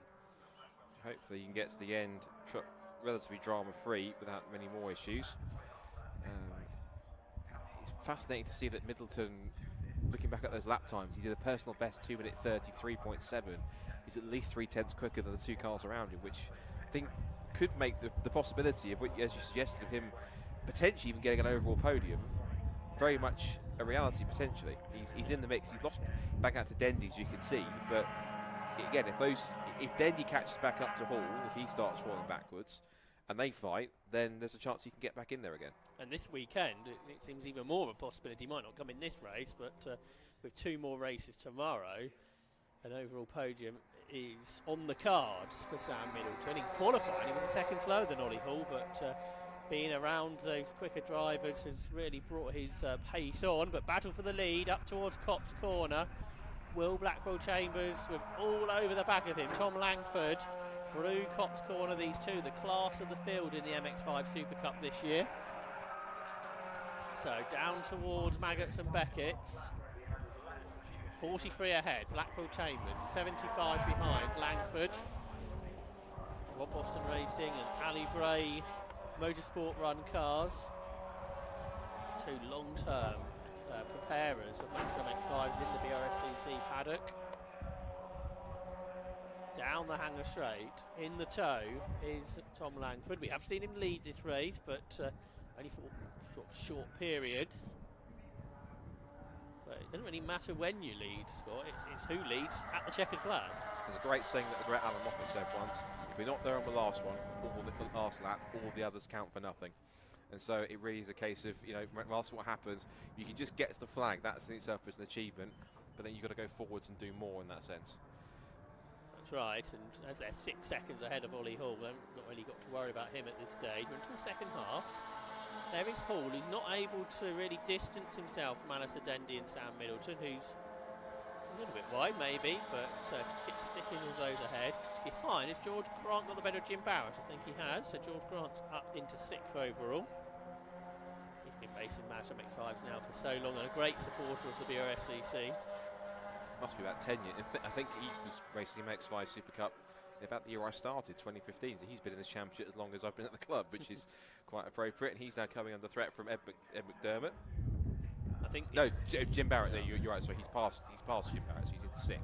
And I think that will be, in a way, one of his best. Well, not just in a way, it'll be one of his best overall results being in P6. He's certainly been who's wants to try and crack the top 10 and always competitive. Always wants to be quicker. Always wants to do better. And so surely P6 for him will be quite good progress that he'll see going forwards for the rest of the season. Yeah, that's right, and he's lapped actually significantly faster than Barrett and sort of closer to the 3 ahead. So if he continues that throughout the weekend, and in reverse grid racing, MX-5 Super Cup, isn't there, to end the weekend? Partial reverse top 10, yeah. Yes. So that could put him right at the front for race 3. And then all bets are off what might happen after that. Potentially. That would be quite something if he's got the pace to take an overall podium, it really would. Overall victory, though, still up for grabs between these two. So again, they can't leave each other alone, but in the best possible way. As Langford continues to hound Blackpool Chambers. He was my favourite going into the season, but given the fact he was a previous champion, he's been pretty quick. He's rebounding, of course, after that instant he had, that shunt he had in the first race, literally the very first race of the season at Silverstone International. It kind of put his season on hold for a couple of rounds, but he was back. And surprisingly, I'd have thought, even though he'd had that incident, was still technically recovering, that he was going to be able to have an issue. Someone who has an issue is Steve Knight into the pit lane. What was 9th place, so he's now back in with a problem. That might well be the end of his race unless he can get back out. As Langford attacks with the lead down towards Stowe. Had a look. I thought he was going to be further alongside than what he ended up being. Now, is that tactical? Is he just following Blackwell Chambers at this stage of the race, knowing there's no attack from behind, making sure his race timer is correct, making sure he knows when the last lap is going to be, and then attack? Because it felt like there was going to be a challenge coming on at Stowe, and then all of a sudden there wasn't, which was intriguing. Unless he's setting him up, and maybe even, I've seen attack it before, that maybe cleaning up that part of the circuit, so when he does go for a move, he's not on a dirty part of the circuit where there could be dust or bits of sort of balled up rubber on the inside of the circuit possibly. There's Alistair Dendy. He's going to the 32s now, so quicker than Ollie Hall ahead of him. They're just putting a little bit of daylight between themselves and the club leader, Sam Middleton. Middleton leads the club class by about 11 seconds, so he's absolutely dominating that class. And big slide there from Ollie Hall. But for Sam Middleton, you think it's only going to go forward from here, really. So anyone to beat him in the club division this year could be difficult. You mentioned Amy Watts. She's moving up to the Porsche Sprint Challenge this year after being a multiple winner in that division last year. Once again, another Brscc category where we've seen a number of drivers come through the MX-5 Super Cup into other divisions. Of course, Abby Eaton was an early champion, wasn't she? And she was a winner here at Silverstone last year in the Porsche Carrera Cup of Great Britain. In the wet, it was a brilliant performance in the wet, no doubt, and certainly showing her talent which she developed in MX-5 Super Cup. It was the first title that she won, and so she's a much fondly remembered alumni of the championship. It's always nice when she jumps back into a Super Cup car, whether it was sharing with George Grant in SuperSport or doing a one-off round just to kind of dust off the cobwebs or just keep her hand in. She always loves coming back to this championship. She always says, I love driving these cars, I love coming back to the championship. It's always great competition, and she's always got very positive memories of the championship when she comes through. So she's a great kind of ambassador for it in a way whenever she jumps back in and has a go against whatever the current crop of drivers is in the field. Yeah, I think she's helping out James Seal, isn't he, who's running in the Mark 1s this weekend. So maybe we'll see him move up at some stage. So we are completing lap 6. Battle further back for 9th and 10th this is, between Martin Whitehouse and Bruce Robinson. And this is for 4th of the Clubman division, or a 3rd of the full season drivers, because a guest ahead of them. They are being caught a little bit by David O'Reilly. But leaders up at the Vale again. And ever with thus, it is Will Blackwell Chambers ahead, but by the smallest of margins over Tom Langford. Keeping the pressure on. Across the line, it was just over half a second between the two of them. And they have got a gap of around about 8 seconds, which appears to be, even though they're chasing each other's tails, it's still allowing them to lap quicker than by at least a second or so, or a few tenths in the cars behind. I think we'll be going on to the last lap next time by, Scott. So if Tom Langford has just been watching to see where he can challenge, he's got to put it into practice on the next lap. We saw, what was it, on lap 2 or 3, he had a couple of goes where he did lead briefly, but not for a prolonged period. But the next lap is what it's all going to be about, to see who can win the opening round of the 2025 Clapham North Mazda MX-5 Super Cup. Down the Wellington Straight, going past the suites and then the BRDC grandstand and the BRDC clubhouse through Brooklands Corner itself. Such an action-packed corner here at Silverstone, then into Luffield. We have seen Langford get pretty close at the line, so even if Blackwell Chambers leads here at Luffield in one lap time, it may not be over. Definitely not. I did actually look briefly at the BRDC Clubhouse grandstand. There's a decent number of people for a season opener, particularly when it's this cold out there, but at least it's dry and it's sunny out there, just the temperature could be a little bit higher. Now it's the up towards Copse Corner. This is the move he needs. He's chosen his moment. Into Copse goes Tom Langford, and instantly he goes, asterisk, for now, because Blackwell Chambers knows he did this before when Langford went past. He got the switch back and dived up the inside to slip past again. This time Langford is wise to it. Unless Blackwell Chambers is hanging back through the S section, to get a better slipstream and run down towards Stowe where you can dive inside. The question is going to be, though, if he is trying that, how vigorously does Langford defend? As we've got more action here for the other Clapham North car, and Jim Barrett powering his way back around the outside to now defend from George Grant as he's repassed him earlier on for 6th position as the top two come back down, and he is in the tow. Which direction is he going to go, left or right, up towards the inside? The answer is, well, neither. He's stuck in the tow and tries to get a possible undercut on the run towards Vale and Club. It's a position we haven't been in all race, where it is now Blackwell Chambers that's on the attack. It's Langford that is ahead. He's defending down towards the Vale, puts his car slightly in the middle of the road just to put Blackwell Chambers off attacking there, and starting to run out really of positions of obvious overtaking opportunities for Blackwell Chambers to put himself back ahead. If you looked at the qualifying times when Will Blackwell Chambers was a full second ahead of Tom Langford, you may have thought it was going to be a different story till the race that we have had. Not many drivers have won on their MX-5 Super Cup debut. Could Tom Langford do that? There's still, a third of the lap to go, and Brooklands particularly a great overtaking opportunity. Battle for third also yet to be decided. Well, Blackwell Chambers might deny Langford that option as he goes diving into the inside at the arena section and now towards the loop, but Langford possibly is that a strategic setup to line him up for a slipstream down well into the straight. This could be pretty close, and he's got a good run here. He's close he needs to be, more than close he needs to be. Will he put himself alongside? You might get the side draft of the run towards Brooklands now as they go under the bridge, so the BRDC grandstand are going to see these two practically side by side. Now Langford's got no choice. He has to go down the outside here, but will he be far enough alongside? Under brakes in the braking zone to try and hold on here to go the inside for Luffield. He goes a little too deep into the corner, slots in behind. His only chance here is to get the drag race out of Luffield in the tow and win the sprint to the flag, but the line comes up pretty shortly after the woodcut. This is going to be pretty close to the flag. Yeah, absolutely nose to tail. So a Silverstone type finish for the opening round of the Clapham North Mazda MX-5 Super Cup Championship. Can Tom Langford dart out the toe at the last moment? Not quite, but the gap is tiny. 1/10 of a second to almost 1,000th is the gap between them. People said the grid wasn't so big this year, but the competitiveness is right there, at least between those top two. A great race between Will Blackwell Chambers and Tom Langford. Ollie Hall did come home to third, so that we think was his first overall podium in the championship. Alistair Dendy was fourth. The club winner was fifth. That was Sam Middleton. And there are battles all the way down through the field. For sixth position, Jim Barrett and George Grant take the flag. Just 3/10 of a second apart, so almost everybody's had somebody to race against. Here's another pairing out there. This is for 9th position, and Martin Whitehouse is back ahead of Bruce Robinson. They were in the opposite order at the start of the lap. But yeah, it just seemed pretty much everybody has had somebody to race against in this opening round of the Clapham North Mazda MX-5 Super Cup, and it's like Whitehouse is going to come out on the top of this little battle. Almost as close as the lead battle at the flag, I think. And just behind them was David O'Reilly. He will come home 11th, just ahead of Graham Winstone and Mark Manton, with just a couple of retirements to the pit lane.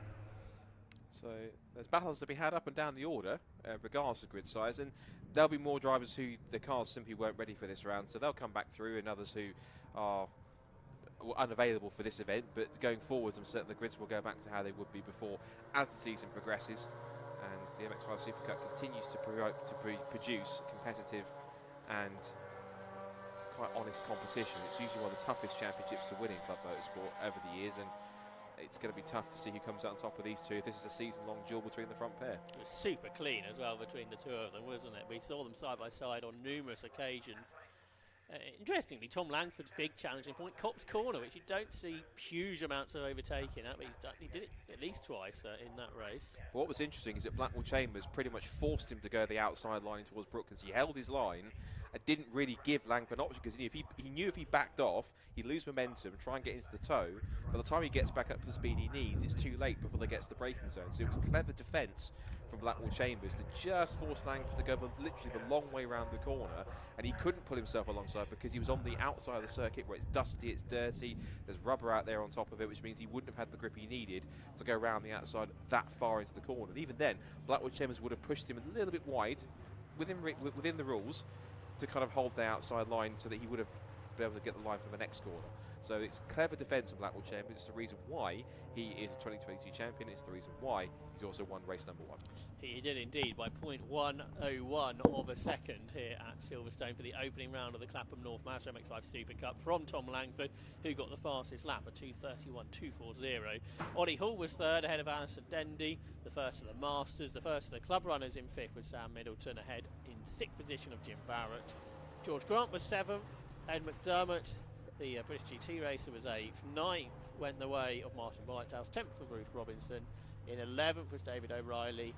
12th went the way of Graham Winstone. And Mark Manton was the final finisher for round 1 of the Clapham North Mazda MX-5 Super Cup. More of that tomorrow. 2 races, including the start of the day at 9 a.m. It'll be even chillier then, I suspect, for round 2 of the Clapham North Mazda MX-5 Super Cup Championship. But here in the pit lane is Rob Lewis with our race winner, Will Blackwell Chambers.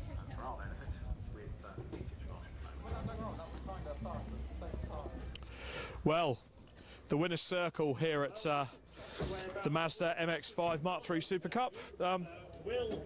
Will Blackwell Chambers. I'm just going to try and get out of the way of Ian Titchmarsh while he does the circuit commentary. He's always battling between the commentators here. I'll go to second place first. How you doing, Robbie? How you doing, Tom? Tom Langford. We had a chat this morning, and you said, you know, the car's a bit different. You were champion in Mark 1s last year. It's going to take a bit of time. You were fighting for the race lead.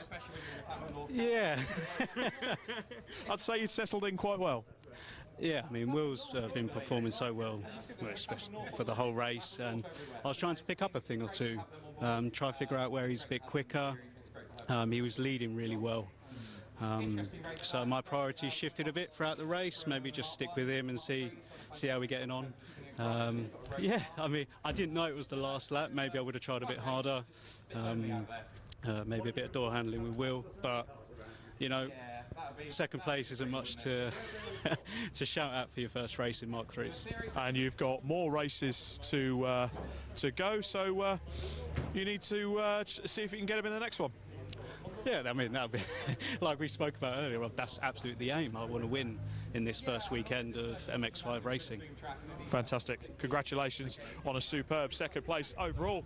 Ollie Hall. Let's see what Ollie Hall has to say for himself. Ollie, fantastic first weekend in the 2025 season. Your car is sat there resplendent with an overall podium. Yeah, over the moon. We couldn't be here without all the sponsors. Massive shout out to everyone that's helped me get on the grid again this year.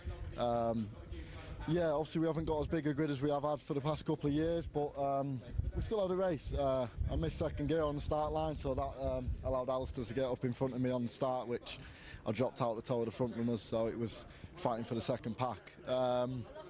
Yeah, it was a great race, and hopefully we can get close to the front in the next one. These two, Tom Langford and Will Blackwell Chambers, are going to be proving very tricky to catch. Have you got anything up your sleeve? If I get the gear changes right, I'd hope I get in their toe and then we can have a bit of fun with them boys as well. I think that's the plan.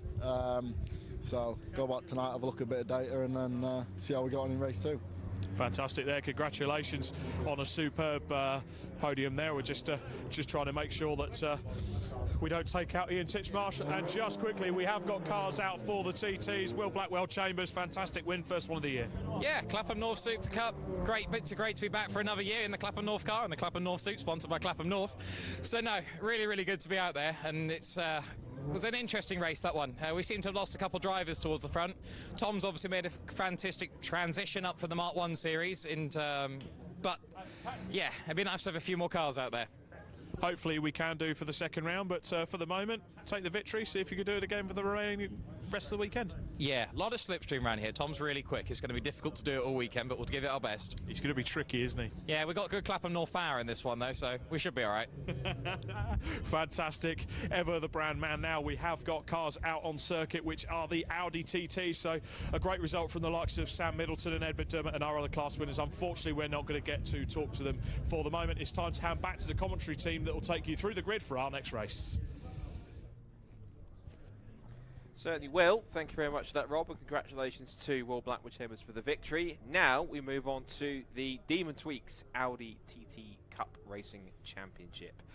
popular series from last year, its first full championship season, and it produced the champion of Bradley Burns, and he will start on the front row of the grid alongside the vice champion from last year, which is Matt Luff. So both the top two drivers in the points from last year are back on the front row of the grid, and they will start alongside each other. Row 2 is where you'll find Sam Heading, very impressive in the second half of the season last year. He will start alongside Will Stacey. And Luke Handley in my favourite looking car on the field. You'll see why when we see it on screen. And he's alongside a newcomer in Jordan Still. Great to have him, the former Clio Cup and British GT racer, back on the grid in racing in P number 6. Looking through the rest of the order as we come through towards this race. And row 4 is where you find Charles Budd and Andrew Rogerson. Carl Swift, who was the man in third place in the points, he starts alongside Ross Macker in P10. And it's David Robb and Oliver Devine King from Ben Taylor and Jason Pelosi, and Jonathan Williams and Sam Meager, Joe Weaver and Ruby Smith, Ryan Edgecombe and Daniel Budd, Mike Harris and Luke Jennings, and Patrick Booth, Ian Dowler, James Blake, Paul Savage and David Richardson round out a 27-car entry for this first race of the season for the Demon Tweaks Audi TT Cup. Successful first championship year last year. Great grids, great looking grid with these cars. 2-litre Mark II Audi TT, 2-litre TFSIs. The option of either using a manual or the DSG gearbox. A bespoke kit that gets built onto these cars. Roll cage provided by SW Motorsport, and they have a bespoke front splitter and a rear wing, and these cars really do look, sound and race the part. They're proper little tin top, almost like little mini touring cars in a way, and they really do fit the ethos of good cost-effective racing, Josh. And these cars look great and even look more expensive than they actually are. Yeah, it's been a success really from day one, hasn't it? I think originally the idea 2 years ago when it was brought in as a series was to run it within another grid. There was such a good grid, standalone races, I think, from the first race. Was the case for the Demon Tweaks Audi TT Cup Championship, and it's grown from there, and a strong grid to start the 2025 season. There's Jordan Still, as you mentioned, returning to racing after a few years away. He's qualified 6th on this ultra competitive field, headed by Matt Luff and Bradley Burns, the two area motorsport drivers. Bradley Burns' cars had to be put back together because after he won the championship with the Birkett Relay, he had a big fire on that car, so that's been a job they weren't perhaps anticipating to have over the winter area, but the car's immediately back on the pace. And around this 3.6 mile circuit at Silverstone, 12 thousandths per second separated Matt Luff and Brad Burns in qualifying this morning, so I think it's going to be resuming that battle from last year between the two of them. Intriguingly, Cole Swift a long way down the grid, isn't he? 9th on the grid. He did have 2 lap times deleted for exceeding track limits, and when there was only 6 laps in qualifying, one of them was an out lap. That might be one of the reasons why. So Cole Swift perhaps to move forwards from row 5 of the grid, a multiple club racing champion. There alongside him is Ross McCarr, a number of MG drivers that have moved over to this championship, and the 4G racing team has sort of come over with them, and it's sort of half a dozen or so former MG trophy racers on this grid this season, and I think McCarr is the best of them, the Scotsman. And 10th on the long lap, only 2 seconds off the pace, so this probably our most competitive grid with so many cars involved that we have here today. And it's a talent stack grid as well. There's lots of very good drivers in this championship who have moved to, who are either coming in for the first time in their racing careers or moved across from other championships, like you said, with the MGs, Luke Handley, and he's done stuff in Civics prior, and of course so has Matt Luff. He's done Fiestas too on top of that. Bradley Burns has done, came from Fiesta Juniors originally. He also did some racing in TCR Europe, in Germany as well on top of that. Didn't race for a while as far as I could see, and then came back in last year to do a full season and was pretty much on the pace from day one. So impressive stuff for the TTs, and it's been a real success story, or one of the success stories of the last few seasons for Brscc. And I remember in the early stages when the cars were being built, I'd see pictures of the SW Motorsports sort of courtyard, and it was like the cars are breeding. Like there's like every single picture I saw, there's another 3 or 4 cars that appeared. Like where they're all coming from. But it's great that we've got them on the grid. 27, nice strong number for them, and they should be able to put on, it should be 15 minutes or so of very strong Audi TT Cup racing tin top action at the head of the field as we get set for the racing to get underway very shortly. Yeah, one by one staggered grid for the opening round of the Demon Tweaks Audi TT Cup Championship for 2025. There'll be a green flag at the back. I think there's been a 5-second board yet. The red lights are on and they go out very, very quickly. And it's a good start from pole from Matt Luff as the cars head off towards Copse Corner. Some slower starts in the middle, but it's good second phase for Brad Burns, and he takes the lead then at Copse Corner, and he's really quick through the corner, unlike Luff. So Matt Luff under pressure from fourth at second place. It's a big shove there, which puts him to the left-hand side of the circuit, and Luff, who looked like he was going to lead, might lose second place here because aggressively up the inside comes Sam Heading. So Heading goes second. Then in fourth position is Will Stacey. A good start from Jordan Still. He's up to fifth. He's got himself up ahead of Luke Handley now as they turn onto Chapel, onto the Hanger Straight. But with all that battling behind, Bradley Burns, who took the lead at Copse Corner, is getting away from the pack.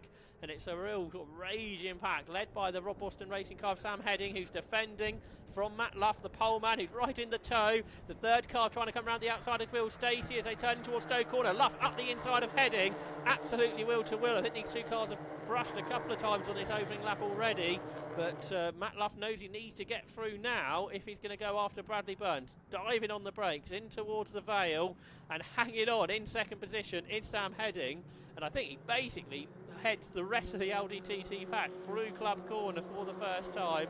A long, long line of these front-wheel drive 2-litre TFSI engine machines, and past the wing they go down the Sir Lewis Hamilton straight in towards Abbey Corner with Bradley Burns leading. There's a car off. Is that Stacey that's gone off at Abbey Corner, so he might lose a place as he rejoins, hops over the grass.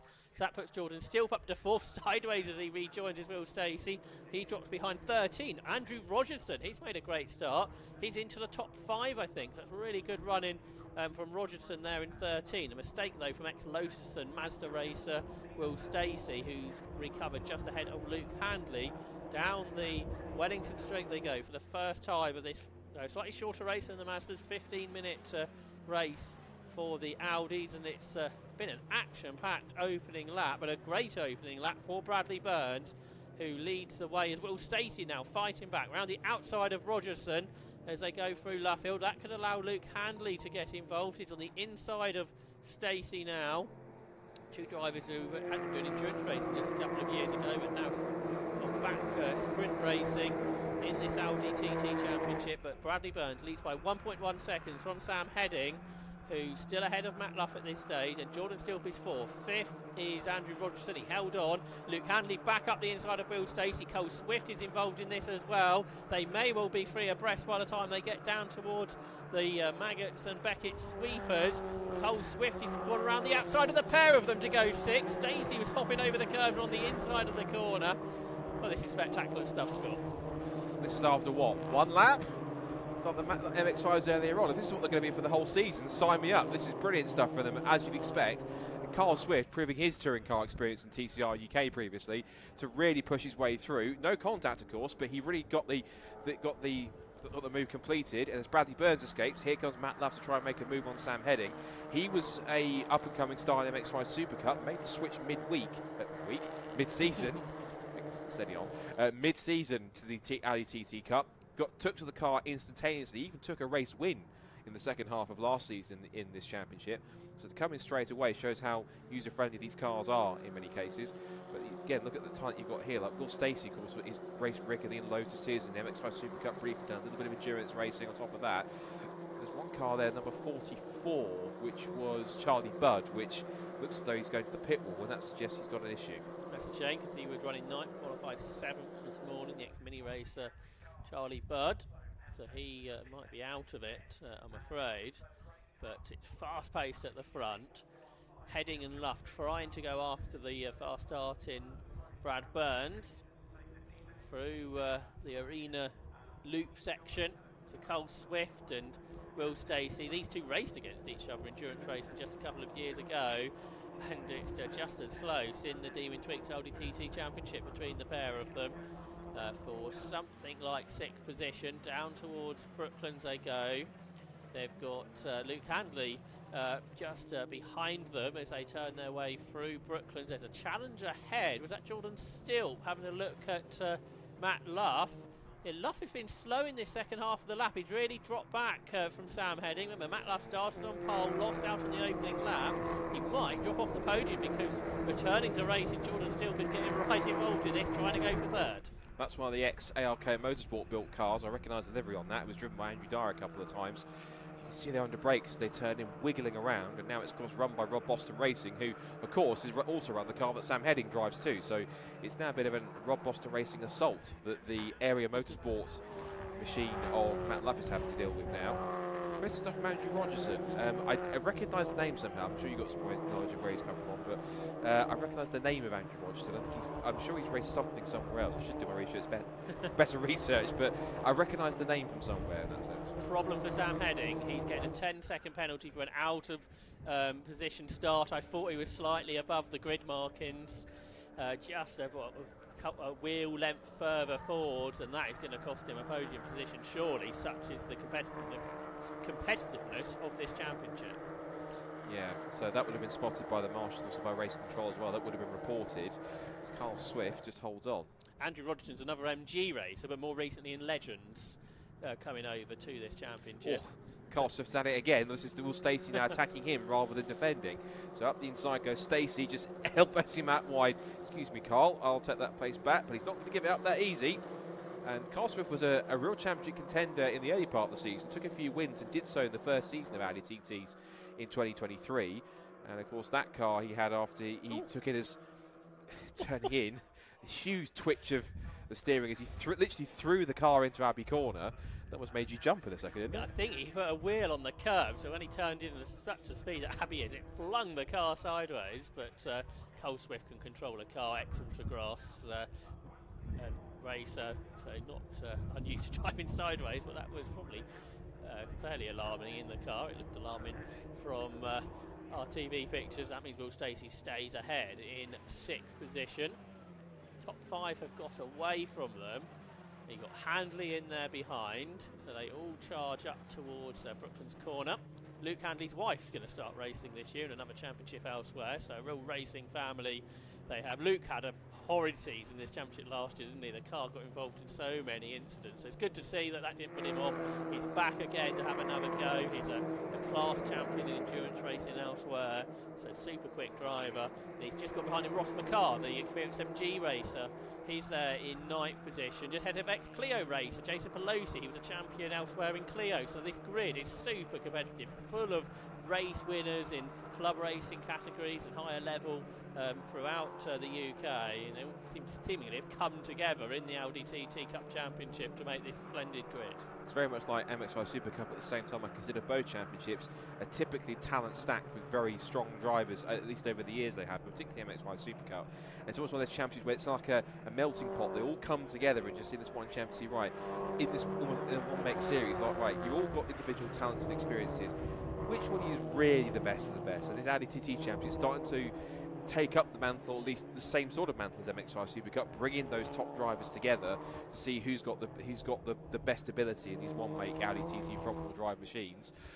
Bradley Burns is best of them at the moment, and so we now go back to our scrap for fourth in fact, between this is for third, because it's Jordan Stilp has dropped behind Matt Luff again, and is now coming under threat from Andrew Rogerson. So now it's Luff has gone back to third position, Stilp has dropped back to 4th, and now under pressure from 5th position behind him. Then you've got Stacey, Swift and Handley going at it for 6th, 7th and 8th ahead of Makar and Pelosi in the top 10. And there's this rowdy lot going on at it for, 16th downwards. So even in the mid-pack, they're still going at it side by side through Club Corner. This is Edgecombe and the 86 of Taylor. This is Ben Taylor, who's another one of the newcomers in the field. So again, a championship where literally everywhere you look, front, middle or back, there is somebody having a great fight. That's right, you don't need to be at the front. Have a big pack of cars battling, as you just described, from 16th down over, being headed by Jonathan Williams. But now we look back to that battle for 4th. So yeah, Stilp must have got Luff across the line on the previous lap, but lost out maybe coming out of Cops Corner. And now he may lose 4th because Andrew Rogerson, the Legends graduate, there in behind him. Pelosi's the next car to get a 10-second penalty for an out-of-position start. So there's a couple of top 10 runners that are going to drop down. And as it stands, they're so close, Sam Heading's going to drop outside the top 10 with his 10-second penalty. So in reality, Matt Luff is second, and this is the battle for third position between Jordan Stilp and Andrew Rogerson. Meanwhile, involved in a battle, Ruby Smith in 2:11, just ahead of Oliver Devine King in 75. Good to see Ruby Smith's development from 1 year ago. Even there's a timing issue, or Bradley Burns had a problem because it's now showing new leader Sam Heading, although but we need to check that, don't we? yeah, because if it's been a transponder issue, it would have been from the start of the race. Usually it's one that lasts race long. So keep an eye on that. That's Ryan Edgecombe forgetting where to turn. You can see how hard he's braking to hold on to that. The brakes were glowing cherry red as he turned in through Copse Corner. Of course, in a front-wheel drive car, you had doing everything, braking, turning and accelerating, so a lot of strain goes in the front end of that car. But yeah, we'll check that. We need to see cameras to definitively check that are, well, we thought our race leader Bradley Burns is still there looking for distance. No, he's not there. Where's he gone? Unless he's disappeared much prior up the road, because he's quite quick anyway. Yeah, so we have lost him. But apologies for the confusion, because sometimes it can be a timing glitch. Yeah. But Bradley Burns, the race leader and defending champion, has disappeared from the race lead. Where he's got to, we know not, and he hasn't crossed the line. So what's happened to the number 6 machine? And that means that Sam Heading, although ironically he's got a 10-second penalty. So in fact, Matt Luff is the one that's leading the race, because Sam Heading has the 10-second penalty for an out of position start. So we've barely got 3.5 minutes to go, and there's been plenty of talking points in race 1. Yeah, this race has just flown by, hasn't it? So Matt Luff versus Jordan Stilp and Andrew Rogerson for the podium. Andrew Rogerson, podium on debut, would be impressive. He's looking up the inside of Jordan Stilp here. There are 2 cars ahead of these two, so what's going on here? So plenty of action. So there's Stilp, there's Rogerson. Of course, it'd be Heading and Luff ahead, won't it? So that makes more sense. So yeah, there's Sam Heading leading on the road, but he's got a penalty. So it's Matt Luff in behind, 72, that's on course for a win, despite not really having an ideal start to his race, starting from pole and dropping back. There in the area motorsport car. I was about to say 10-second penalty, but it's just a repeat on the timing screen of Jason Pelosi. So he hasn't got another penalty, it's just the original one that's flashed up again. So he's continuing on.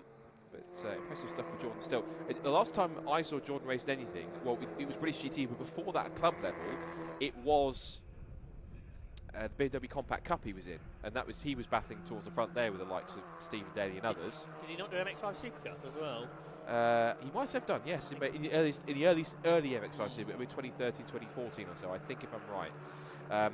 We also saw a change there for third between Jordan Stilp and Andrew Rogerson, so the 2 newcomers in the championship, battling for a podium on their first outing as they go on to what they're looking at, maybe last lap of the race? Probably crossed the line with 2 3/4 minutes, so 2 more laps then. Yeah, as long as we don't get an early check, and that should be the case. So yeah.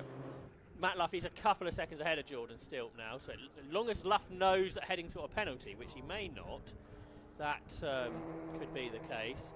Into the pits, that's Ryan Edgecombe, who we saw go off. Stilp was third in the MX-5s Championship in 2011 and second in the Super Cup in 2012, so in the early days was a championship contender, and so now really returning to the Brscc, where he last raced in 2020, as you say, third in the Compact Cup. And quite fittingly, I think, with Rob Boston racing again.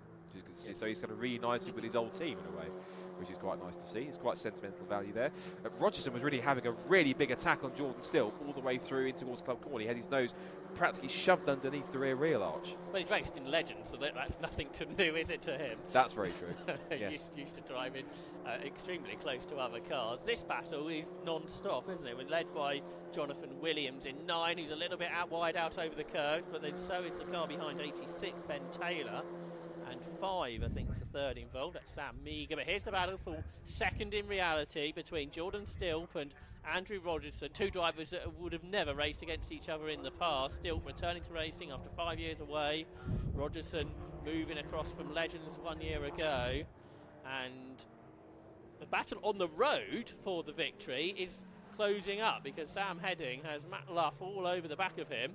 Now, of course, the car behind Luff is Heading's teammate, so presumably there's nothing going on here to push him back towards the other Rob Boston racing car. I'm sure that's not the case. Matt Luff may not know that Sam Heading has this penalty, so we'd quite like to get past him on the road as they head through Woodcote Corner with what should be 1 lap to go. The two behind are being caught by Will Stacey, so Will Stacey has nearly caught Jordan Stilp and Andrew Rogerson for what should become a podium battle down towards Copse Corner. Having to defend is Jordan Stilp. Darting to the outside is Andrew Rogerson, with Will Stacey catching all the time.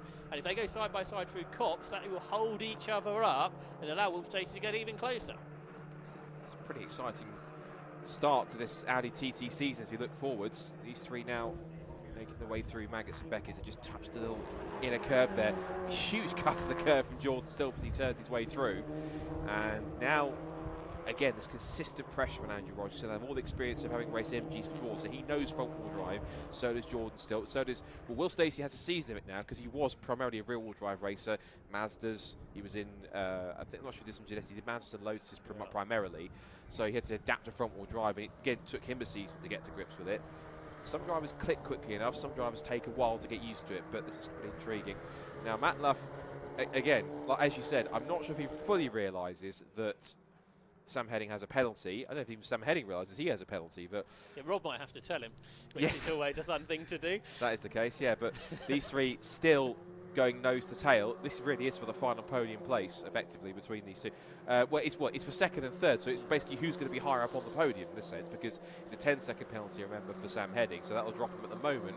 It'll drop him to 7th by the looks of it on the timing screen, unless the gaps change on this last lap, because he's just ahead of Ross Macker, but they need to come across the line into the arena section for the last time. And again, Heading's defending like he doesn't know he has a penalty. Yeah, So if he knew, he doesn't really want to get held up by defending, does he? He wants to go as quickly as he can and try and gain some positions on that time. But it's all out to try and win the race on the road at the very least between Sam Heading and Matt Luff, and who knows who's going to finish behind them, because Stilp, Rogerson and Stacey are as close to one another as they ever have been down into Brooklands Corner. Matt Luff not attacking so much now. Yeah, he's backed off, so perhaps he all of a sudden does realise what's happening, because there's not a challenge into Brooklands for the final time. So Matt Luff is going to win the opening round of the Demon Tweaks Audi TT Cup Championship for 2025, although it's going to be Sam Heading who takes the checkered flag first. But an out of position start, a small mistake really, is going to cost Sam Heading the victory. Matt Luff wins then the actual race, but who's going to come home second? And they were absolutely together. It was Jordan Stilp, but Will Stacey took third from Andrew Rogerson right at the end. Cole Swift will be classified 5th. Sam Heading with a penalty is 6th. Ross McCarr gets the better of Luke Handley on the final lap to get 7th. 9th went the way of David Robin. Problems on the final lap for Jonathan Williams, the driver who was at the back front of that long-term battle. And he was leading the Masters category also. That might actually give the Masters win to Patrick Booth in the end. And I wonder if there's the car that's smoking come across the line had something to do with that, because that's that's a different car. That's Mike Harris going into the complex. But the car that came across the line, I think, was... I would say it was a 33. It was a pink Audi TT. I wasn't quite sure exactly who was driving that, but a pink Audi TT. Daniel Budd lost some places, but he was a bit further back, wasn't he? So yeah, but he was around there, wasn't he? He was slightly slower last lap. But yeah, a bit of a schmozzle behind. Oh, there it is. What number is it? 211. So it's Ruby Smith, isn't it? So she came home 15th, which I think probably her best result. It's one of her best results. Yeah, she's the daughter of last year's Masters winner Sean Smith. Who in this points, and he was quite high up in the top 10, so good to see that Ruby's continued on for a second season in the series. Yeah, coached by Jade Edwards, who I think's not able to be here. Slightly warmer in Australia, I suspect. Yes. But yes. Well, by this point, it should be fast asleep because it's running from about 3 or 4 o'clock in the morning, getting ready for the Grand Prix tomorrow. Still much warmer though. Yes. But good opening round to the Demon Tweaks Audi TT Championship here at Silverstone. It may be chilly, but the on-circuit action was certainly hot in that opening round of the championship. The results actually won't necessarily show that, because it's a 5.6 second victory for Matt Luff because of the penalties and the battles that were going on behind. But everybody that watched that will have seen the great race that we just witnessed, and more of that to come tomorrow as well. 2 races for the Demon Tweaks Audi TT Cup Championship here at Silverstone. So 72, Matt Luff, the race winner after 7 laps of racing. 17 minutes we got. We advertised 15. We gave you 2 more minutes of racing in the Demon Tweaks Audi TT Cup Championship. Second, returning to racing, was number 92 Jordan Stilp after a race-long battle with Andrew Rogerson. But Will Stacey got between them. He came home 3rd. Cole Swift recovering after a poor qualifying session this morning with track limit issues. He came home 5th. Sam Heading, he won on the road, but in the end only classified in 6th. 7th went the way of Ross McCarr, and 8th for Luke Handley. 9th was David Robb, and Joe Weaver completed the top 10. 11th, another driver penalised was Jason Pelosi. He lost a couple of positions due to another out of position start. Sam Meager was 12th, and 13th Oliver Divine King. 14th was Daniel Budd. You can see that on your screens now, the full results. 15th after that last lap incident for Ruby Smith, but she came home inside the top 15. 16th was Ben Taylor. Winning the masterclass in 17th was Patrick Booth. After that problem for Jonathan Williams, where he did not get home. 18th went the way of Luke Jennings. 19th for Paul Savage. And then completing the top 20 was James Blake, and he was 3rd in the Masters behind Paul Savage. In the pit lane at the end was Mike Harris, and the final finisher in 22nd place was David Richardson. So more from the Demon Tweaks Audi TT Cup Championship tomorrow. And now we can head down with our race winners to Rob Lewis.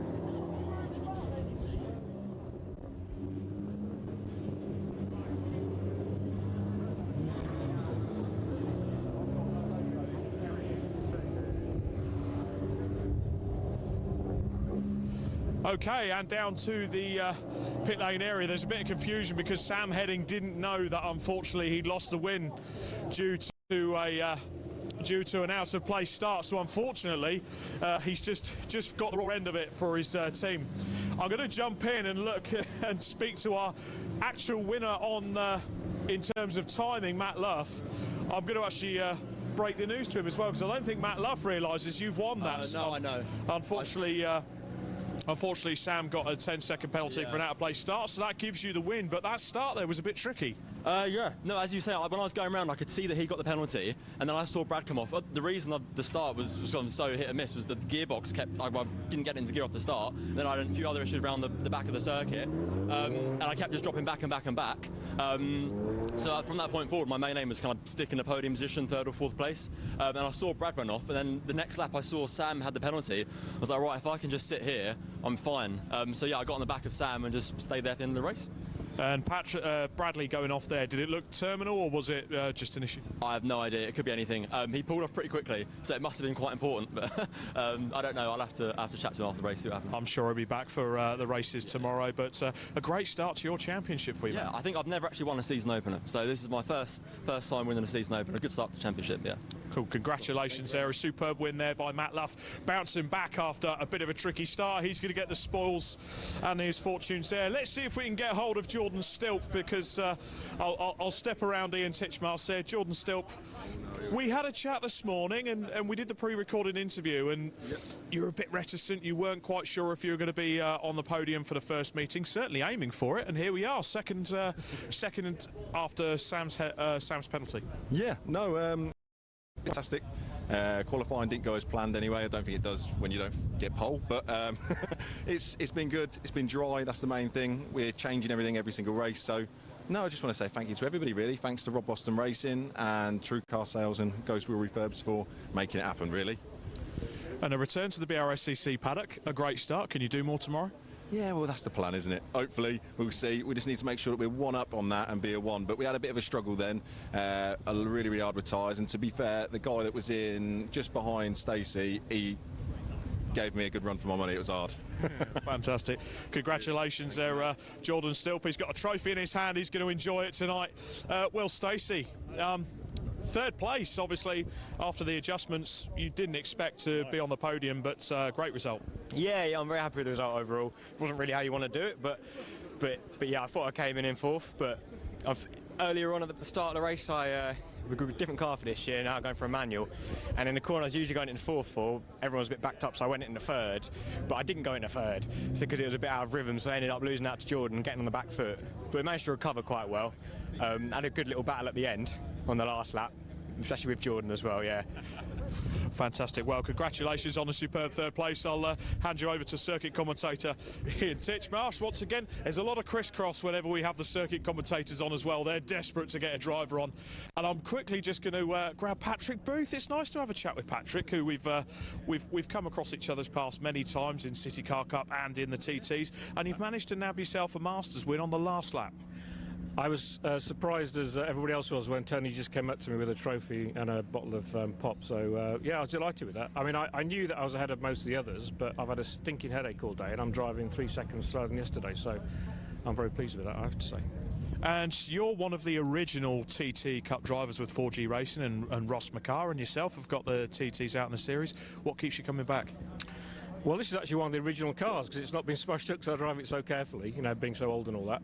But no, it keeps coming back. It's a fantastic series. These cars are ultimately super competitive cars. The 4G team's a great team to race with. We've got Ross and Sam. We've got 3 very different drivers. So trying to work out analysis between cars is hard work because we all drive so differently. But no, I wouldn't miss this series. It's the best I could choose to race in any Clubman series, I guess, in the UK. And to be honest, this is the best one. So hopefully we'll go on to better things tomorrow, though. Fantastic. Well, congratulations on a superb Masters win there for Patrick Booth. And that rounds out the TT podium there. Apologies if you did hear any blue language there. Unfortunately, Sam Heading a little bit miffed at getting the 10-second penalty, but I'm sure he'll have the fire in his belly and he will come back and fighting fit, ready tomorrow. We've got 2 races left, and it's time for the debut of the Brscc Pro Sport Sprint. I don't know about you, Scott Woodwist and Josh Barrett. I can't wait to see this lot hit the track. You are not wrong. As you mentioned, history about to be made as John Seale's Lamborghini Huracan leads the field out for the first ever Brscc Pro Sports Sprint Series race. So, just for those who need a reminder or an education of what is Brscc Pro Sports Sprint? Well, quite simply, it's a brand new series, obviously, but this is mainly for more high-performance cars. The Brscc didn't really quite have a series that fit in cars that couldn't quite fit the regulations of Club Sport or SuperSport or anything that was more powerful, like a GT machine or a purpose-built race car or a touring car of that ilk. So a new series was created. There was some interest and demand from potential racers that wanted to come into the mix. So the Pro Sport Sprint Series has been created. It is a 20-minute sprint race format.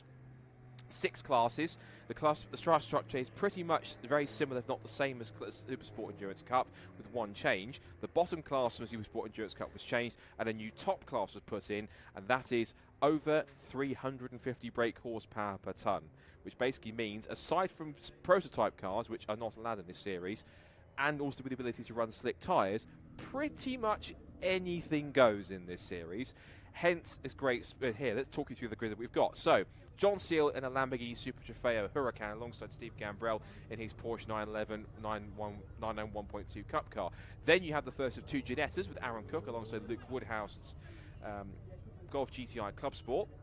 Jazz Saprit in a relatively new build BMW M3 that was racing in Britcar last season. He will start on the 3rd row of the grid alongside Simon Major in his Seat Cupra TCR car Gen 1. Then the second Ginetta of former BMW Combat Cup racer David May. He's alongside Hayden Payne in the rather rapid Ariel Atom Cup car. Then we've got a handful of Fiesta SU240 entries, so getting a bit of a pre-season run out here at Silverstone GP before they make their first appearance in the championship at Zesterton next month, alongside Maggie Webster. It's Connor Blackburn and Maggie Webster, who is the younger sister of Albert Webster, looking pretty strong in that car. Then it's Marco Ricci and Christopher Blackburn. Ben Doherty, who's stepping up from Fiesta Juniors, as is Maggie Webster. Then Nick Sanderson in the Seat Leon Super Copper that regularly races in Classic VW Cup. And at the back of the grid, we've got former MX-5 champion and BC Cars team boss Brian Chandler in a Mazda MX-5 Mark IV race car. So, a good mixture of cars, Josh Barrett, to kick things off. And this really does give a nice, at least a little showcase as to pretty much anyone thinking about racing into the series and wondering what cars can race. Here's your first example of exactly what can and what is allowed to race, from an Ariel Atom to a Lamborghini Huracan, from a Mazda MX-5 to a Porsche Cup car. Within reason, apart from prototypes, pretty much anything goes. That's right, and 1 week ago here at Silverstone, we had a John Sill versus Steve Gambrell battle, and we've got it again. However, Steve Gambrell's Porsche looks very different, so it looks like it's been rewrapped from last week, quite remarkably. This is his third ever car race. He had his first car race at Old Park last year, was on the podium here on the International Circuit 1 week ago, and he's on the front row of this first ever Brscc Pro Sport Sprint. He's been Toro Verde, Julian Westwood's team, and he's been coached by Dan Lloyd, the Quick Fit British Touring Car Championship driver, alongside John Sill, who's done a lot more racing, it has to be said. He had his debut last week with the M-Tech team, thoroughly enjoyed that, so he's back again. His son's racing on the package as well, so all sorts of fits.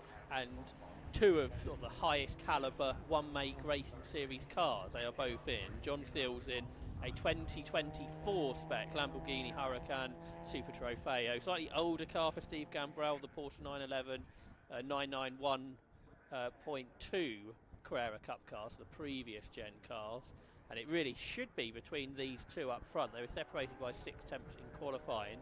But Aaron Cook, particularly on cold tyres on the opening lap, may be one to watch in the Ginetta Super Cup machine. Aaron Cook, a multiple Toyota champion, short oval champion as well. And oh dear, things have not gone well on the green flag lap for Nick Sanderson. The wheels are spinning away, so I think it has been a cold tyre moment for the Seat. It is a concrete wall there as well, which is hopefully he's missed that, but his wheels were spinning, so hopefully that means he was just trying to get off the damp grass, but that isn't quite, Scott, how we hoped the race would go before we even got to the green flag. Not quite. I don't want to say the words delayed start, although Nick Sanderson is out of the car, I'm afraid, so that might well be that they have to show delayed start and bring them onto the grid. I think it might have collected the concrete wall down there at Beckett, which it has. Difficult, and this is this point that we've been making all day. It is pretty chilly, and now we've got slick tyres. Trying to get slick tyres up to temperature, you have to work hard, and I wouldn't be surprised if those tyre marks are from Nick Sanderson's Seat that we could just see on our screen there. Tomorrow morning, when we go racing at 9 o'clock, I think it's going to be well in the minuses tonight. Those early races tomorrow morning are going to be difficult, I suspect. It's so strange that we are in England, how warm it was last weekend. It was 15-16 degrees here, which was a perfect way to go start the season. This is more the 6-7 degrees that we've got at Silverstone this weekend. This is more of a season opening weekend at Silverstone that everyone's come to expect. So the red flags are out as it's a rolling start to make sure everybody is aware that the race will not quite get underway when we hoped it might. This is why the Brscc got the afternoon underway ahead of schedule, so if there were any moments like this, we have some time to deal with it. It's just gone 4:30 here in the UK. It won't get dark till after 6, so we should be fine to have this race and the combined Mazda MX-5 Mark 1 race after this. Drivers still keen to get tyre temperature, even if they are going to have to come to a stop, which they may not be aware of at this stage. Luke Woodhouse has done a good job, hasn't he? Qualifying 4th in the Gulf. Not sure what spec Gulf if we know about that, Scott. I'd like to think that they know that there's not going to be a race start because they are going side by side at the front and the safety car lights have not gone out. So I do hope that they do know that's the case, because the race will not be getting underway. So they will have marshals there, I'm certain, to tell people that they need to kind of back off. And yeah, the safety car is leading the round. So I think hopefully they've got the message that the race is not starting yet, that they are under red flags. It's always tougher if you're towards the back of the grid, isn't it? Because you don't see that the safety car has stayed out. If there are hopefully red flags further around the circuit as well, which has brought their attention to that. John Sill returning to racing in the UK this year, because last year he raced in Europe. Coming back to the UK, I think he's going to race in a number of different categories just to go back to having racing fun again. He's raced in British GT, that's all quite serious. This is more about just bringing your car out, having a good time, driving a great car around a great circuit here at Silverstone. And the variety on this grid, as you mentioned, Scott, is pretty immense. You've got the M3 behind. Jazz Sapro seems to race for every weekend that there's a race meeting on. In a BMW, which he owns about, I'm guessing, what, 572, I think, because he always comes out in a different BMW M3 of some kind every single time I see him. Yeah, this is a later generation car by the looks of it, isn't it? Something like an E92. And then he's got Simon Major alongside. Simon had originally entered in his ex-British GT Colin Blower Motorsport Vauxhall VX220, but as seems to be the case more often than not, he has switched to his much later Cupra. Of course, allowed to do so now that the Brscc has a sub-license to run Gen 1 TCR cars in Pro Sport Sprint, courtesy of Maximum Motorsport as they granted that license. So thank you to them for allowing those cars in. It's almost quite a menacing sight that you see with a safety car, but either side of them, sort of straddling either side, a Lamborghini Super Trofeo and a Porsche Cup car. That's the kind of stuff which I think was missing a little bit from Brscc at club level. So the fact we've got this new series that allows these kind of cars in, and hopefully what it does, if there's anyone that has a car like a Lamborghini Super Trofeo or a Porsche or an ex-GT3 or GT or current GT3 or GT4 car or a Gen 1 TCR car or a powerful car like the BMW, even a Caterham or an Aeronatum like that, or cars of similar ilk. As I say, the only cars not allowed in the series are prototypes and sports prototypes, things like sadly Radicals or Pragas, things like that. Sadly, unfortunately, are not eligible for this series. But the stuff that is eligible, there's plenty of cars here, so hopefully there are people watching the series or seeing it and thinking, I've got a car like that, I fancy a go in that, so that should be good. But sadly, one driver that's not going any further, at least for today, is Nick Sanderson, as his car has been hoisted onto the back of the recovery truck. And yeah, you can see there's some, it looks like he's rotated and hit the barrier right front corner first by the looks of it, and it's done some damage, but thankfully it doesn't look like it's substantial damage, so fingers crossed he can get that. It's a simple enough fix that car will be good to go from tomorrow morning. If it's suspension damage, it all depends if he's brought the parts with him, doesn't it? And yeah, it'd be a real shame if we don't see Nick out. Yeah, the right side's more damage than the left, isn't it? And it's smashed the glasses. Well, there's more damage to that car than I think we first thought, I'm afraid, Scott. Yeah. There's quite a bit of damage to the front right corner. So I wouldn't bet for him being here tomorrow racing, I don't think, I'm afraid. Because someone like Nick, I suspect, doesn't bring too many spare parts with him, not expecting to have a moment like that, because he's a very experienced driver. So sort of a strange problem to have on the green flag warming up lap, which we will try again. At this stage, 20 minutes is still on the clock. Good to see Brian Chandler there at the back in his left hooker, the Mazda MX-5 Global MX-5 Cup car that he's had for a couple of years or so now. It's just encouraging more Mark IVs out there, Scott. There are a few in this country, but good modern way to go Mazda MX-5 racing. Massively competitive and exciting championship in the United States for those cars. Sequential gearbox. And then you've got the Fiestas ahead, and they all are running within Class E, aren't they? The 5 Fiesta ST 240s. So that is potentially where the action's going to come from. Connor Blackburn the fastest by 0.4 of a second or so over Maggie Webster, who was on pole in the Fiesta Juniors here, wasn't she, at the end of last year, and making the leap straight into the ST240 Championship. And this initial qualifying pace suggests that she might be one to watch. I think if I'm right in saying her pole last year was not only the first ever female driver to take a pole in Fiesta Junior history. Again, I'm sure someone will correct me if I'm wrong on this, but I'm sure someone said it was the first ever junior pole full stop taken by a female driver, but you're shaking your head in disagreement. Sarah Moore won the Ginetta Junior Championship, so she must have got a pole. Or Alice Powell, she was a front runner in Ginetta's, so I'm sure they must have. At least Fiesta Juniors. Yeah, I saw a stat somewhere that suggested it was the first one in junior history, but I initially thought I don't know if that's quite true, but at least in Fiesta Junior history, she was the first ever female to take a pole in the championship, and rightfully so. And also, we should remind it was an outgoing car, but in the Mark 6 also, which is quite impressive on its swan song on its last race out, because of course from this year onwards, it's purely the current specification Mark 7 Fiesta Junior car that's on the grid. No more the ST150, which has served its purpose, and we've said a fond farewell to it, and now it's all Mark 7s on the grid. It's good to see, there's still graduates that have come up through the grid. I mean, particularly you look at two graduates on this grid, which is Maggie Webster and also Ben Doherty, who's been doing 2 years in the Fiesta Juniors. Now he's moving up into ST240. He will join, I'm sure, a few more graduates who've come up through the ranks that are staying around, and a few more that have come up through from Fiesta Juniors, showing that it is a good stepping stone to go up from from one Fiesta to another and from junior to senior level.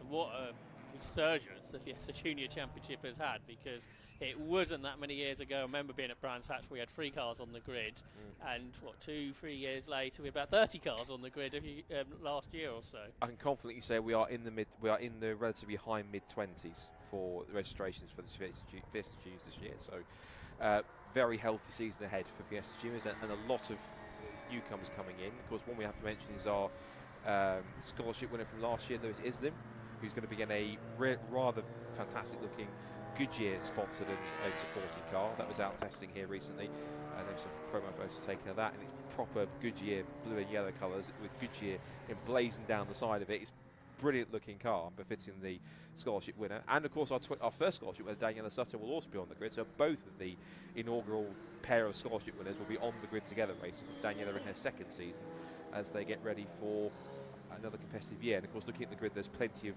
some incoming drivers and 1 or 2, I think, notable surnames that you'll see on the grid coming up as well. You'll see when the entry list comes out, some drivers that are coming that have names that you're familiar with in terms of surnames, so we'll wait and see how that plays out. Could that name have been on this programme at some stage? I can't confirm or deny. I shall leave you guessing. But in all seriousness, it's been a phenomenal effort. You're absolutely right. Back in 2019, there were some who, looking in hindsight now, wrongly suggested that the championship wasn't going to last long behind 2019.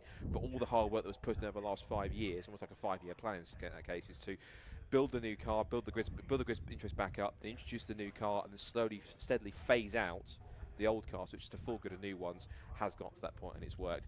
But that's Fiesta Juniors. This is Pro Sport Sprint. This is the first ever time we're going to see them underway and racing, and everyone has survived the formation that pretty healthily. Looks like that Golf that I mentioned, Luke Woodhouse, is an ex-area motorsport car that they developed for endurance racing. I think you're right. It did look quite familiar. It looks like a area motorsport breathed on or esque looking Golf. It's very familiar of club circles. There were quite a few Golfs that it might be the ex-Luke Handley car, actually. It's definitely area motorsport, because I can see the web address on the front splitter, so it's definitely one of those. Yeah, Luke Handley had one that didn't quite go how he hoped. I reckon it might be his old car, possibly. Yeah. There's a couple of them out there. Anyway, that's a very well-developed car to be up there with the Ginettas, ahead of the BMWs, and ahead of the TCR Cupra too. So very impressively driven as well by Luke Woodhouse this morning in qualifying. Definitely. So then, a Lamborghini and a Porsche will set off another piece of little history for the Brscc. The first ever Pro Sport Sprint Series. It is John Seal and Steve Gambrell who'll lead them away. We've got Lamborghinis, Porsches, Ginettas, and much more for 20 minutes of sprint racing. A rolling start to the line. Watch for the lights, because when they go out, the first ever Pro Sport Sprint Series race is go! And straight away from pole, as expected, it is John Sill who'll lead the charge down towards Copse Corner, with Steve Gambrell's Porsche holding firm in second place. Aaron Cook slots into third in the Ginetta, so first, second, third and fourth and fifth are pretty much all staying in grid order. Then you've got the Sapra BMW, Simon Major in the Cupra, and then just behind them you've got David May in what I think is one of the best looking cars on the grid, the blue, orange and white liveried 118 Rescue Ginetta G55. Out of Agus Beckett's and Chapel they go, but onto the pit back straight for the first time, and impressively a rematch from last weekend. It is Seal versus Gambrell. Those two cars pretty evenly matched down towards Stowe. That's right. Seal's super late on the brakes. So is he going to get the car stopped? The car was twitching around. He was telling me last weekend how much more difficult the Super Trofeo car is to drive compared to the GT3 machinery that he's used to. It's got a lot more power, but a lot less aero. You can see how tricky the car is to get slowed down, still on coldish, slick tyres. And Steve Gambrell and the Porsche, the rear engine car, dives up the inside through the second part of Club Corner and goes through. So Steve Gambrell in his third ever car race takes the lead away from John Sill, but Sill fights back down towards Abbey Corner. The Lamborghini on the inside, the Porsche on the outside, wheel-to-wheel racing in the Brscc Pro Sport Sprint. And some of the Fiestas weaving around, still trying to get some tyre temperature. Sill ahead, Gambrell to the inside into the hairpin at Village, back through. That's what the third change of position is in about 5 corners. Gambrell ahead of Sill. This is what we want. This is the kind of stuff you can see in this series. Porsche versus Lamborghini. We've been missing this kind of thing. Outside of anything like British GT, this is exactly what we've been looking for at club level. And these two cars, I'm sure, are going to be pretty evenly matched, and they'll have their own strengths and weaknesses. So it's the vastly experienced John Seal. He might be a little later on the brakes, but Gambrell's got him covered. Are you sure it's his only third race? Because he's raced like he's done it for a while. Well, exactly. That's what was such a shock last week.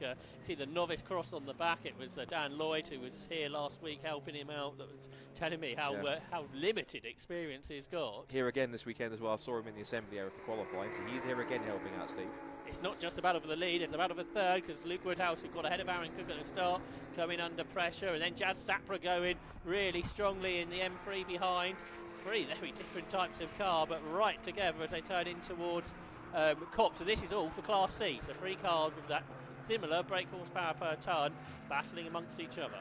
You're absolutely right. 3 very different cars you couldn't wish to see. A tuned-up front-wheel drive Volkswagen Golf, a big front-engined Jetta GT car, and you've then got a front-engine rear-wheel drive BMW M3 Saloon. 3 very different cars, but all because the power-to-weight ratio kept very evenly matched. Again, that's the ethos about it, another similar series. Within reason, it doesn't matter what you have. If it fits with the power-to-weight ratio, you've got, in whatever class you're in, you've got someone to race with. And so this is probably a very rare series where you'll find a Golf ahead of a Ginetta and a BMW G55 and a BMW M3, because it is that powerful. So impressive stuff already, and these guys are actually having a pretty good scrap. So these 5 cars are already starting to characterise the kind of cars that you can have in this race and the kind of racing that's there. Yes, it's only the 2nd or 3rd lap, but it's still great fun, and they're putting on quite a good show so early in the race. That's right. I'm not really sure what Luke Woodhouse's background is, but he's driving that car really well ahead of the former Toyota champion Aaron Cook. There's the Atom. There was one make series for those a few years ago. So if you've got one of those in your garage, how about bringing it out in this? And then the Fiestas, and it's Maggie Webster to the front of Class E. So we said that she's going to be one to watch this season, and using this as a great, although particularly not a great track limits there, a great sort of shakedown race in these slick, short Fiesta ST240s ahead of Connor Blackburn. I was talking to her mother Annabelle in the assembly area, and she was saying that her and her brother, who was the champion ST240s in 2023, Albert Webster, they ran out testing, and Albert, it was on a busy track day in terms of context, but Albert set a quick lap time, Maggie beat it, he set another lap time, Maggie beat it, and you went really out to get a good lap, and she beat that as well. So she seems to be really suiting this turbo car. It seems to be really helping, and the progress she made to even go as fast as she did to get pole and get on get a podium in a class win that she did was pretty impressive. So I think using this extra race here in Pro Sport as a bit of an early season run out before Snetterton, it's showing that even though she didn't qualify fast at the Fiestas, she's got pace. Absolutely right. Aaron Cook's taken 3rd, and Steve Gambrella's gone 2 seconds faster than he went in qualifying this morning, a 2 minutes 6.789. So as he gets more experience, he's really flying in that Porsche Cup car. The Maggie Webster Class E leading Fiesta now coming under pressure from Connor Blackburn through Woodcote Corner. The Fiesta ST240 Championship, that's really coming on strong over the last few years as well with these new model machines, and this is just a small glimpse into the season opener, what's that, 3 weeks time at Snetterton. But we don't know where to look in this opening Pro Sport sprint, because there's battles absolutely everywhere. For 4th place, Jazz Sapra is trying to draw up alongside Luke Woodhouse. Oh, he just got squeezed out there, so he had to give way. Woodhouse then in 4th in the Golf, just ahead of Jazz Sapra. I don't think he quite appreciated being squeezed out, because he was very aggressively angled his car towards the apex of Vale in that sense. He's now going to head down towards Abbey Corner. But again, the Jets not getting away like massively quickly. I mean, the last lap times we saw them across, it was a 2:14.6 for Cook, 2:15.5 for Woodhouse, 2:15.3 for Sapra. Luke Woodhouse is a time attack champion, so this might be his first ever circuit race. Obviously used to driving quickly, but with other cars around him in battle, a little bit of a different ethos. He was the 2-wheel drive time attack champion last year, apparently, so having a good first outing here, having this battle with Jazz Sapra, who's done a million races in comparison. Down the Wellington Straight into Brooklands they come for lap 3 of this 20-minute race. Leaders go across the line. Another lap in the 6s for Gambrell. It is really impressive for Steve Gambrell here in his 3rd ever car race. And when I asked him last week, what sort of, is this a plan to go on to something else, he wasn't really giving anything away. But with having Toro Verdi running the car and having Dan Lloyd coaching him, you kind of wonder that there might be some higher level racing to come. And that's a great team, Toro Verde. They've got, you know, GT experience, of course, and they used to run, right? So they used to run Ferraris. Slightly different team, but they run slightly different team. But they run Carrera Cup, GB Carrera cars. Cup, yes, and they're quite an experienced team in that sense. These two Fiestas might be giving us a small preview of what we could expect this year, because this is now Mackie Webster three-wheeling it. Look at that, just cocks a wheel into the left-hander at Brooklands. This is how stiffly sprung these cars are, but a great defence up the inside to hold the pass into Brooklands, then Luffield. So Maggie Webb's not just got pace, but racecraft too. This is really impressive stuff for Maggie. And pushing hard as Connor presses. And Connor was one of the most impressive drivers that came up through the club class initially, and even got an overall podium in his first season. And moved into the pro class and had a steady rate of progress. But now as they come up towards Copse Corner, he's now really using this, as are a few other drivers in the mix. I think all five, if not, we were supposed to have 6 Fiestas, because John Cooper was also here. As there's been a change for third place. I'll finish that point in a second, because Luke Woodhouse has not only caught Aaron Cook, but he's passed him. So a mistake, I think, for Cook potentially has put him behind the Luke Woodhouse Volkswagen Golf. So now it's front-wheel drive Golf versus rear-wheel drive front-engine Ginetta. Again, two very different cars, but again, evenly matched in a very tight battle for a podium place. That's right, great stuff. And two drivers of such different backgrounds, one from time attack, one from short ovals, and then into one make racing. But they come together in very different ways, getting here to Silverstone, having this great battle. Aaron Cook all over the back of Luke Woodhouse as they exit the loop sequence, and then accelerating, going up the gears through the left-hand kink onto the Wellington Straight. The Golf perhaps a little bit more powerful, just drawing away there from Aaron Cook in a straight line. But yeah, Cook, a multiple champion, he's got his work cut out if he's going to win Class C today. In club racing, wonderful. Absolutely, the mix right. that you get with all this sort of stuff. It's fantastic. This is one of those series that brings like a melting pot of these different kinds of cars and skill levels. It's fantastic. The point I was going to make as we watch this is that John Cooper was meant to be the 6th Fiesta, but he had some mechanical issues that unfortunately forced him to have to withdraw from the event. So he would have been the 6th Fiesta ST240, but all the cars coming through from the JRW Motorsport team, which is run by former multiple Fiesta champion Jamie White, at least in class he has been. And of course they've got 5 cars out this weekend. They've got Connor and I think that's his dad, Christopher Blackburn, if I'm correct. Also Marco Ricci and Ben Doty, who's moved up as well. Marco Ricci, who some might remember, unfortunately, from one of the moments of the past couple of seasons, was his car tumbling through the air at Snetterton after he got loose after a bit of contact. What might get loose here is the back end of Luke Woodhouse, because he's now being chased pretty hard by Aaron Cook, who I think I'd say, Josh, kind of wants that 3rd place back on the approach to Stowe. That's right, he was all over the back through Beckett's, where Woodhouse got a bit sideways. Golf just seems to have a little bit more straight line speed, but the Ginetta with all the aero, the ex-Super Cup car, now darts to the inside, down towards the Vale, but Woodhouse has that one covered. Gambrell's done another fastest lap, by the way, a 6.6. I'll come back to that point in a minute, because Aaron Cook's on the inside line through Club Corner, and he goes through back into 3rd place. But Woodhouse has a bit more straight line speed, so here look back to the inside for Abbey Corner.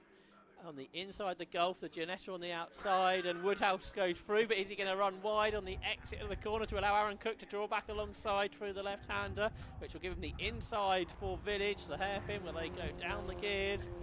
And this could all allow Jazz Sapra to have a go, but Aaron Cook, yeah, back in front. But yeah, that lap time of Steve Gambrell is just 2 seconds off the Carrera Cup GB lap record round here, when the same spec of cars supported the World Endurance Championship, and that was Dan Harper, the BMW now factory driver.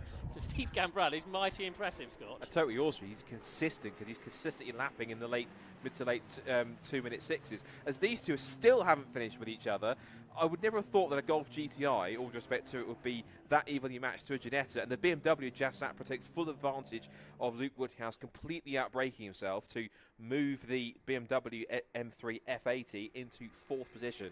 But these three, again, seem to have the pace where they're all together.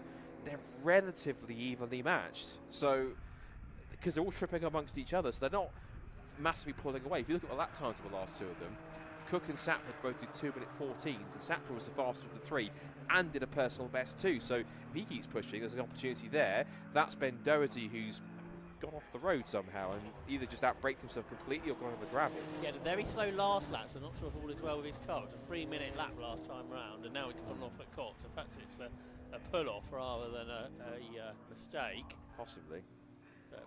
Good to get the Gremlins out the way ahead of the opening round of the season, I guess. There's John Seale's Lamborghini Huracan Super Trofeo. Get an example of some of the challenge cars. We need to complete the set. We're missing a Ferrari challenge car here. We're missing a 488 or a 456 or something. Well, there's some of them around, so you have to do Yes. some phone calls in the week, Scott, and get them out for the next round. Well, particularly now they've moved on to the 296. Yeah. I'm sure there's some 488s knocking around that someone has in the garage they can pick up. One thing I was going to mention about the Ariel Atom, I learnt a couple of things from that from Andrew Payne, who's Hayden's father and also the series coordinator. One is that car is running on road tyres this weekend, so it's not as quick as maybe some would anticipate it could or might be, and also because being quite cold, it'd be limited for grip, but it's obviously still quite fast anyway. The other thing I should mention is that apparently that car is an ex-Racer Champions car, apparently.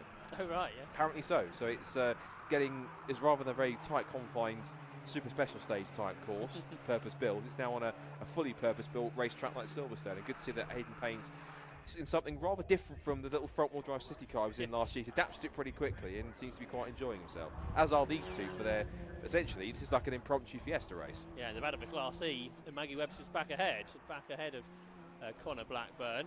They've both done a 2-minute 30 through Chapel Curve onto the Hanger Straight. They go in the tow is Blackburn. These are cars I think run by JRW Motorsport, making the most of this opportunity to race on the Silverstone Grand Prix circuit. Hard on the brakes into Stowe, a bit wide is Maggie Webster here, so that's going to give Connor Blackburn the chance to come around the outside into the Vale. Late on the brakes is Webster. You can see the hazard lights going, so hard on the brakes is she, and she's back ahead then in that jellyfish liveried car. They're shortly about to be lapped by Steve Gambrell. That is something that shouldn't happen in the Fiesta ST240 Championship race unless something goes very wrong. Particularly because it don't allow Porsches. So there's something... A key regulation. Unless there's a horrendous oversight, I'm not quite sure that what's about to happen here is going to happen again. It's going to briefly break up the fight between Webster and Blackburn because, of course, he'll be in the way, but he will power his way past, and once he's done, he'll be like, right, out the way, off you go. You can carry on your duel now for the Class E lead. And Maggie Webster can Webster's not.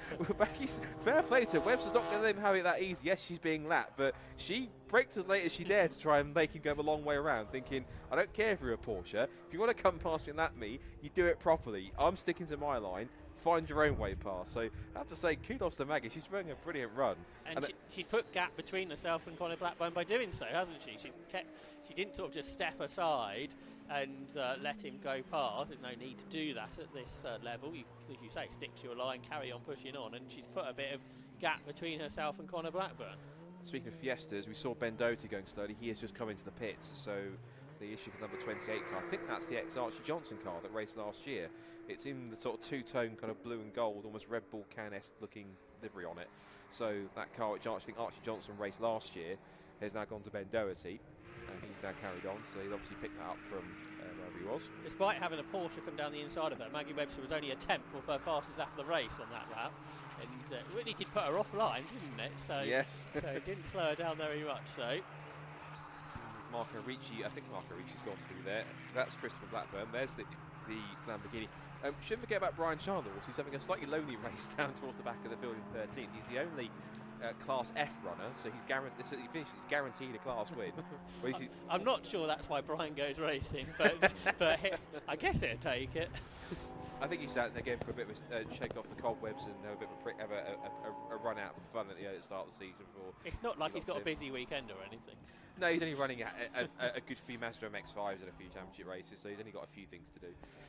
Last week, John Still said to me he was a bit alarmed by the catching speeds in the Classic Sports Car Club race. I suspect that the catching speeds might be even more alarming today. But there's not that many cars that are that much of a different pace advantage, I'm guessing, compared to the other stuff that was in the race he was in last weekend. There was some sort of similar, but the thing is, it's a much longer track here, so you haven't got to worry about the traffic as often, but still, it's something he doesn't have to deal with as often in other categories he's raced in. Yeah, that was the international circuit last weekend, wasn't it? That's so right, and a long pit stop race. He was with Jamie Stanley on that occasion as well. We've talked at Maggie too much. She's been given a 5-second time penalty for track limits. Oh, Maggie, what have you done? No, so that's I think we've collectively put the commentator's curse on it because she's been given a 5-second penalty. That's just Sapra. He's lost. He's on the infield roads. Well, it looks like he's had some kind of an issue, but he decided he wants to go back to the paddock directly. It's not quite the direction you need to go. 3 minutes left, so it basically means now that Luke Woodhouse is going to be unchallenged for for second place in class and fourth overall from where he is, and everyone else moves up one as a result of that. They were very close at the line, so hopefully nothing went wrong at Cox Corner between Jazz Sapra and Luke Woodhouse. Hopefully Luke's still going. We'll check that at the end of the lap. Here's the Lamborghini Huracan Super Trofeo 2024 car, so one of the latest generation of the Super Trofeo, something like 625 brake horsepower, I think. More powerful than GT3 machinery. He does like his Lamborghinis, John, so because he has done racing before in other series in a GT3 spec Lamborghini before, so he's quite a fan of his Lamborghinis. I did British GT a few years ago. Usually with Jamie Stanley, but Abby Eaton's had a couple of goes with him as well. Now this is interesting. Maggie Webster has now decided to, well, she's 2 seconds ahead of Conor Blackburn, but she's pulled that gap out. It was quite close. So she's just done a 2:30.0, which is quicker than she went in qualifying this morning. So that's one of the reasons why she's pulling away. She's 2 seconds ahead. She's got a 5-second penalty, but she needs to pull away a bit more if she's going to get the class win. Yeah, she really needs a mistake for Conor, really. At least him losing some time if he gets lap burning in the faster cars, like some of the cars that are chasing, including Aaron Cook, who, again, it's as nice as that car looks, I'm afraid he's been beaten in the livery competition by David May, because his car, I just prefer it a little bit more. But that car still looks quite nice and tidy in its white, blue and red uniform. Yeah, Aaron's done a little bit of racing in this car. He did the Silverstone Festival last year, I think, in the Masters race, and I think a bit of CSCC, but this is a good opportunity to give it more outings with the BRSCC's new Pro Sport Sprint. Running on slick tyres, G55, which I guess are getting on for being a decade or so old now, remarkably. This generation of Super Cup spec. Of course, they're now on the G56 spec now, which is sports quite a thumping V8 in the front of it, which is quite nice. Speaking of thumping, this man is practically thumping the competition, Steve Gambrell.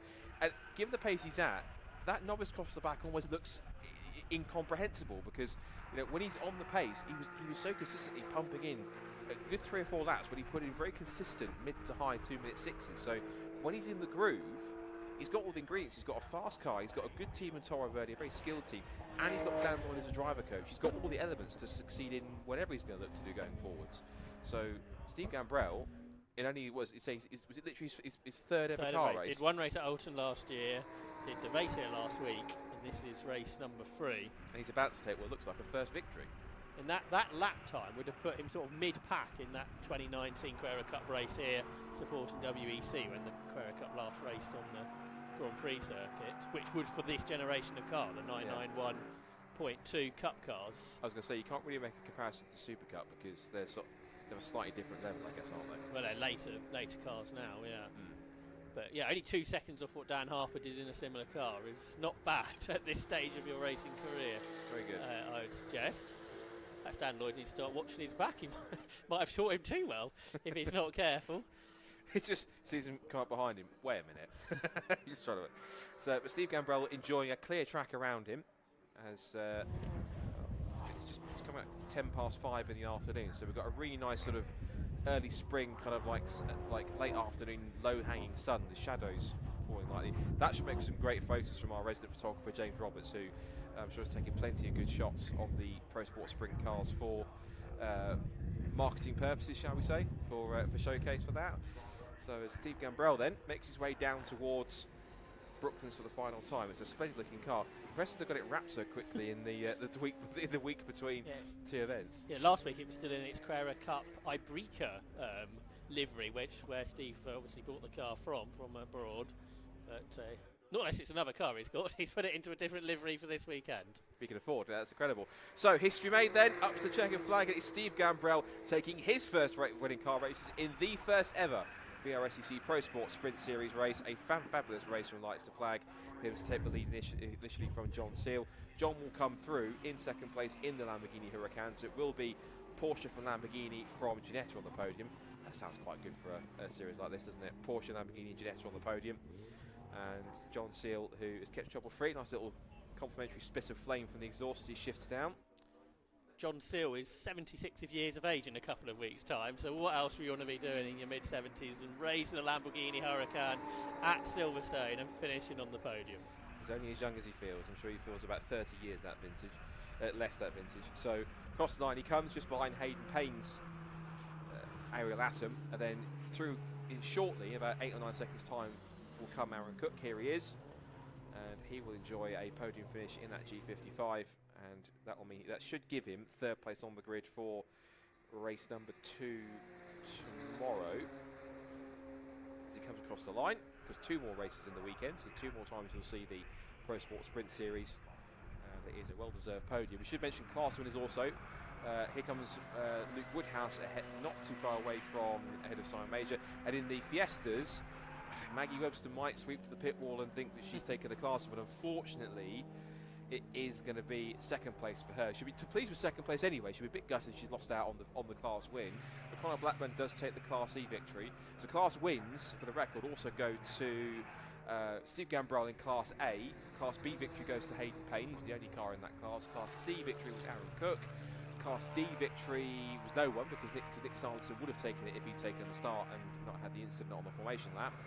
And then Class E victory goes to Connor Blackburn in the Fiesta, and of course Brian Charlie, as you see there, was the only sole Class F runner, so he'll come across the line safe and sound in 11th. And I think as an initial showcase, we had some good little battles, showing the variety of cars in the field. I think you can call that first race on a number of fronts a success. That's a good start to the series, and hopefully that is a nice foundation and the building blocks for how the season will progress with more and more cars. If you've got a car like this, you can come and race it. If you've got a Porsche Cup car, a Lamborghini, and Harry Latham, occasion that was entered and had to be withdrawn sadly due to issues for that car, a Gen 1 TCR car thanks to the sub-license. If you've got older specification Genettas, not current ones, G55 backwards, you can race in it. Other high-performance cars like BMW M3s or Lotus Elise or cars of that ilk, unless it's a sports prototype or a prototype, which is sadly not allowed, within reason, anything else is permitted. So if you've got a kind of car that you want a place to race in it and hasn't got anything that fits the restrictions and just wants a good solid 20-minute sprint race, Pro Sport Sprint is your answer. So I'm going to go and take a quick couple of pictures before the last race of the weekend. So Josh, run us through the first finishing order of our first ever Pro Sport Sprint race. And it was a Steve Gambrell then who took the victory by 36 seconds. A remarkably super performance from Steve. John Seal came home 2nd ahead of Aaron Cook, who was a class winner. Luke Woodhouse went well to come home 4th ahead of Simon Major and David May. 7th was the Hayden Payne driven aerial atom, who won Class B. The Class E Fiesta battle went the way of Connor Blackburn after a penalty for Maggie Webster. And completing the top 10, Christopher Blackburn came home 10th, and Brian Chandler, the last finisher, winning in Class F. Getting ready to speak to our race winners will be Rob Lewis. He will firstly speak, we think, to Steve Gambrell, the first ever winner of a Brscc Pro Sport Sprint here at Silverstone. So down to Rob we go. So our overall winner and Class A winner, Steve Gambrell. Fantastic result there. Is it my understanding you've got this car wrapped this week? This week, 2 days ago. So lastminute.com, but yeah, the guys made it happen, Toro Verde. So yeah, they got the car here. Looks great, right? Does look very good and very well driven by yourself. Nice consistent lap times. Thanks, yeah. It was just a case of, you know, having a little battle with John Seal at the start, which was quite fun. He has the outline speed. But yeah, great car for the corners. So yeah, just, you know, getting out front, getting in the zone and sticking with it. Fantastic. Well, great result there, and great our first winner of the Pro Sport Sprint there. That's Steve Gambrell. We'll hopefully see some more from him tomorrow. This is our Class B winner there, Hayden Payne. Unfortunately, he's the only entrant to Class B, so we'll overlook him for the moment there. But Aaron Cook, great class win there in Class C in the Ginetta. I've got to ask though, could you believe it when you saw you were dicing with a Golf GTI? No, that was good. I had a few issues on the warm-up lap. I had a warning come up and the engine died twice. So I thought we weren't going to get the start. I had no tyre warming at all because I just was trying to get the thing running. And yeah, they got me off the start. They're really quick in a straight line, and we got a bit more grip around the corners. So I got a little bit of a, not say a gap, but I got past early on in the race, and I thought I don't want to just drive off and be sitting by myself all race, so let's drop back in and have a bit of a scrap, and yeah, that's what we did. I mean, say the two guys raced great, we were dicing around, and hopefully more of that tomorrow. Definitely more of that tomorrow. And Pro Sport Sprint as a format, you're literally fighting with everything and anything. You had Jazz Sapra in there as well, so it kind of puts lots of cars into the mix. Yeah, that's good. That's exactly what we want. I mean, no one wants to be just driving around by themselves, and especially in this sort of format, it'll work out well. So if they get some more numbers as well, and some more like Ginetta cars and some BMWs and obviously like the TCR cars, then hopefully we'll have like some real big pack racing for 20 minutes. And yeah, hopefully tomorrow we can have a bit of a longer scrap. But yeah, we're 20 minutes from start to finish. Fighting the whole way would be great. Fantastic. Well, congratulations on the class win there. That's Aaron Cook. Let's go over and have a look at the Fiesta contingent. I can hear cars going out on circuit for the Mazdas, but they'll take a bit to grid. Let's be honest, it's about 50 odd. Mr. Blackburn. Yes. Conor Blackburn, fantastic result. Are you kind of using this as a bit of a test before you go out and Fiesta racing this year? Yeah, so we have our actual race for the Fiestas at the start of April, and this is just, you know, getting back into it. It's been a long winter. Yeah, and just making sure the car's all right for all of that. Some great dicing out there amongst the Fiestas, though. Yeah, me and Maggie had a really good race, especially for her. You know, just starting this is kind of her first race in these cars, so it should be quite good when we get into the actual 240 championship. Fantastic, and you've started off the year right with a class win. Yeah, it's good, yeah. No more to say, really, I don't know, yeah.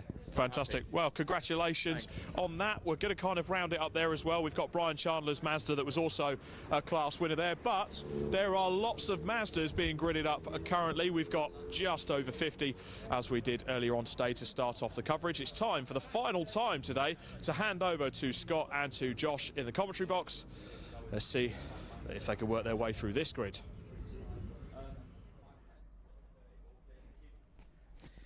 Can they indeed? Well, this should be a pretty fascinating prospect for our final race of the day, and it's going to be a grid set by the results of race number 1. So, Ali Bray, the winner from race number 1, takes the pole position alongside Steve Foden on the front row of the grid from Adam Sparrow and Richard Wooten.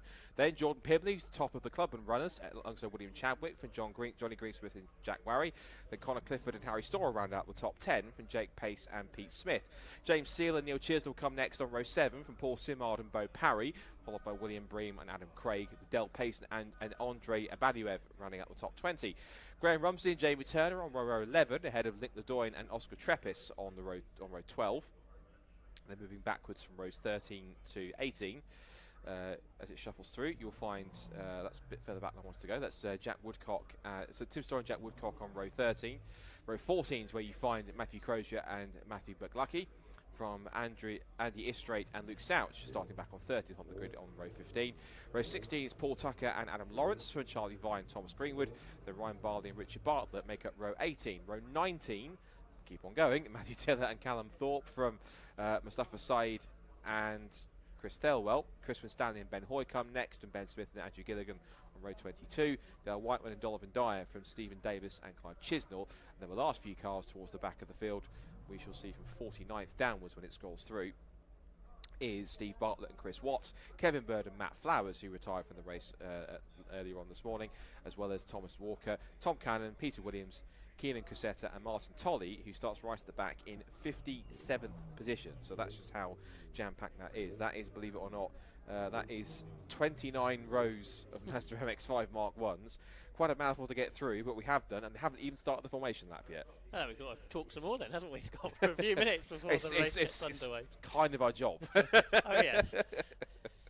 And if we think back, what was it, 5 hours, 6 hours ago to that opening race on our programme, it was Ali Bray who led every single lap, but not by very much, and Steve Foden, Adam Sparrow, Richard Wooten, Jordan Pimbley, who were all up there.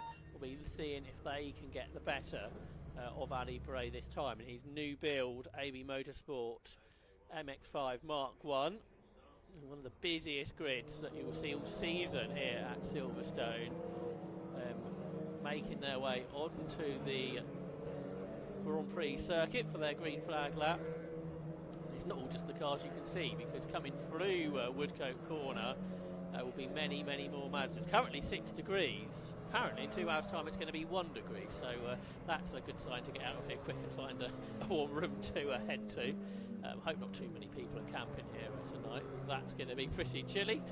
That is for sure. But a great to be here in the sunshine. It could be a lot worse, couldn't it? It could be snowing, to be quite honest.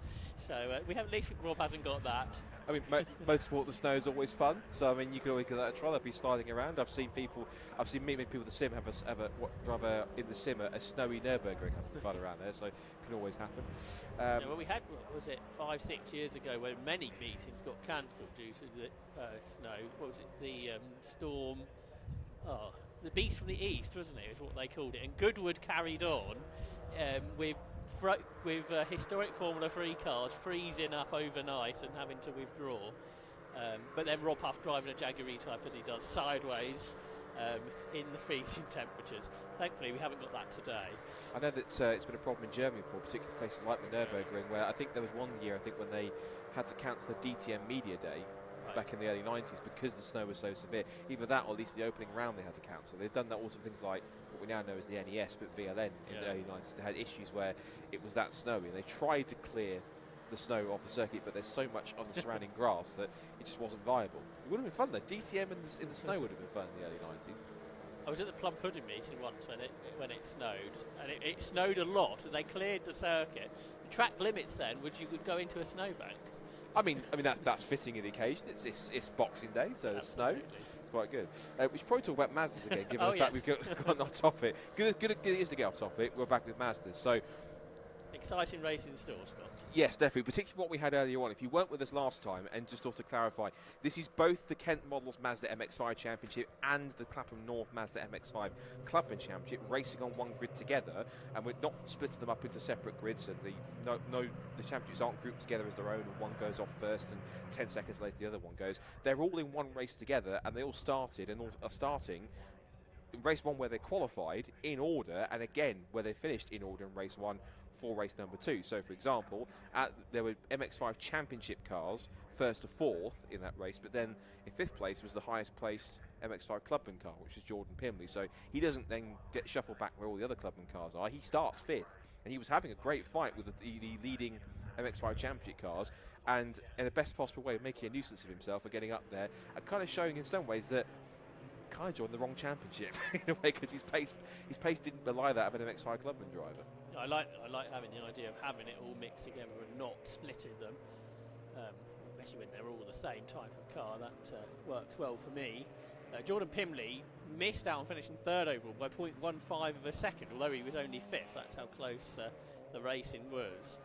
We'll have to watch from some people from the back who didn't finish or had problems in the earlier race. Clive Chisnell should be pretty quick, shouldn't he? And Matt Flowers. Tom Walker, of course, who had a good debut until he ended up in the gravel.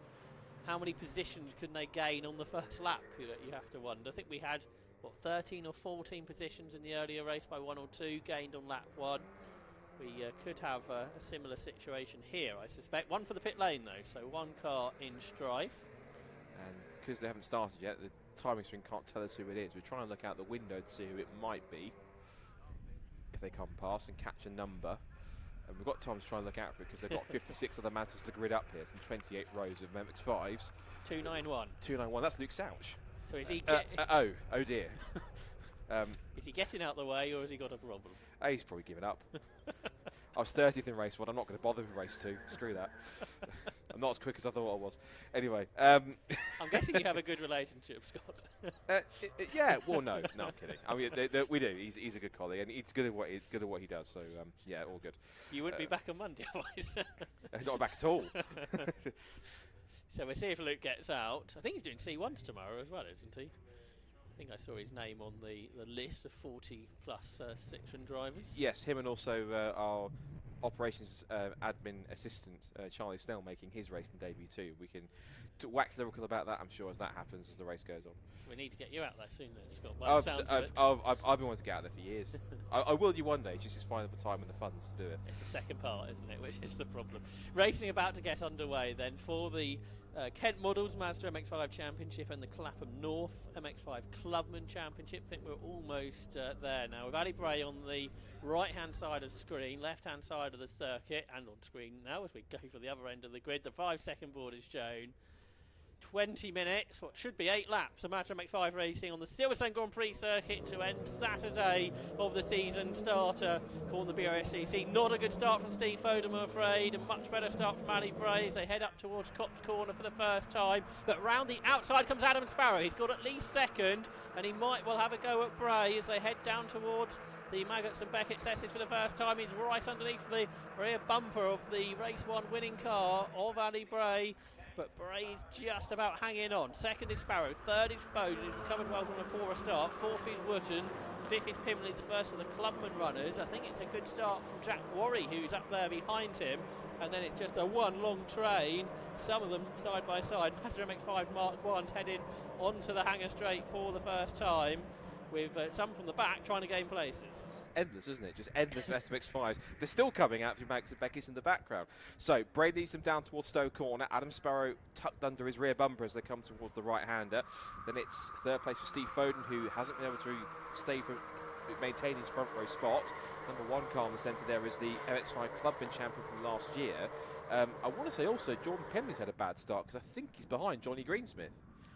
Richard Wooten's 4th. Yeah, he's about 7th or 8th, so a poor start for Jordan Pimley. Has seen him lose out to Johnny Greensmith. They're all locking up. That's Graham Rumsey locking up in the background in car 45, and that new freshly sort of wrapped two-tone livery on that number 45 car. That's the cleanest that car will look all season. I don't say that. I say that. I say that jokingly, but.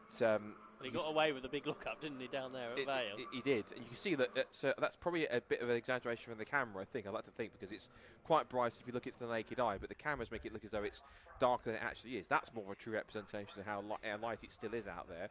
But Ali Bray is kind of proving my statement right, is that any time he gets out into an MX-5, he's incredibly hard to beat, particularly Mark 1. Adam Sparrow would like to give it a good go, wouldn't he? And that good start will assist all of that. A little bit wide there. 71 Pete Smith, but he's getting stuck in that freeway battle coming out onto the hangar straight. Sparrow under threat for second. Steve Foden returning to Mazda Racing this weekend, trying to gain a place. There's Jordan Pimley, so he's gained one of those back from the slower start that we saw. Locking up into Brooklands this time was 28. That is Jake Pace, another of the Clubman Championship competitors. But it is brave from Sparrow. He held on ahead of Foden. They're dropping Richard Wootton this time, who had that really strong opening race, just missing out on the podium. 75 has gone round, so Nick Ledoyen's had a moment, but he should be able to recover. New livery on that car as well. That's now got orange with this sort of black triangle effect that's quite popular in some modern designs. So we should kind of keep tabs on who's where in the respective championship kind of orders in that sense. It's five MX-5 championship cars in the overall top 5 places. Bray, Sparrow, Foden, Wootton and Chablik. Then Jack Warry in the lead of the MX-5 Clubman ranks. He's 6th overall, and that's headed Johnny Greensmith in 2nd, Jordan Pimley 3rd in that category, in that championship battle. And then it's Jake Pace and Bo Parry that we're watching here in cars 228 and 14. As they 228 and 114 as they come through. Or having to 114 in this race because there's 2 number 14s in the race and you can't have that. Steve Bartlett gained 23 places, 49th to 26th on lap 1. As Steve Foden goes for second, up the inside of Adam Sparrow into Stowe Corner. Bray ahead of them sideways off the corner, so that could cost him some momentum. But he's held on ahead of the 2 BC Cars Motorsport machines of Steve Foden, now ahead of Adam Sparrow. Oh, there's a touch and a spin. I'm afraid 28 has gone around and has been missed by the pack for Jake Pace. It was Pace who locked up into the corner, got into the back of the car ahead, but so desperate not to make too much contact, locked up, spun round, but has rejoined undamaged. How he avoided any contact from there was quite beyond me in that case. That was quite a slightly eye-popping spin, but he managed to be avoided by everyone else and gets away with it just about unscathed. It's a rare sort of little lick of flame on the downshift there from Ali Bray as he heads into the loop section. But here is what I think at least will be the sort of definitive front 3 for the championship this year. It will be, if they're all doing the full season, which we know Adam Sparrow is, but if the plan is for Bray and Foden to do the full season also. I think it will be these three initially as the title contenders. If Foden's going on the attack, Bray thought about moving across, but he has to give him the space because Foden was quick enough to pull alongside. And on pure straight line speed, after a better run off the loop onto Wellington Straight, it is Foden in the mix. But Bray's trying to come back in here with a switchback move, diving down the inside. Foden's got it covered off neatly. Back towards left field they go, under brakes. This gives now a chance for the other BC Cars Motorsport machine of Adam Sparrow in the mix. I think Mr. Brian Chandler just wants to win a title, so he's thought, right, Steve Foden's coming back. I'll convince him to drive one of my to drive with me, and so those conversations seem to have worked. He's now with him there. It's always side by side. They're just tapping body panels. New fastest lap of the race for Foden on the first proper flying lap. It's not going to matter too much right now because back up the inside goes Bray, back into the lead. And if the momentum's carried, then Foden might find his teammate Adam Sparrow right next to him as they come on the approach towards Magnus and Beckett's. This could be pretty tense going side by side. Yeah, that's right. Foden ahead then, so Adam Sparrow couldn't quite make the most of it. So Ali Bray was headed for a couple of corners. Carve a puncture unusually for Jamie Turner. Yeah, that's weird. Never see that too often. Whether that was a contact perhaps that triggered all of that. But he will be for the pit lane and out of contention therefore. But leading free, back down towards Stowe. Ali Bray once again being challenged, so he's finding this much harder to stay ahead this time. That's the wind's picked up a bit of a heavier toe, and Adam Sparrow's going for both of them. Up the inside through Stowe corner. This will be the move of the day from Adam Sparrow to go from third to first if he can hold it, but he's on the wrong line now for Vale. On the inside is Bray. Foden is the one that's keeping a watching brief this time, and Sparrow around the outside can't quite stick there, can he? No. Ali Bray leads. He gets a little push for his efforts there, and that has brought the rest of the pack back towards the top three. It has. It's brought Wootton, Chadwick, and also Jack Warry, who's still the leading MX-5 Clubman driver. This is now going to become a six-car fight for the lead and for the podium spots as they turn out of Vale and Club. And this field has pretty much got quite spread equal here, and they're all separating off into their own little battle packs here as they're having little fights amongst each other. Again, at the front, in the middle, towards the rear, in this championship, regardless if it's MX-5 Championship or Clubman, you always have someone to race with, which is quite a fine thing to see. Across the line they go, or down the Sir Lewis Hamilton straight they go towards Abbey, past the Grand Prix pits. As there is, that's Pete Smith's car that's come to a stop. 71, Pete Smith is not going to score anything from this second race, sadly. So he's one of the MX-5 Championship contenders, so he's dropped down the order from where he was. Just saw James Sill though, his dad was out in the previous race. James is 13th at this stage in the combined Mazda MX-5 race. We've got one off at Vale, that is Andrew Gilligan, one of the Clubman competitors. Yeah, rear wheel spinning in the gravel, so as he gets a push from that. Oh, I don't want to say the word safety car, but they might not have a choice. Silverstone are pretty good at doing stuff under local yellows. We saw that in the earlier race, so I hope they do it again. And it's a long enough lap as well, so it might be viable to do it before they get round the next time. Hopefully if they can quickly get over there and push him out, you might be able to get away with it before they get back towards Vale the next time. That's right, and they've probably got a snack vehicle down at that part of the track as well, I would think. So across the line, they're trying to push, but it's maybe a little bit too buried. The super experienced Silverstone marshals here will sort it, I'm sure. We've had 3 laps of the expected 8. There's Steve Bartlett. How much further has he got? He's into the top 20 now from 49th on the grid. So it's a pretty impressive run from him. There's James Seal. He's just ahead of the Go For It racing car of Neil Chisnell, who's in there. You've got 114. That's Bo Parry as well. That's not so good because out of the car has got Andrew Gilligan. They can race at Stowe, and that is what they are doing. We've got Bartlett's after saying how good of a job he's done. He's gone off at Beckett, and there are very much the trademark of how he got there. Now that's some quite extraordinary tyre marks of how he spun there. It's quite a definitive picture of what's happened, and so yeah, unsurprisingly, the yellow flags are going to be out. There's double wave yellows down there. And yeah, safety car has indeed been deployed, so no surprises. We've got 2 cars stranded in the gravel at separate points. And Steve Bartlett kind of contemplating, how the hell did that happen? He just sat there looking around thinking, how am I here? It's super fast, isn't it, through Beckett, so it's probably been a 100 mile per hour spin. So you probably need a moment to gather yourself That's for sure. But yeah, shame we haven't needed to go safety car. As you say, it's not just one, and that car actually is very close to the edge of the circuit as well. But the second car off probably put it that way for the race control. Hopefully, only need one lap behind the safety car. We shall see. But it had been there goes the runyourfleet.com safety car from the Brscc onto the circuit at half distance. There's Steve Bartlett with the the spin has happened through the left kink, which I would have thought would be normally flat in a Mark 1. So I wonder if there's been a touch in there that's sent him off. That's the big question, isn't it? Did he jump or was he pushed? It's an unusual place to do that, particularly one of these. Stories in the paddock, I'm sure, will tell the story. Well, the main person will know exactly what happened. It's going to be Stephen, because he'll be able to tell people exactly what it was, whether he did it by himself or if he had a helping hand. Hopefully it's just by himself thing and not a he was helped around matter.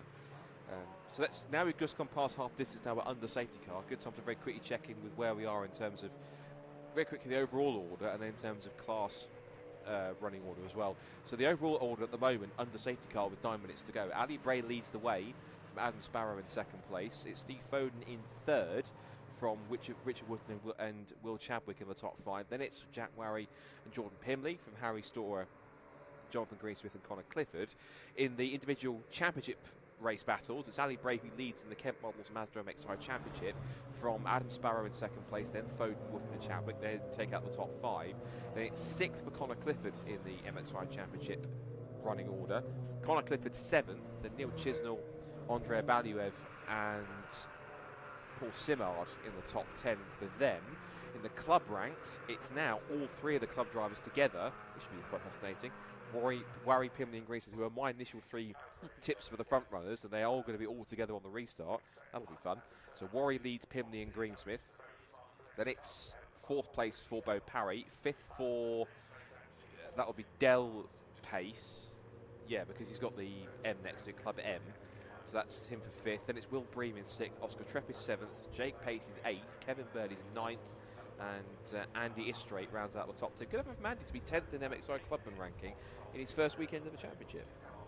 Probably his first ever races as well, I suspect. So great effort there. And 26th overall, so he's more than halfway up the order, which is very impressive. That's right.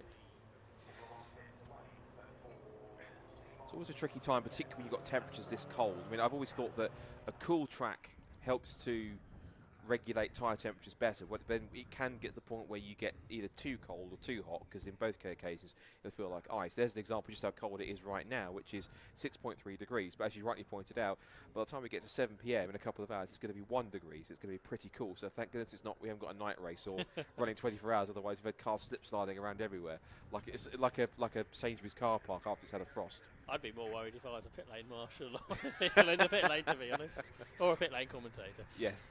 Yes, Rob, keep safe. Don't be getting run over by MX-5s slipping around. Luke's up to 37th, Luke Souch, so he did make the start from the pit lane. He's overtaken lots of cars. I'll be keen to hear his excuse as to why he had to start from the pit lane. He's done a 2:44, so he's quicker than a few ahead as well. Okay, I'll give him that. So safety car leads them around. Again, should give a thank you to runyourfleet.com for their support of the club, and once again allowing us to use the trusty Jaguar XF Sport Brake safety car. It's been a few years, that partnership now, Scott. Yes, it's 2021 that's been involved. We had that car since. It's been quite faithful. It's been up and down the country, mostly in my hands, driving around. Not this weekend. It's now in its new home in Oxford, which is where the Brscc now has its new offices now. It's moved from Kent, so it's his new office now in Oxford. Is that the car that had race remembrance parts turned into a race car? It was, yes, and those very same parts are still on that left front. Yes. So, in fact, if you find the Jaguar XF race car that raced the race remembrance still in the state it was, I think it was at the Bicester Scramble at the beginning of January, and it still had the damage on the front, but it still has the message on the left front wing that says "Thank you, Brscc." So that was quite a nice touch. We were only too obliged to help in a cause like that. And did you get home okay that night? I did, actually, yes. Well, I wasn't going home that night. I was going home the following day because it had been a long sort of race, being 12 hours. But no, it got home absolutely fine. So, yeah, all good. and it still drives as good as it has done in many cases. So it's all good. The recovery effort is quickly at a pace because, of course, we're on 5.5 minutes to go. So they might only get given time. It might even make one lap from the restart. I think that'll be all, yeah. 'Cause Yeah. they're long safety car laps, of course. Which is probably going to mean we're going to get some, not too much, I hope, but do or die moves to try and make positions up, particularly in that fight we're going to have both at the front of the respective championships in the Kent Mazda MX-5 Championship and the Clapham North MX-5 Clubman Championship, which should be quite fascinating. So you want to watch the battles that are going to go on for first down to fifth and then 6th to 8th, respectively.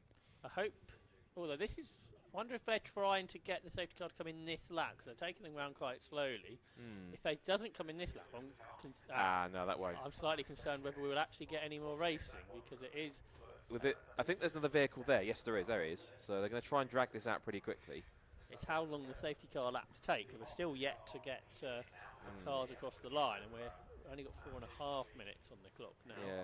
I don't want it to, but I don't like saying this. I think I've got an awful feeling this might have this feel of maybe finishing on the safety car.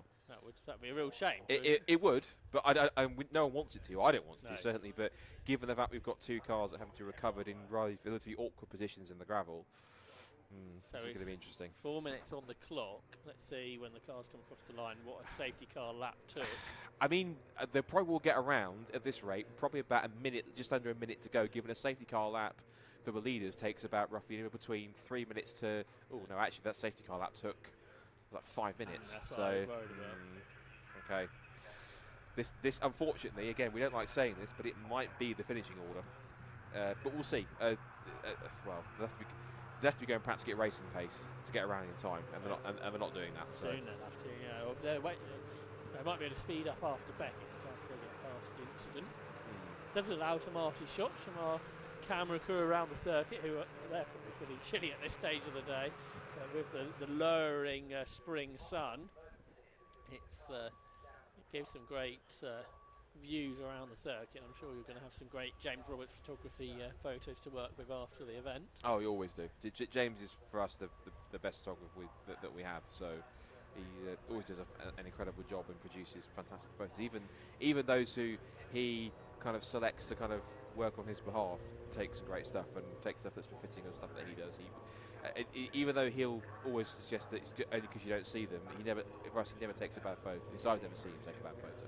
So it's really good effort for him so far, and good to have him on board. This is all the valuable sponsor partners and people who make Brscc what it is and what it does. So thank you to all of them for basically making the club go around.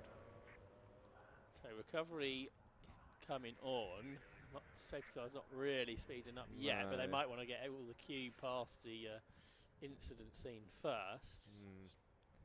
This does feel like they're not going to get around, and I don't know. I have seen it in the past where they've allowed them an extra lap in the past, like past the race distance. But it would make sense from a sort of competitive point of view, and everybody wants to go racing at the end of the day. So let's hope that is the case. And I think there's probably I think the curfew might. Well, I'm guessing it was already either 6 or 6:30. So there's time. There's time to play within the timetable if they need it. But it remains to be seen. Silverstone curfew's a bit all over the place. I think there's an official curfew, but each meeting seems to get its own curfew. Obviously, the light curfew is another point for this event. But yeah, I think the earliest that would be 6 o'clock, and that wouldn't be a problem whether we do get an extra lap or not. So at the moment we've got MX-5 demonstration, basically, haven't we? Just over 35 years of the Mazda MX-5. Yeah.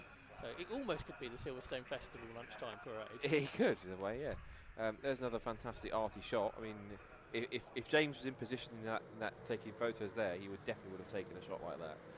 That's for sure. Minute left to go on the clock, and still there are cars filtering through Vale and Club. The pace has upped itself a bit. It's tough to call how they're gonna run this, really. And the safety car is only just, I think, coming through up towards out of Farm Corner, I think. Josh is just standing on his toes. Now, I can see that Nina Fountain's got the checker flag in hand, That's right. which suggests, I think, that they are going to end this, unfortunately, under safety car bits, because they will have gone past the time elapsed. No one wants it to end like this, but it's just a circumstance of the situation. So it means that, should it stay as it is, Ali Bray will take his second win of the season from Adam Sparrow and Steve Foden, and in the club category, it's going to be Jack Warry from Jordan Pimley and Johnny Greensmith. I think that'll be Jack's. I think that's his second MX-5 Clubman win. Now, the safety car has turned its lights off and sped away, but it's not going to make a difference because the checker flag, I think, is about to be readied in and put out. And yeah, I can see Nina Fountain is holding the checker flag, waiting to wave it, so it looks as though we are going to finish under that safety car. And I think Ali Bray is only backing up the field because he wants a bit of a grandstand kind of photo finish at speed, I think. And he may not be sure what's going to happen next from where Ali Bray is sitting. Yeah, the checker flag is being held out and fluttering, so it's definitely going to end the race here. So Sparrow thinks he might get a proper restart, but it's not going to happen. So they're going to charge to the line, and in what was a slightly reduced race, sadly due to the incidents that we had, out of necessity, the race will end effectively. As you see it on the screen, it's not going to change, and Ali Bray will come across the line and take victory in race number 2 of the weekend for the combined grid of the Kent Models Mazda MX-5 Championship and the Clapham North Mazda MX-5 Clubman Championship. It's Bray who wins, Sparrow second, Foden third, Wootton fourth, and Chadwick fifth in the MX-5 Championship ranks. And then for the MX-5 Clubmans, they come across next in 6th down to 8th, and that is Jack Warry who takes the win there from Pimley and Greensmith. And then the rest of the top 10 overall is Harry Storr and Connor Clifford. And I have to say that was quite a nice arty shot of a golden glow as the sun goes down on day number 1 of the Brscc 2025 season. And not the way in which anyone wants to end that race, but it's just how it played out, unfortunately, given the 2 cars that we had stuck in the gravel. We go again tomorrow. It's got at 9 o'clock in the morning, so a nice brisk start tomorrow morning. Starting with Mazdas, but the Super Cup would go first tomorrow. Some of these competitors will be back though, won't they, with the Championship having their third and final race of the weekend tomorrow, 11:15 or something like that. And that will give another chance for the 2 Brian Chandler run Mazdas to try and beat Ali Bray, as they have been trying all day.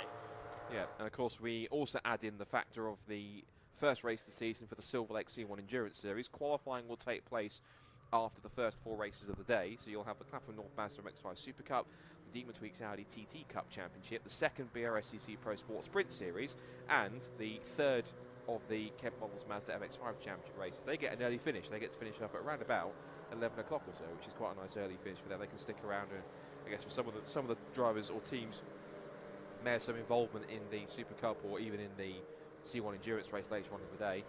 Then we have qualifying for C1 Endurance, and then we have a lunch break in there, but we'll also get an insight into the Pro Sport Sprint Series that we were due to do today, but due to 1 or 2 restraints, we had to move it to tomorrow instead. And then the programme pretty much repeats itself for the final few races. You've got the Clapham North Mazda MX-5 Super Cup, Audi TT Cup, and Pro Sport Sprint all with their final races. And then it is the centrepiece of Sunday, which is 3 hours of racing for the first race of the Silver Lake C1 Endurance Series, which is a nice warm-up for the 24 hours coming up in a couple of months' time here on the GP circuit as well. Yeah, so that's 6 weeks away, not long now. So the organisation that's going into that event, 2 events on the Silverstone Grand Prix circuit this year for Brscc, which I imagine is probably the only club to do that. So Brscc put in the effort into a full season. Lots of meetings scheduled, Scott. I'm not sure if you know the exact number of events run by Brscc this year. It's usually around about 25-ish sort of race. So 25 to 30 events each year we run. It's a variety, and that includes any of the ones, the British GT ones that we have to oversee too as well. So it's been, I think, for many people, a long winter, and obviously a lot of preparation got involved. But at least for the drivers that we're seeing here, it proves the fruits of their labour, taking victory, particularly with Ali Bray at the top step in the MX-5 Championship. That's right, Ali Bray, winner for round 2 then of the Kent Models MX-5 Championship from Adam Sparrow and Steve Foden. Richard Wootton was 4th and Will Chadwick 5th. Jack Warry, the winner of the Clapham North Mazda MX-5 Clubman Championship. from Jordan Pimley and Johnny Greensmith. The top 10 overall completed by Harry Storer and Connor Clifford. Lots of cars got home. 49 cars took the checkered flag, including some class winners there. Del Pace, Graham Rumsey, Paul Tucker all go home with various different category victories, as does Nick Ledoyan in 33rd, despite an offer guest though for this weekend. So although sort of shown there as a class winner, won't, I don't think, taking any trophies or such like away from the day. Luke's out, leading the next page of results in 37th position overall. Some drivers coming home after their first day of racing, sure they've thoroughly enjoyed it, while others have had dramas during the course of the second round of the championship. Saw Steve Bartlett overtake something like 30 cars before he had his spin into the gravel trap at Beckett's. But for the final time, we head down into the pit lane and hear from Rob Lewis. Well, as you can see, it's an absolute packed Parc Ferme. I've got 6 cars here, 2 championships to take care of. First of all, Ali, come on ahead. You've got all the family here, so that's great to see. Come on, guys, come round here. I love this. It's the best bit about club racing. There we go. Ali, albeit you probably wouldn't have wanted it to finish like that with the safety car ending, great result. It's a great result. It is a massive shame because that was spicing up to be a proper classic Mazda race. That was, and that's what I come here for. You know, I don't want to lead every lap. Steve managed to get down the inside of me, and yeah, like he got a great exit, came down the inside. But you know me well, Rob. I like to lead, so yeah, we hit the front again, and shame about the safety car, but fantastic job for AB Motorsport. Want to say a massive thank you to all my family. I've got so much support here, and this one is happy, but no, it's great to have everyone here, and yeah, thank you. I can hear the emotion in your voice as well. You've got one more race to go tomorrow. Go for the hat trick. Oh, yeah, why not? Hey, they're coming back tomorrow, so yeah, I've got to get them another hat and trophy, you know. Fantastic. I'll let you. Also, I want to say Adam Sparrow is properly on damage limitation this weekend. His engine's so far down on power, and what a drive from him. Like, what a drive to finish second. Fantastic. Congratulations, Ali. I'll hand you over to Ian Titchmarsh. Adam Sparrow, even though you've got engine issues, you are driving your absolute heart out. Yeah, I'm really happy with that. That was mental. I managed to get a few challenges for the lead, but wasn't to be. But yeah, it was a good race, and with a bit of battle in between Steve and Ali, I'm able to get involved. Fantastic. Well, plan for tomorrow. Is there anything you could do to the engine tonight?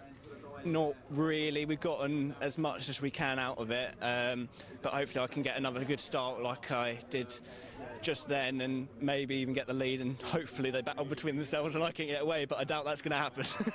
It's brewing up nicely this year with Ali coming back, Steve Foden being back in the mix, and yourself. We've lost the likes of Luke Pullen and Thomas Langford to other championships, but I think this year's going to spice it up a bit, isn't it? Yeah, it's going to be very spicy. I think there's going to be nothing between us at all, I think, all year. So, yeah, I'm looking forward to it.